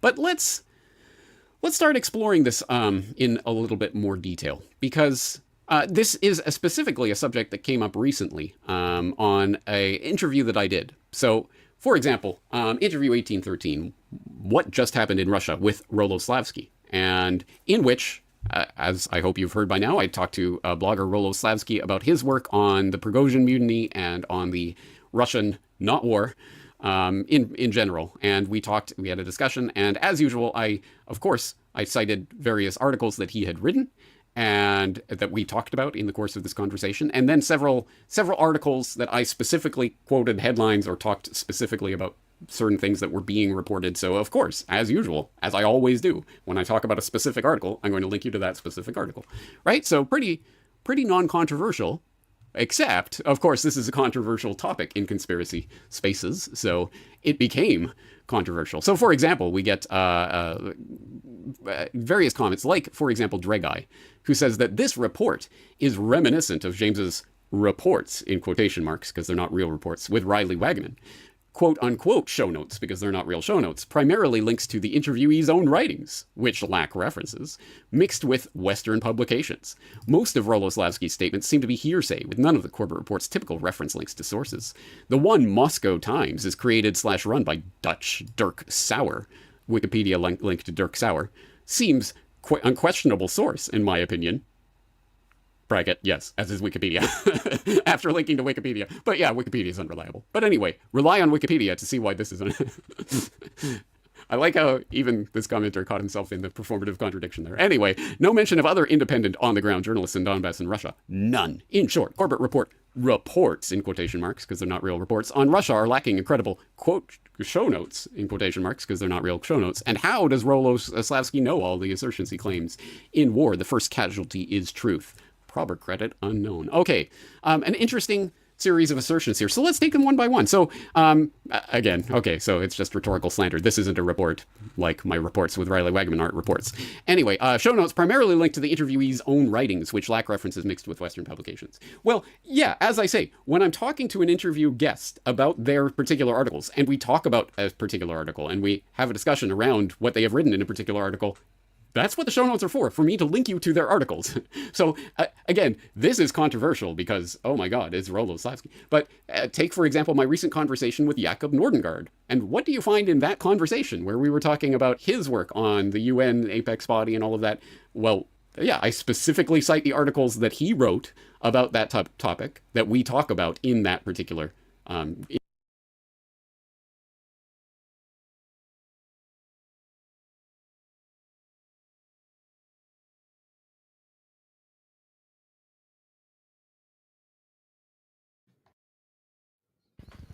Fucking buffering in the middle of the goddamn video.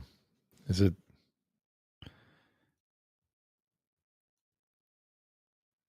The hell, man.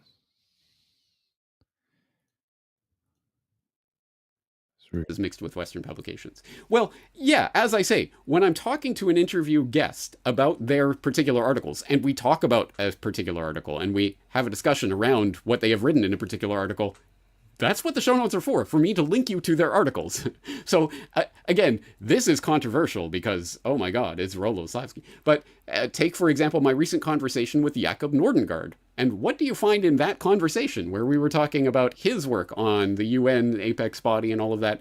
Well, yeah, I specifically cite the articles that he wrote about that topic that we talk about in that particular interview, and the UN reports that we're talking about. I also link to those, that's the entirety of the show notes, his articles and the UN reports.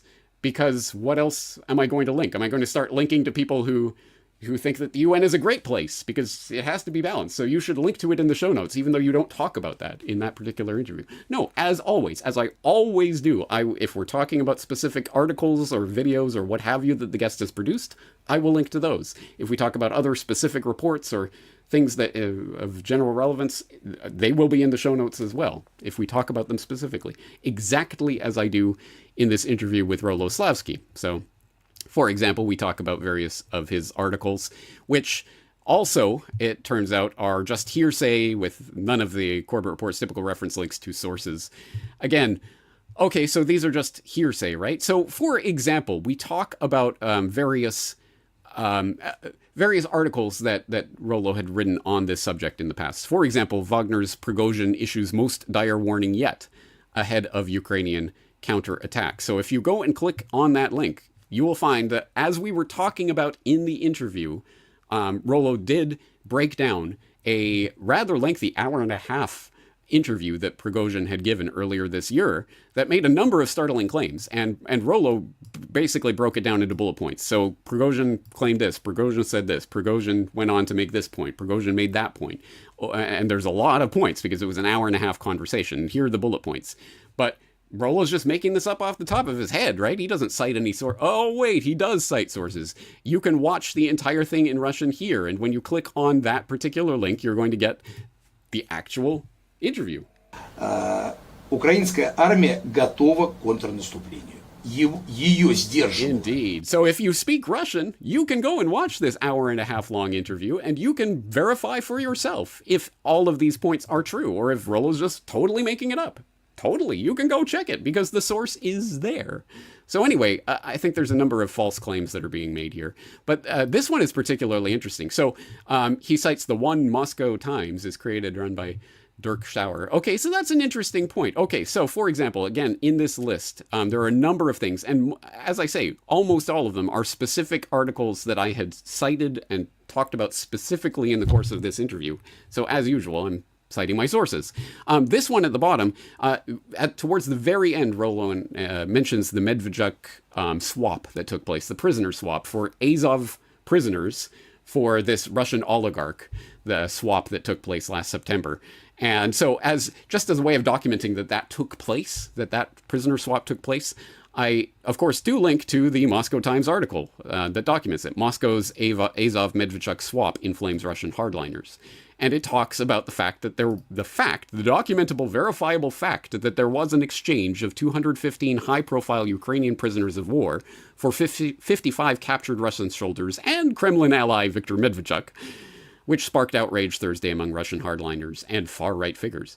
Okay, Moscow Times, you're right. Yeah, Dirk Sawyer and it's the Moscow Times. Yeah, it's not...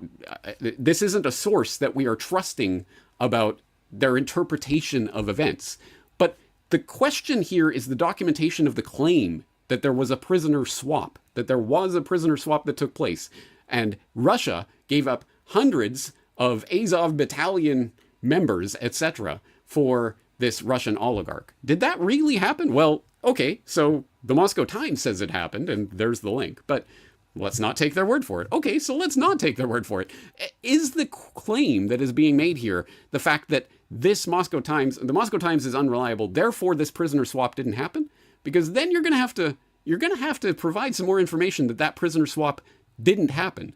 I could cite dozens and dozens and dozens of sources that would verify this information. For example, we could turn, how about to antiwar.com? Was that a good enough source? Dave DeCamp? I cite anti-war a lot because it really is some of the most straightforward, just the facts sort of reporting. There's no flowery sort of expansion in these articles, and it's generally just the facts. But anyway, yeah, September 2022, Russia-Ukraine carry out major prisoner swap brokered by Turkey and Saudi Arabia. Russia and Ukraine carried out a major prisoner swap this week involving nearly 300 people that was brokered by Saudi Arabia and Turkey. Ukraine said Wednesday that it freed 215 people from Russia. 215 people from Russia. Where did I see that zany? Oh, yeah, in the lying Moscow Times. Yeah, okay. And then including commanders of the Nazi Azov battalion, who surrendered to Russian forces after the Battle of Mariupol. Among the 215 people were 10 foreign nationals, including 5 British and 2 Americans. In exchange, Ukraine released 55 Russians and pro-Russian Ukrainians, including Viktor Medvedchuk, a Ukrainian politician who has ties to Russian President Vladimir Putin, but previously led Ukraine's largest opposition party in parliament, Opposition Platform for Life. Okay, and more information there from antiwar.com. Am I allowed to cite that source? Does that mean that the Medvedchuk prisoner swap did happen? Can we now establish that? Oh, no, not yet. Okay, well, how about a Russian source? If you want a Russian source, I'll include it. And if you speak Russian, you can go read it for yourself, or you can find a way to translate it online. But here's a Russian source talking about this in great detail and citing the fact that, yes, there was a prisoner swap that took place. Or how about even more Russian? How can you get more Russian than TASS, the Russian news agency, right? Official Kremlin-approved propaganda straight from the horse's mouth. And oops, what's this? Oh, just the past couple of days. Yeah, you better believe there's been more confirmation of the Medvedchuk story in case you needed it. It's already been established, but oh, there's been an update to that story in case you missed it. Zelensky says he returns to Ukraine from Turkey with Azov nationalist battalion commanders because this Russian war is, I'm sorry, not war, is totally about getting Azov guys. That's what it's about. Anyway, have all these Azov prisoners back. We just want our oligarch. But anyway, yeah, now Zelensky is coming back to Ukraine together with 5 commanders of the Azov Nationalist Battalion, banned and designated as a terrorist organization in Russia who had been in Turkey.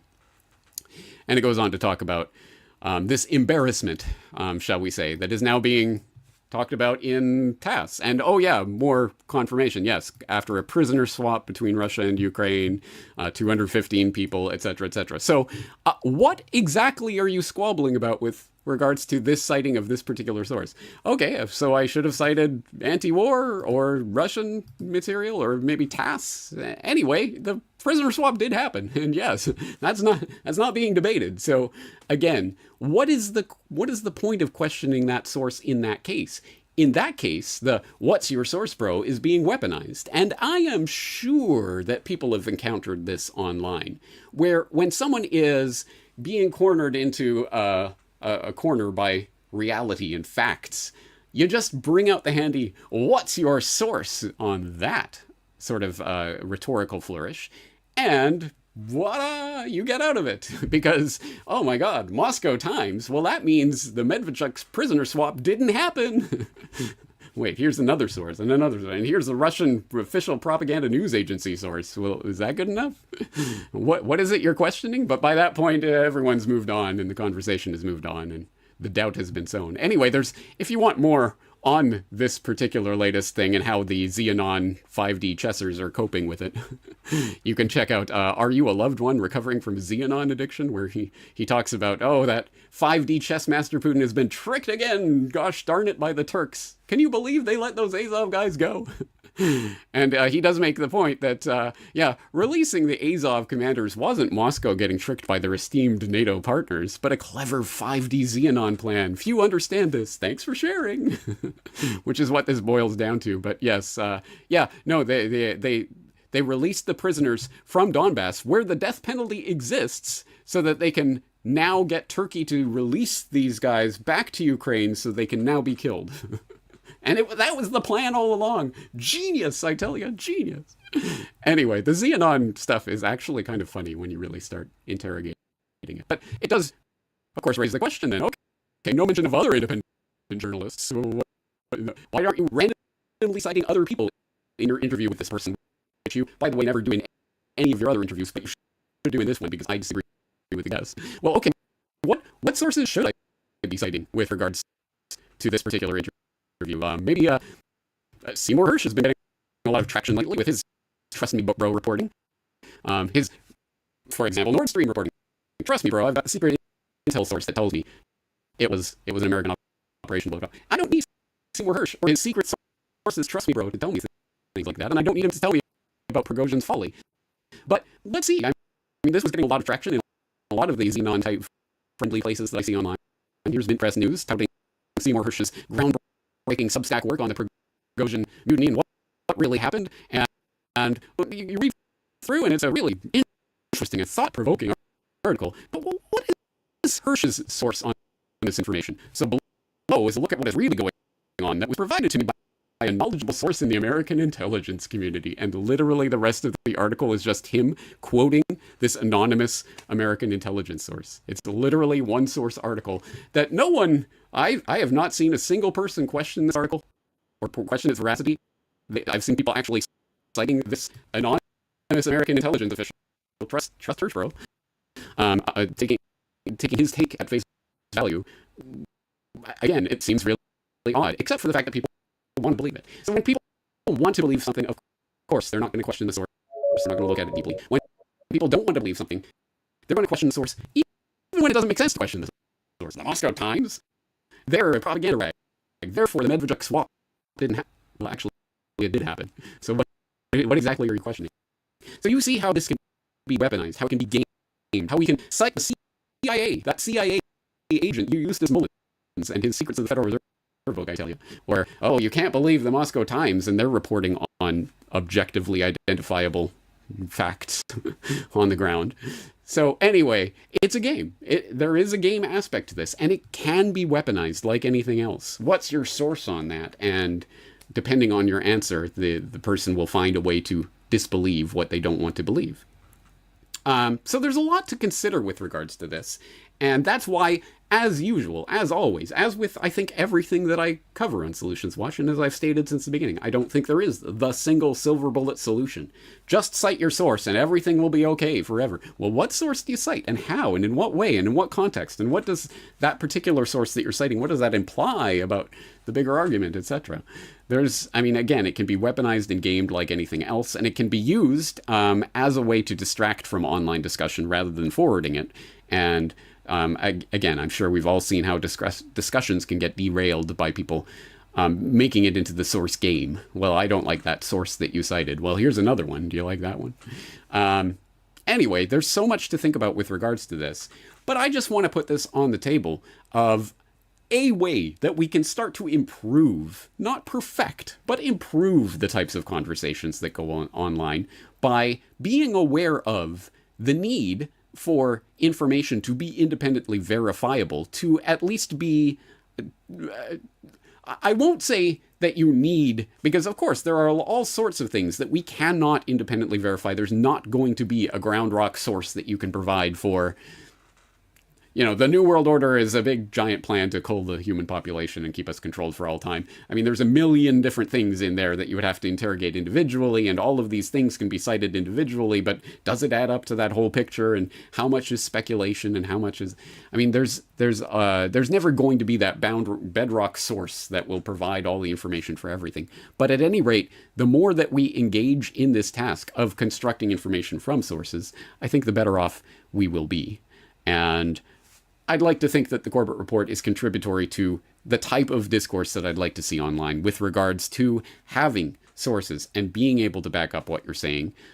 Having said that, I have been, shall we say, disappointed over the years to receive emails from people about the latest documentary that's being passed around online. Oh my God, you got to see this, James. It's so great. And I'll go and look at it, and it's claim after claim after claim after claim after claim after claim that is essentially, trust me, bro, no citation needed, no citation provided.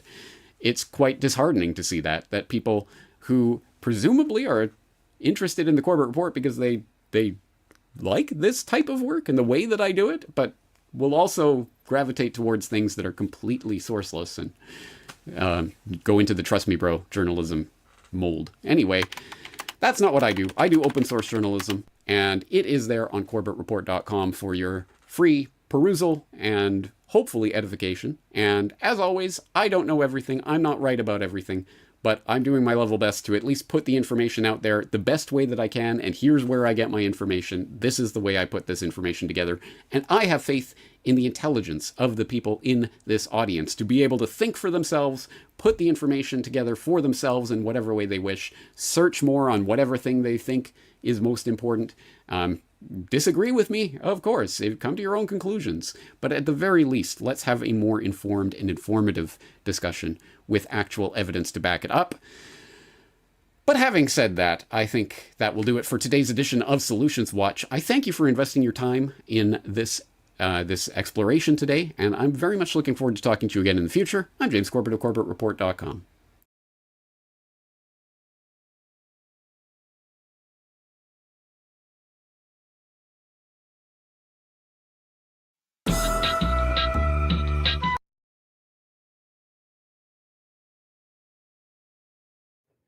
No, I did not fall asleep. I forgot to unmute myself. So that brings to mind a lot of good inspiration. That is, it's very important to back up your claims, all of the great things that he said, and on top of all of that, like, it also just, I don't know, it's just the right thing to do. So let's move right along. And I'm going to call this next segment the digital gaslighting segment. Okay. And this is a good show of just why it is so important to save things off the internet. Save things off the internet. So, and you can do this by, say, let me show you with like any old random, what did we, ow, I just stubbed my toe on my desk. What did we look at earlier? Climate change. Let's say I wanted to save, okay. Let's go to un.org. Let me share this. All right, so does this pop up? Oh, it's not going to show the whole thing, is it?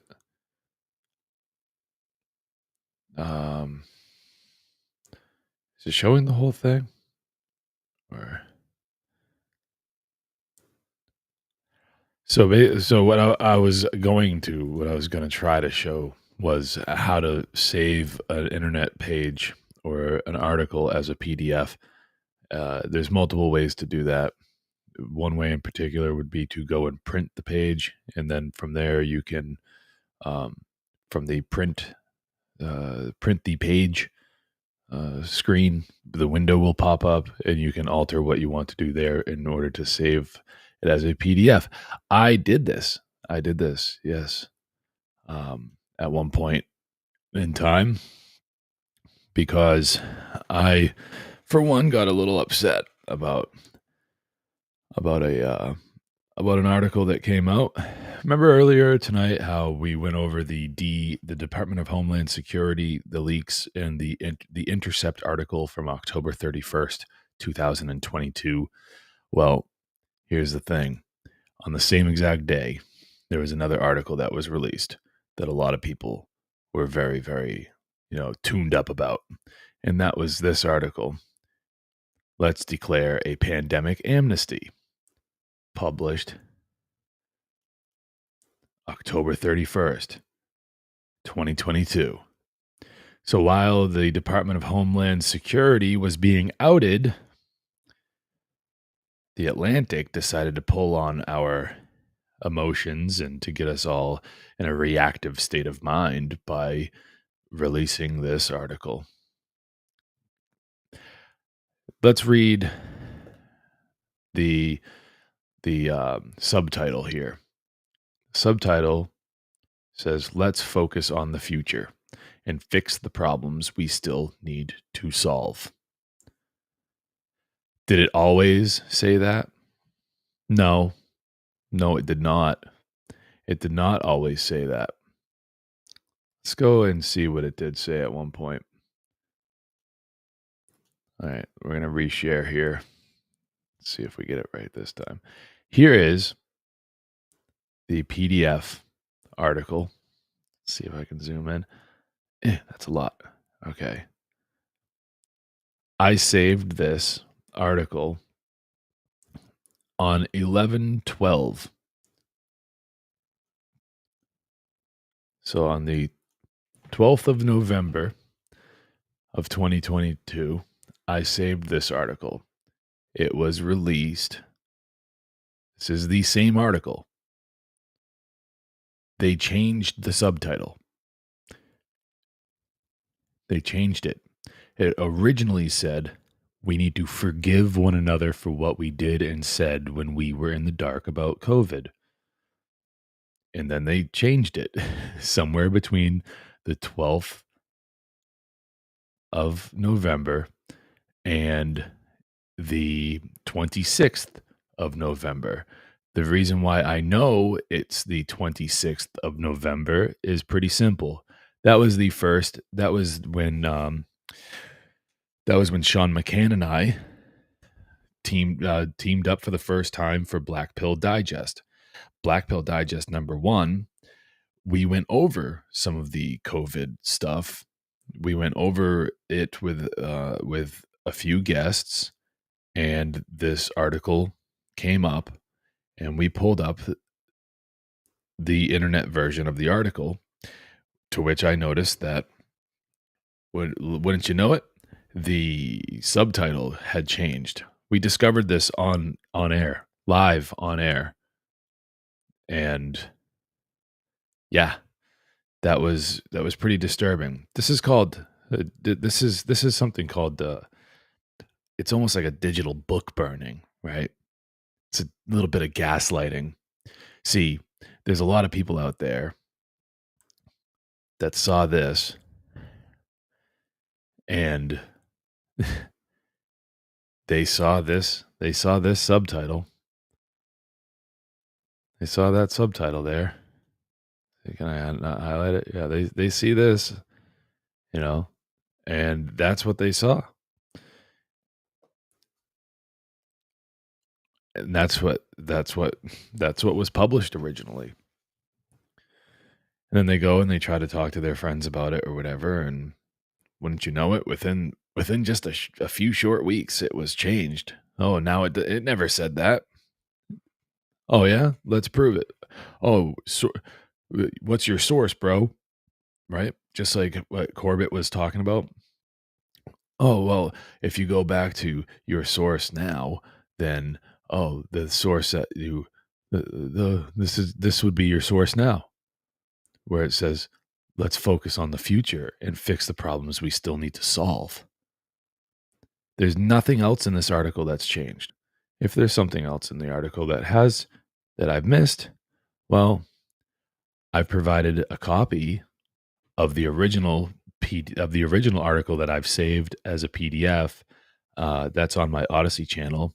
You can find it in the show notes. There's a link in the show notes that'll get you over there, and you can download it yourself. You can have the original copy, because for whatever reason, I just had this instinctual reaction to this article, and I said, I want this. I want a hard copy of this. I don't know why, but I saved it. I don't know why. It's just something about the article just seemed fishy. Like this is going to be something that they scrub. I thought they would scrub the whole article. I didn't think that they would just change things of it, but this is gaslighting. You people would go and say, "Oh, like let's look it up. Oh, did it say that?" No, it didn't. It doesn't say that.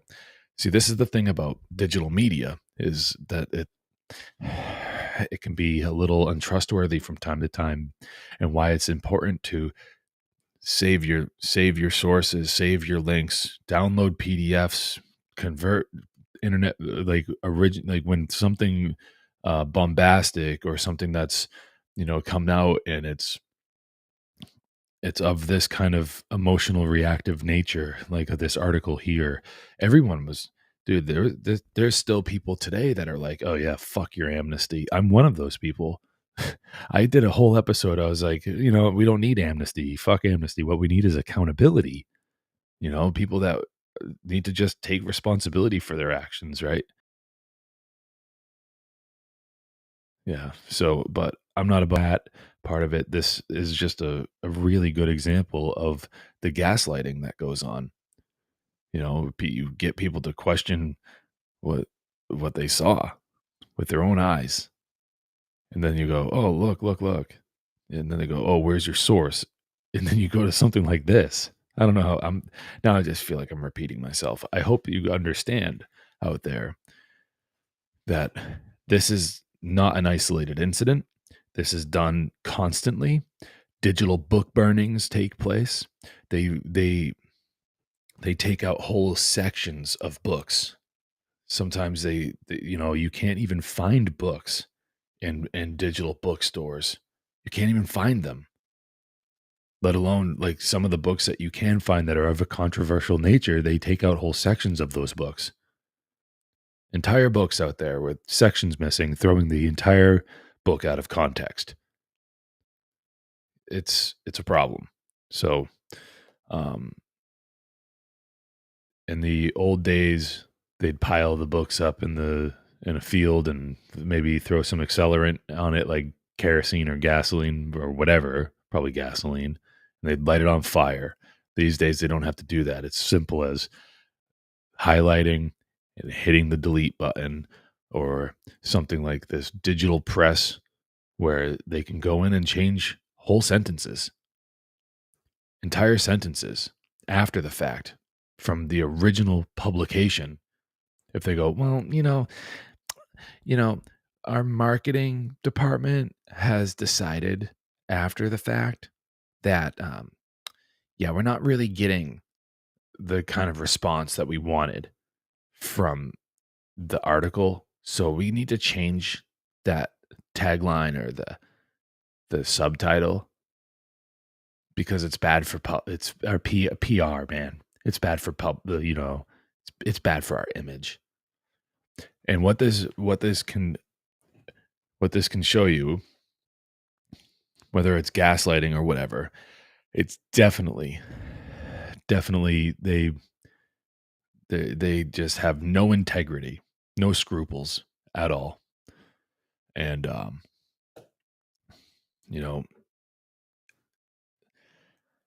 it's disturbing.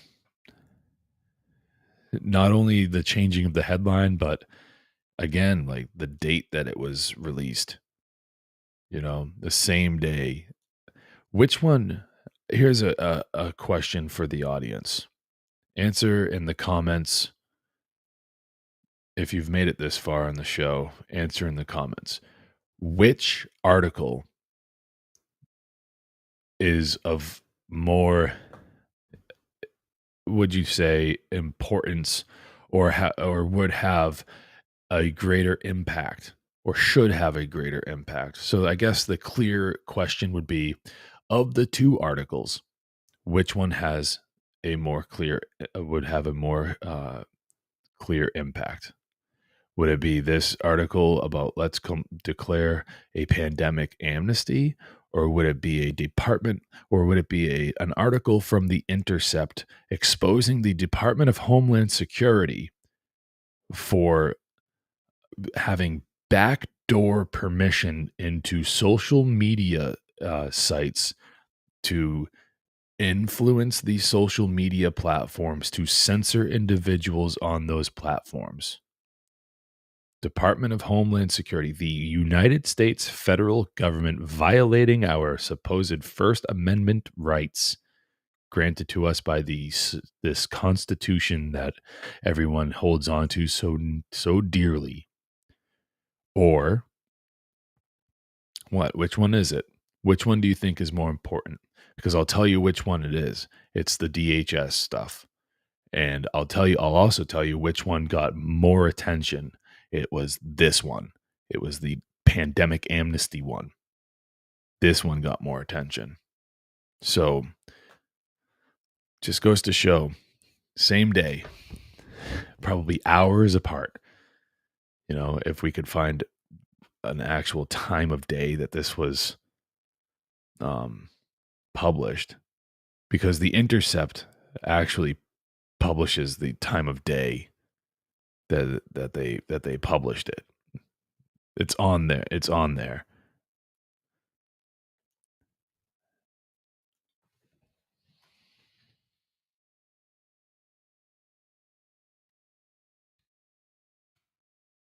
Look it up again.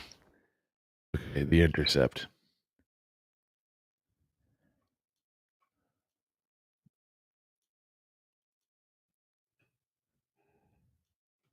Here it is again. October 31st, 2022 at 5 a.m. Okay, they released this at 5 a.m. What time zone? All right. That's a decent question. 5 a.m. though. Kind of makes you think, like, I mean, where's the headquarters of the Intercept? Is there something on here that we can figure that? How can we figure that out? Oh, there's a correction on November 2nd, 2022.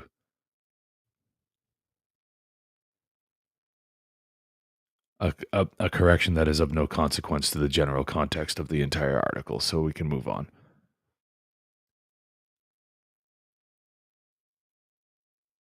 About The Intercept. Let's go there.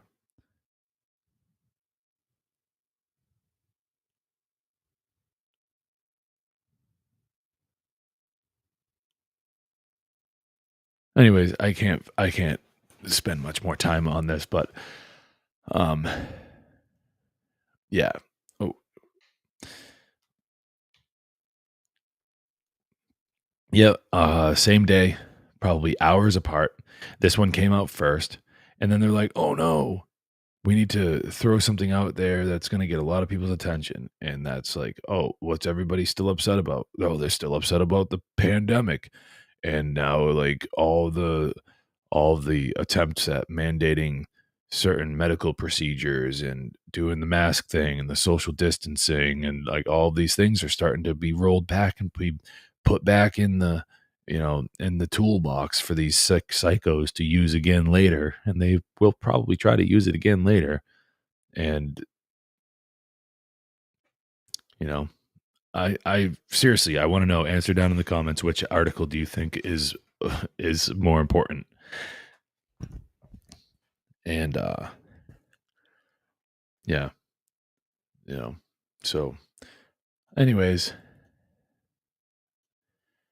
that brings us to the I believe the last segment of the show this evening, and this is some disturbing stuff. So the last segment of the show tonight again is going to be called "I Had to Watch It, so now you have to watch it." I'm sorry to put it that way, but it's too bad. Like, so the reason why I decided to include this clip for this segment this week is because while all this stuff about censorship hearings with Robert F. Kennedy Jr. are going on, while all of these things are happening, this is a stark reminder of where what I'm about to play is a stark reminder of just where people's heads are at and just exactly what is going on in the mindset of most individuals in not only like around the world, really, because this is again another. Let me open it up here and get it ready. This is another a TikTok trend that's been going on, and it's like really fucking terrible. It's so why don't we just play it, and then maybe on the other side we'll talk about it for a minute, and then I'll give my sign off and we'll call it a night. So what I'm bringing to you is a clip from Paul Joseph Watson. It's called "What the Hell is Happening?" And I share that sentiment with him very, very much. And just know I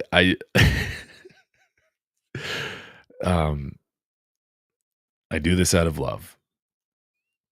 So let's watch it. Yikes. I'm going to turn this down just for it. You probably saw this and were wondering, is it as bad as I think? Yes. Marshmallow. Crunchy corn, yum! Kitty paws. Pumpkin, yum!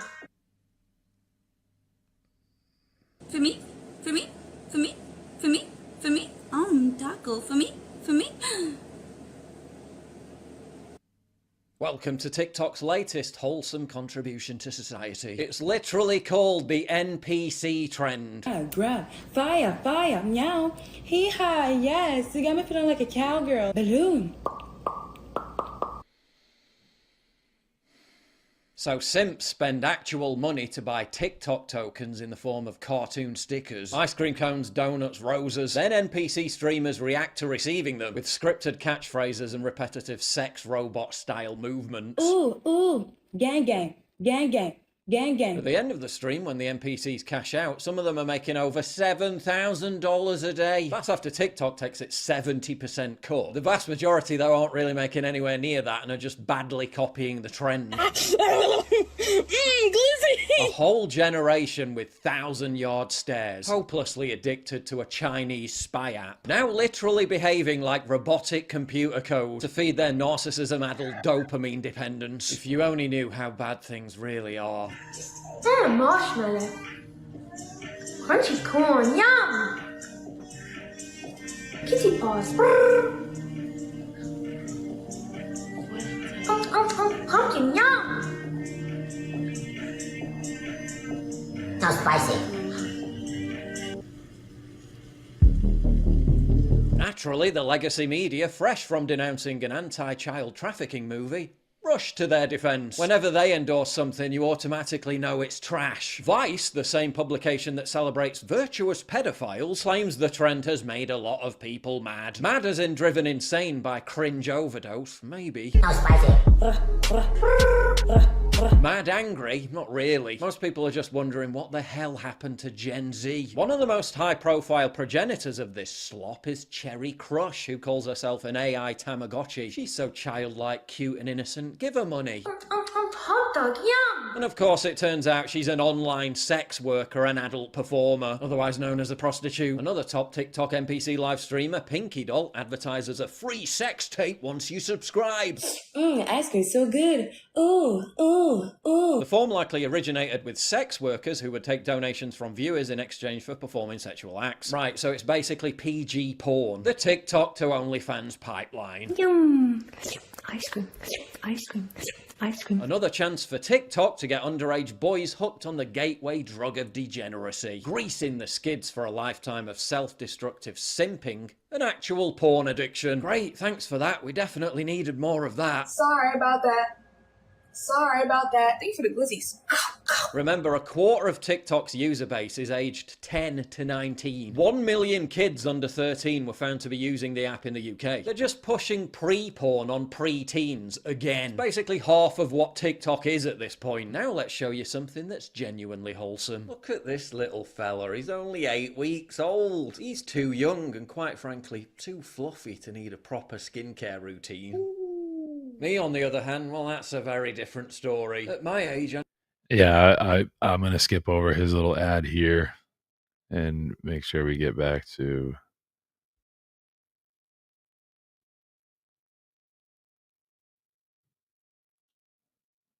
Yeah, here. Today. Now back to the video. Oh, but they're making so much money. Yeah, so did whale hunting. Doesn't mean it's good, does it? The Vice article admits the whole thing represents some dark fusion of fetish and cognitive gambling addiction, but then says anyone criticizing it or saying it's bizarre is just angry and jealous. Because the trend feels a little too good to watch. Yeah, heroin feels good too. Should we feed it to kids? Rolling Stone lauds the trend of having zero thoughts, because it helps you stop stressing about the world, student debt, and laws that make it harder for you to abort your baby. Sounds pretty good to me. They interviewed one of the originators of the trend who said, "You're letting go of your consciousness in order to achieve this higher level of enlightenment." Enlightenment?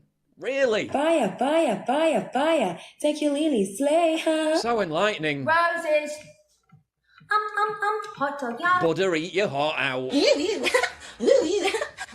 I feel more enlightened already. It's strange, isn't it, that the same media establishment that clutches its pearls over the dangers of toxic masculinity and the male gaze is gushing in its defense of a trend that objectifies young girls as robotic sex dolls. Hi, I'm Barbie. Do you want a tour of my Barbie dream home? I'm hungry. I'm hungry. I'm hungry. I'm hungry. I'm hungry. While rewarding them for being submissive, unthinking playthings for horny young men. Yes, yes, yes, Daddy, yes. Yeah. What a great role model. Go feminism! But it's not just girls performing the trend. This brain rot has infected men too. GG. Thank you for the share. Soy Jack. Those aren't men. I love ice cream. So enlightening. Chicken! Also observe how they've basically succeeded in reappropriating the NPC meme, which used to be a savage critique of groupthink, intellectual cowardice, and exposed the dangers of mass conformity, and has now been supplanted by this. Roses. Roses. Roses. Roses. People conforming on demand for cash and eating worms for money. By the way, guys, anyone that sends me a lion or universe, I will eat night crawlers tonight live. I will literally take them out of a fishing container and eat night crawlers live. So enlightening. Lightning. And all from the same entity that gave you the Tide Pod Challenge and other wholesome trends that literally killed a bunch of kids. We once again honour TikTok for its services to the mental stability of Gen Z. But hey, if you can't beat them, join them. Not like YouTube's paying me much, is it? Ice cream, yum! I'm too old for this. Oh my God. So that's fucked. Honestly, it infuriates me to no end because of just the sheer degeneracy of it, you know.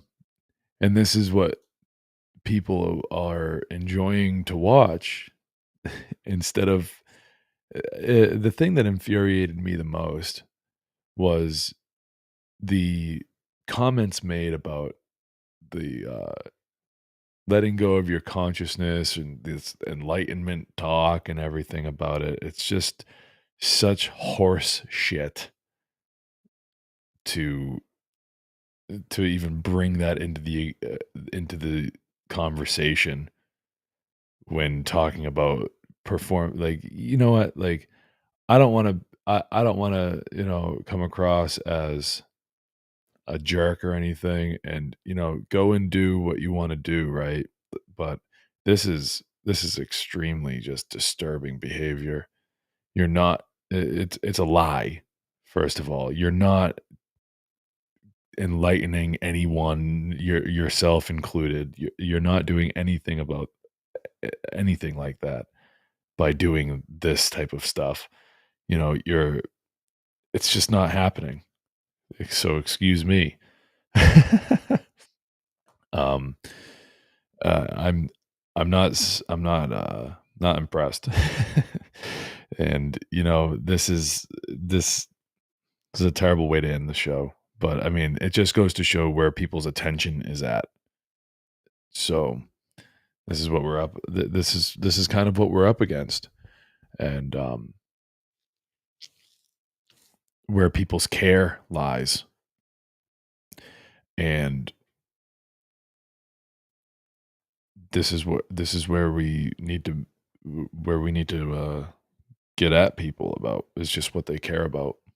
They'd rather go online and watch a video like that than watch a video like, like a James Corbett video, or any number of other great reporters or truth speakers, people out there, even like, myself, or a Mark Passio, or Sean McCann, or I don't know, you name it, and Richard Grove, y- any one of the people on the One Great Work Network.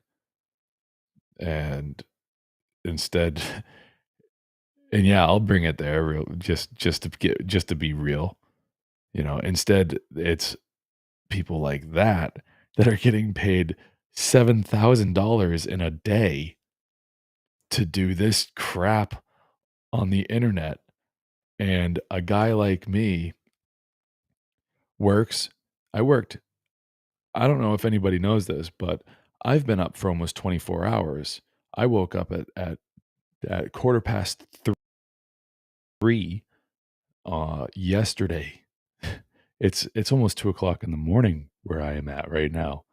And I woke up at 3:15 to go to work for the 6th day in a row to bring home shekels so we can support our operations here at my house.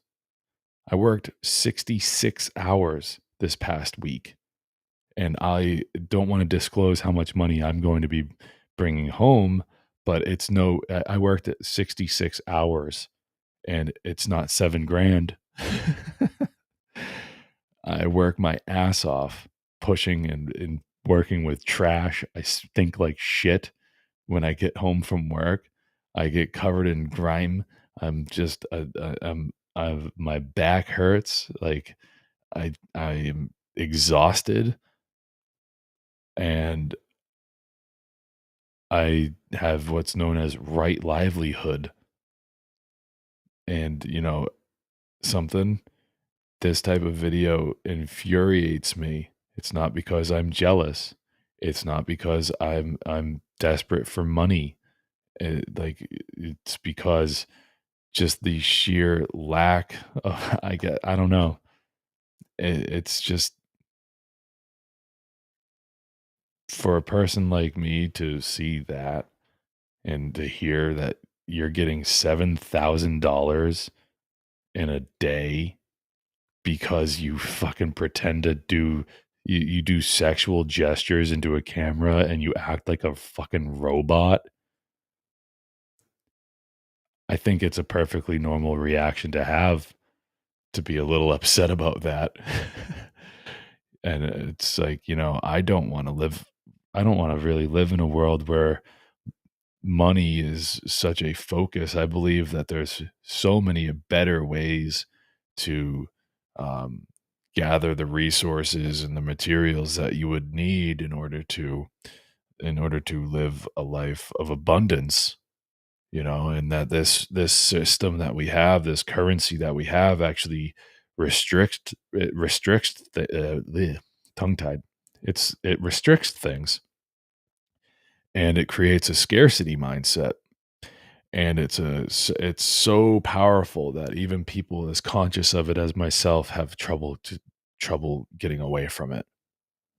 That's why I promote things on this show like agorism. I have a book right here. It's called An Agorist Primer: Counter Economics, Total Freedom, and You by Samuel Edward Konkin III. It's a very thin book. It is in total 107 pages long. And the back reads, if you have ever suspected that government, academia, and other entities are attempting to pull the wool over your eyes in order to control your money, your morality, and your life, you will find answers and remedies in An Agorist Primer. In one concise volume, author Samuel Edward Konkin III explains the theory, principles, and, most important of all, the practice of agorism. If you think that consistency between means and ends matters, this is the book for you. So this is just all about counter economics, things like, it's some libertarian stuff. But this is like a good way to get around some of the ways that they control our money, where it actually alleviates a lot of the burden of the way that we gather that all powerful dollar, whatever you want to call it. It's fiat, it's bullshit. So all right, let's close it out. Let's say our goodbyes and our good nights. And I want to let everybody know that my little rant there about my work and everything like that, right? Geez, how down in the dumps did I sound? But I have plans for the future. Okay. I have a winning attitude about it. And I may not enjoy doing the job that I do. And, I want to win. I want to succeed in my goals. However, the truth is that money is an obstacle. I do what I do I started doing what I do because we needed a steady and secure stream of income to make sure that we could raise our children. Our son was coming into the world, and I needed a job that was going to afford me the things that I really thought at the time were important. And so anyways, the reasons why I do the job I do are for very good reasons. So, but then, you know what?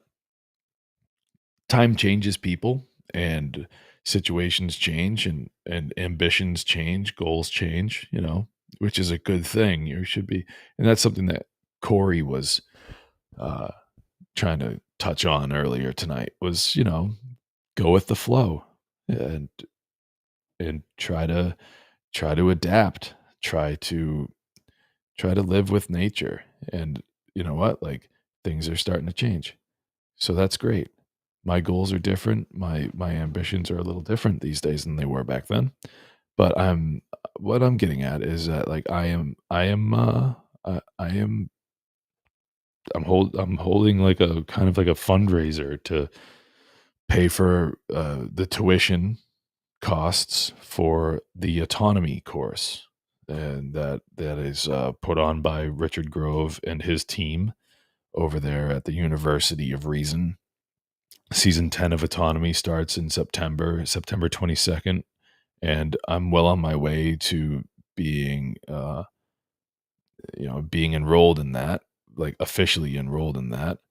But there is the concern about how the heck is this thing going to be paid for and in a timely fashion? And how the heck am I going to be able to do that? Because we homeschool our children. My wife stays home. She does not have, I don't want to, she does not have the type of job that anyone gives a paycheck for. She has a very important job. She homeschools our kids, and she's there with them. We keep them out of government schools. We have sacrificed so much to make sure that happens. And nearly every single bit of the paycheck that I bring home goes towards making sure that we have the clothes, the shelter, and the food that we need. So there's very little left over. Like, I barely scraped enough money together the other day for a fucking movie ticket. So,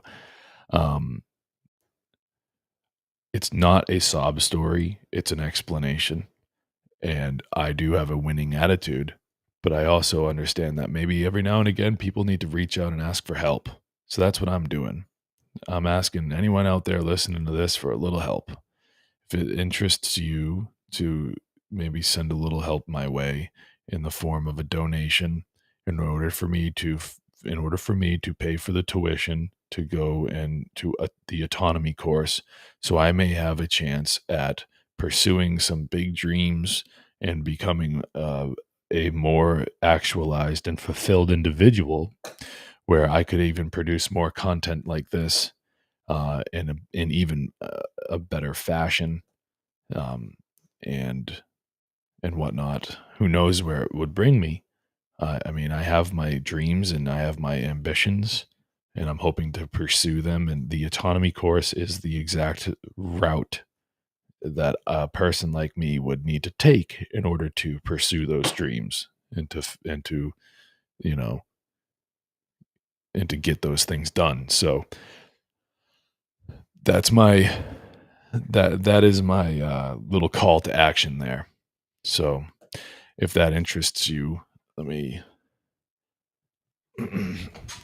show you what you can do to help.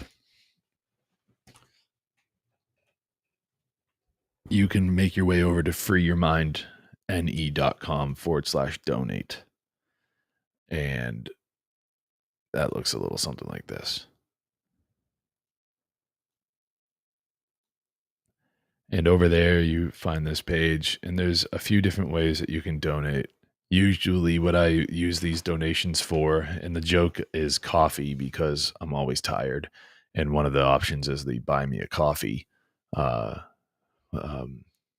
donation or website or whatever. But usually what I use these donations for is tech items and just like making sure I can keep the website online and things of that nature, because it's, it's tough. Like, there's other ways to do it, but given the circumstances. So anyways, these are the different ways you can donate to me. And for the time being, all donations will go toward the autonomy course. Also, there is another way. Sorry, I'm slowing down, but we're over 5 hours. So this is the t-shirt shop, and you can access this through my website as well. It's the little store. The store button at the top, the navigation bar. And over here, you can find all the different neat little designs and, witty, phrases and stuff like that on the front of the t-shirts. You get, different ones. There's stickers and coffee mugs and pint glasses and jackets of all sorts of these different designs that I've that I've created to bring to you people, you guys out there. This is one that's like pretty cool. Keep calm and learn natural law. Like that's a pretty cool shirt. And government, an idea so great you have to be forced into believing in it. And on the back of that shirt, it has the etymological breakdown of the word government that we're all familiar with: gubernare mentis, mind control.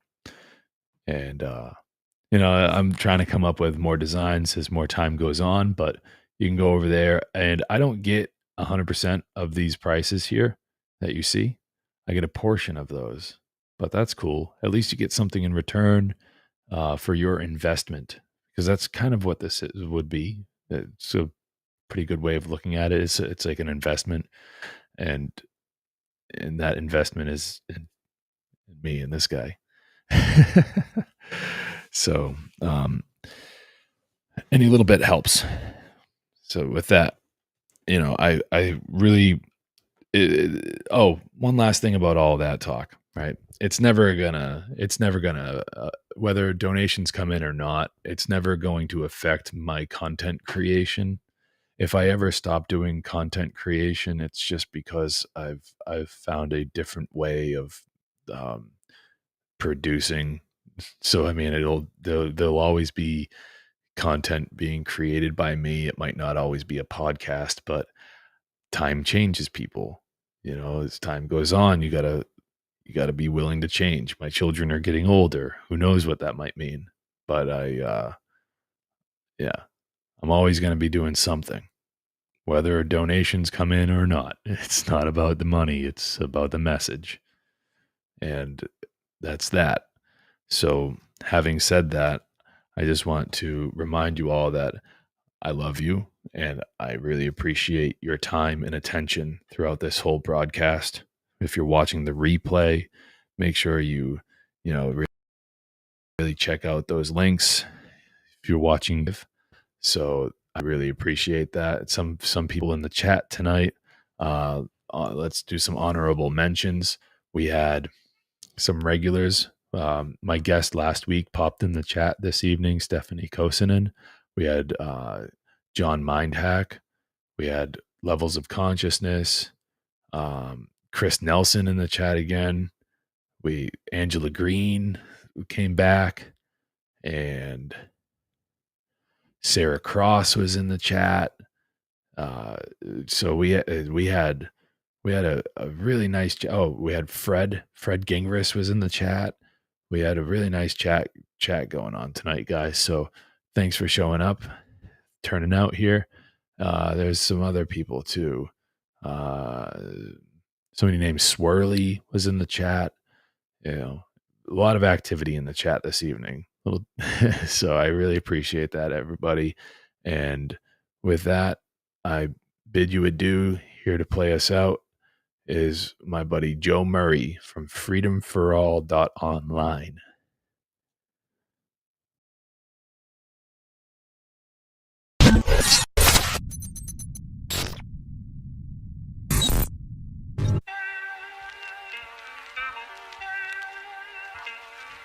Because there's a handful of people actually run everything. That's true. It's provable. Not conspiracy. It's all about control. To them we just cattle, numbers, battling each other while they creeping in the shadows, scheming, plotting, clocking your every move, locked in your mind, brainwashed until it's rocking. Got the population operating as they want them, symbolically mocking them, thinking nothing can stop them. So open your eyes to the lies of the evil, the poison in the minds and the lives of your people. And every time they lead you down a line to deceive you, and by then it's always too late to see through the veil that they hide behind, cause your third eye is blind. Better take a stand, we running out of time. Ain't nobody coming to save us, fuck what you had in mind. Arm yourself with the truth and jump behind the battle line. Can we turn it around? Yeah, it's possible. Divided we'll all fall, but united we're unstoppable. This is for the world, this is for the masses, attached to the strings being pulled by puppet masters. This is for the youth, searching for the proof, keep on looking for the clues, I'll provide you with some truth. This is for the ones waking up from the spell, beginning to discover themselves. Yeah, this is for the youth, searching for the truth, keep on looking for the clues, I'll provide you with some proof. This is for the world.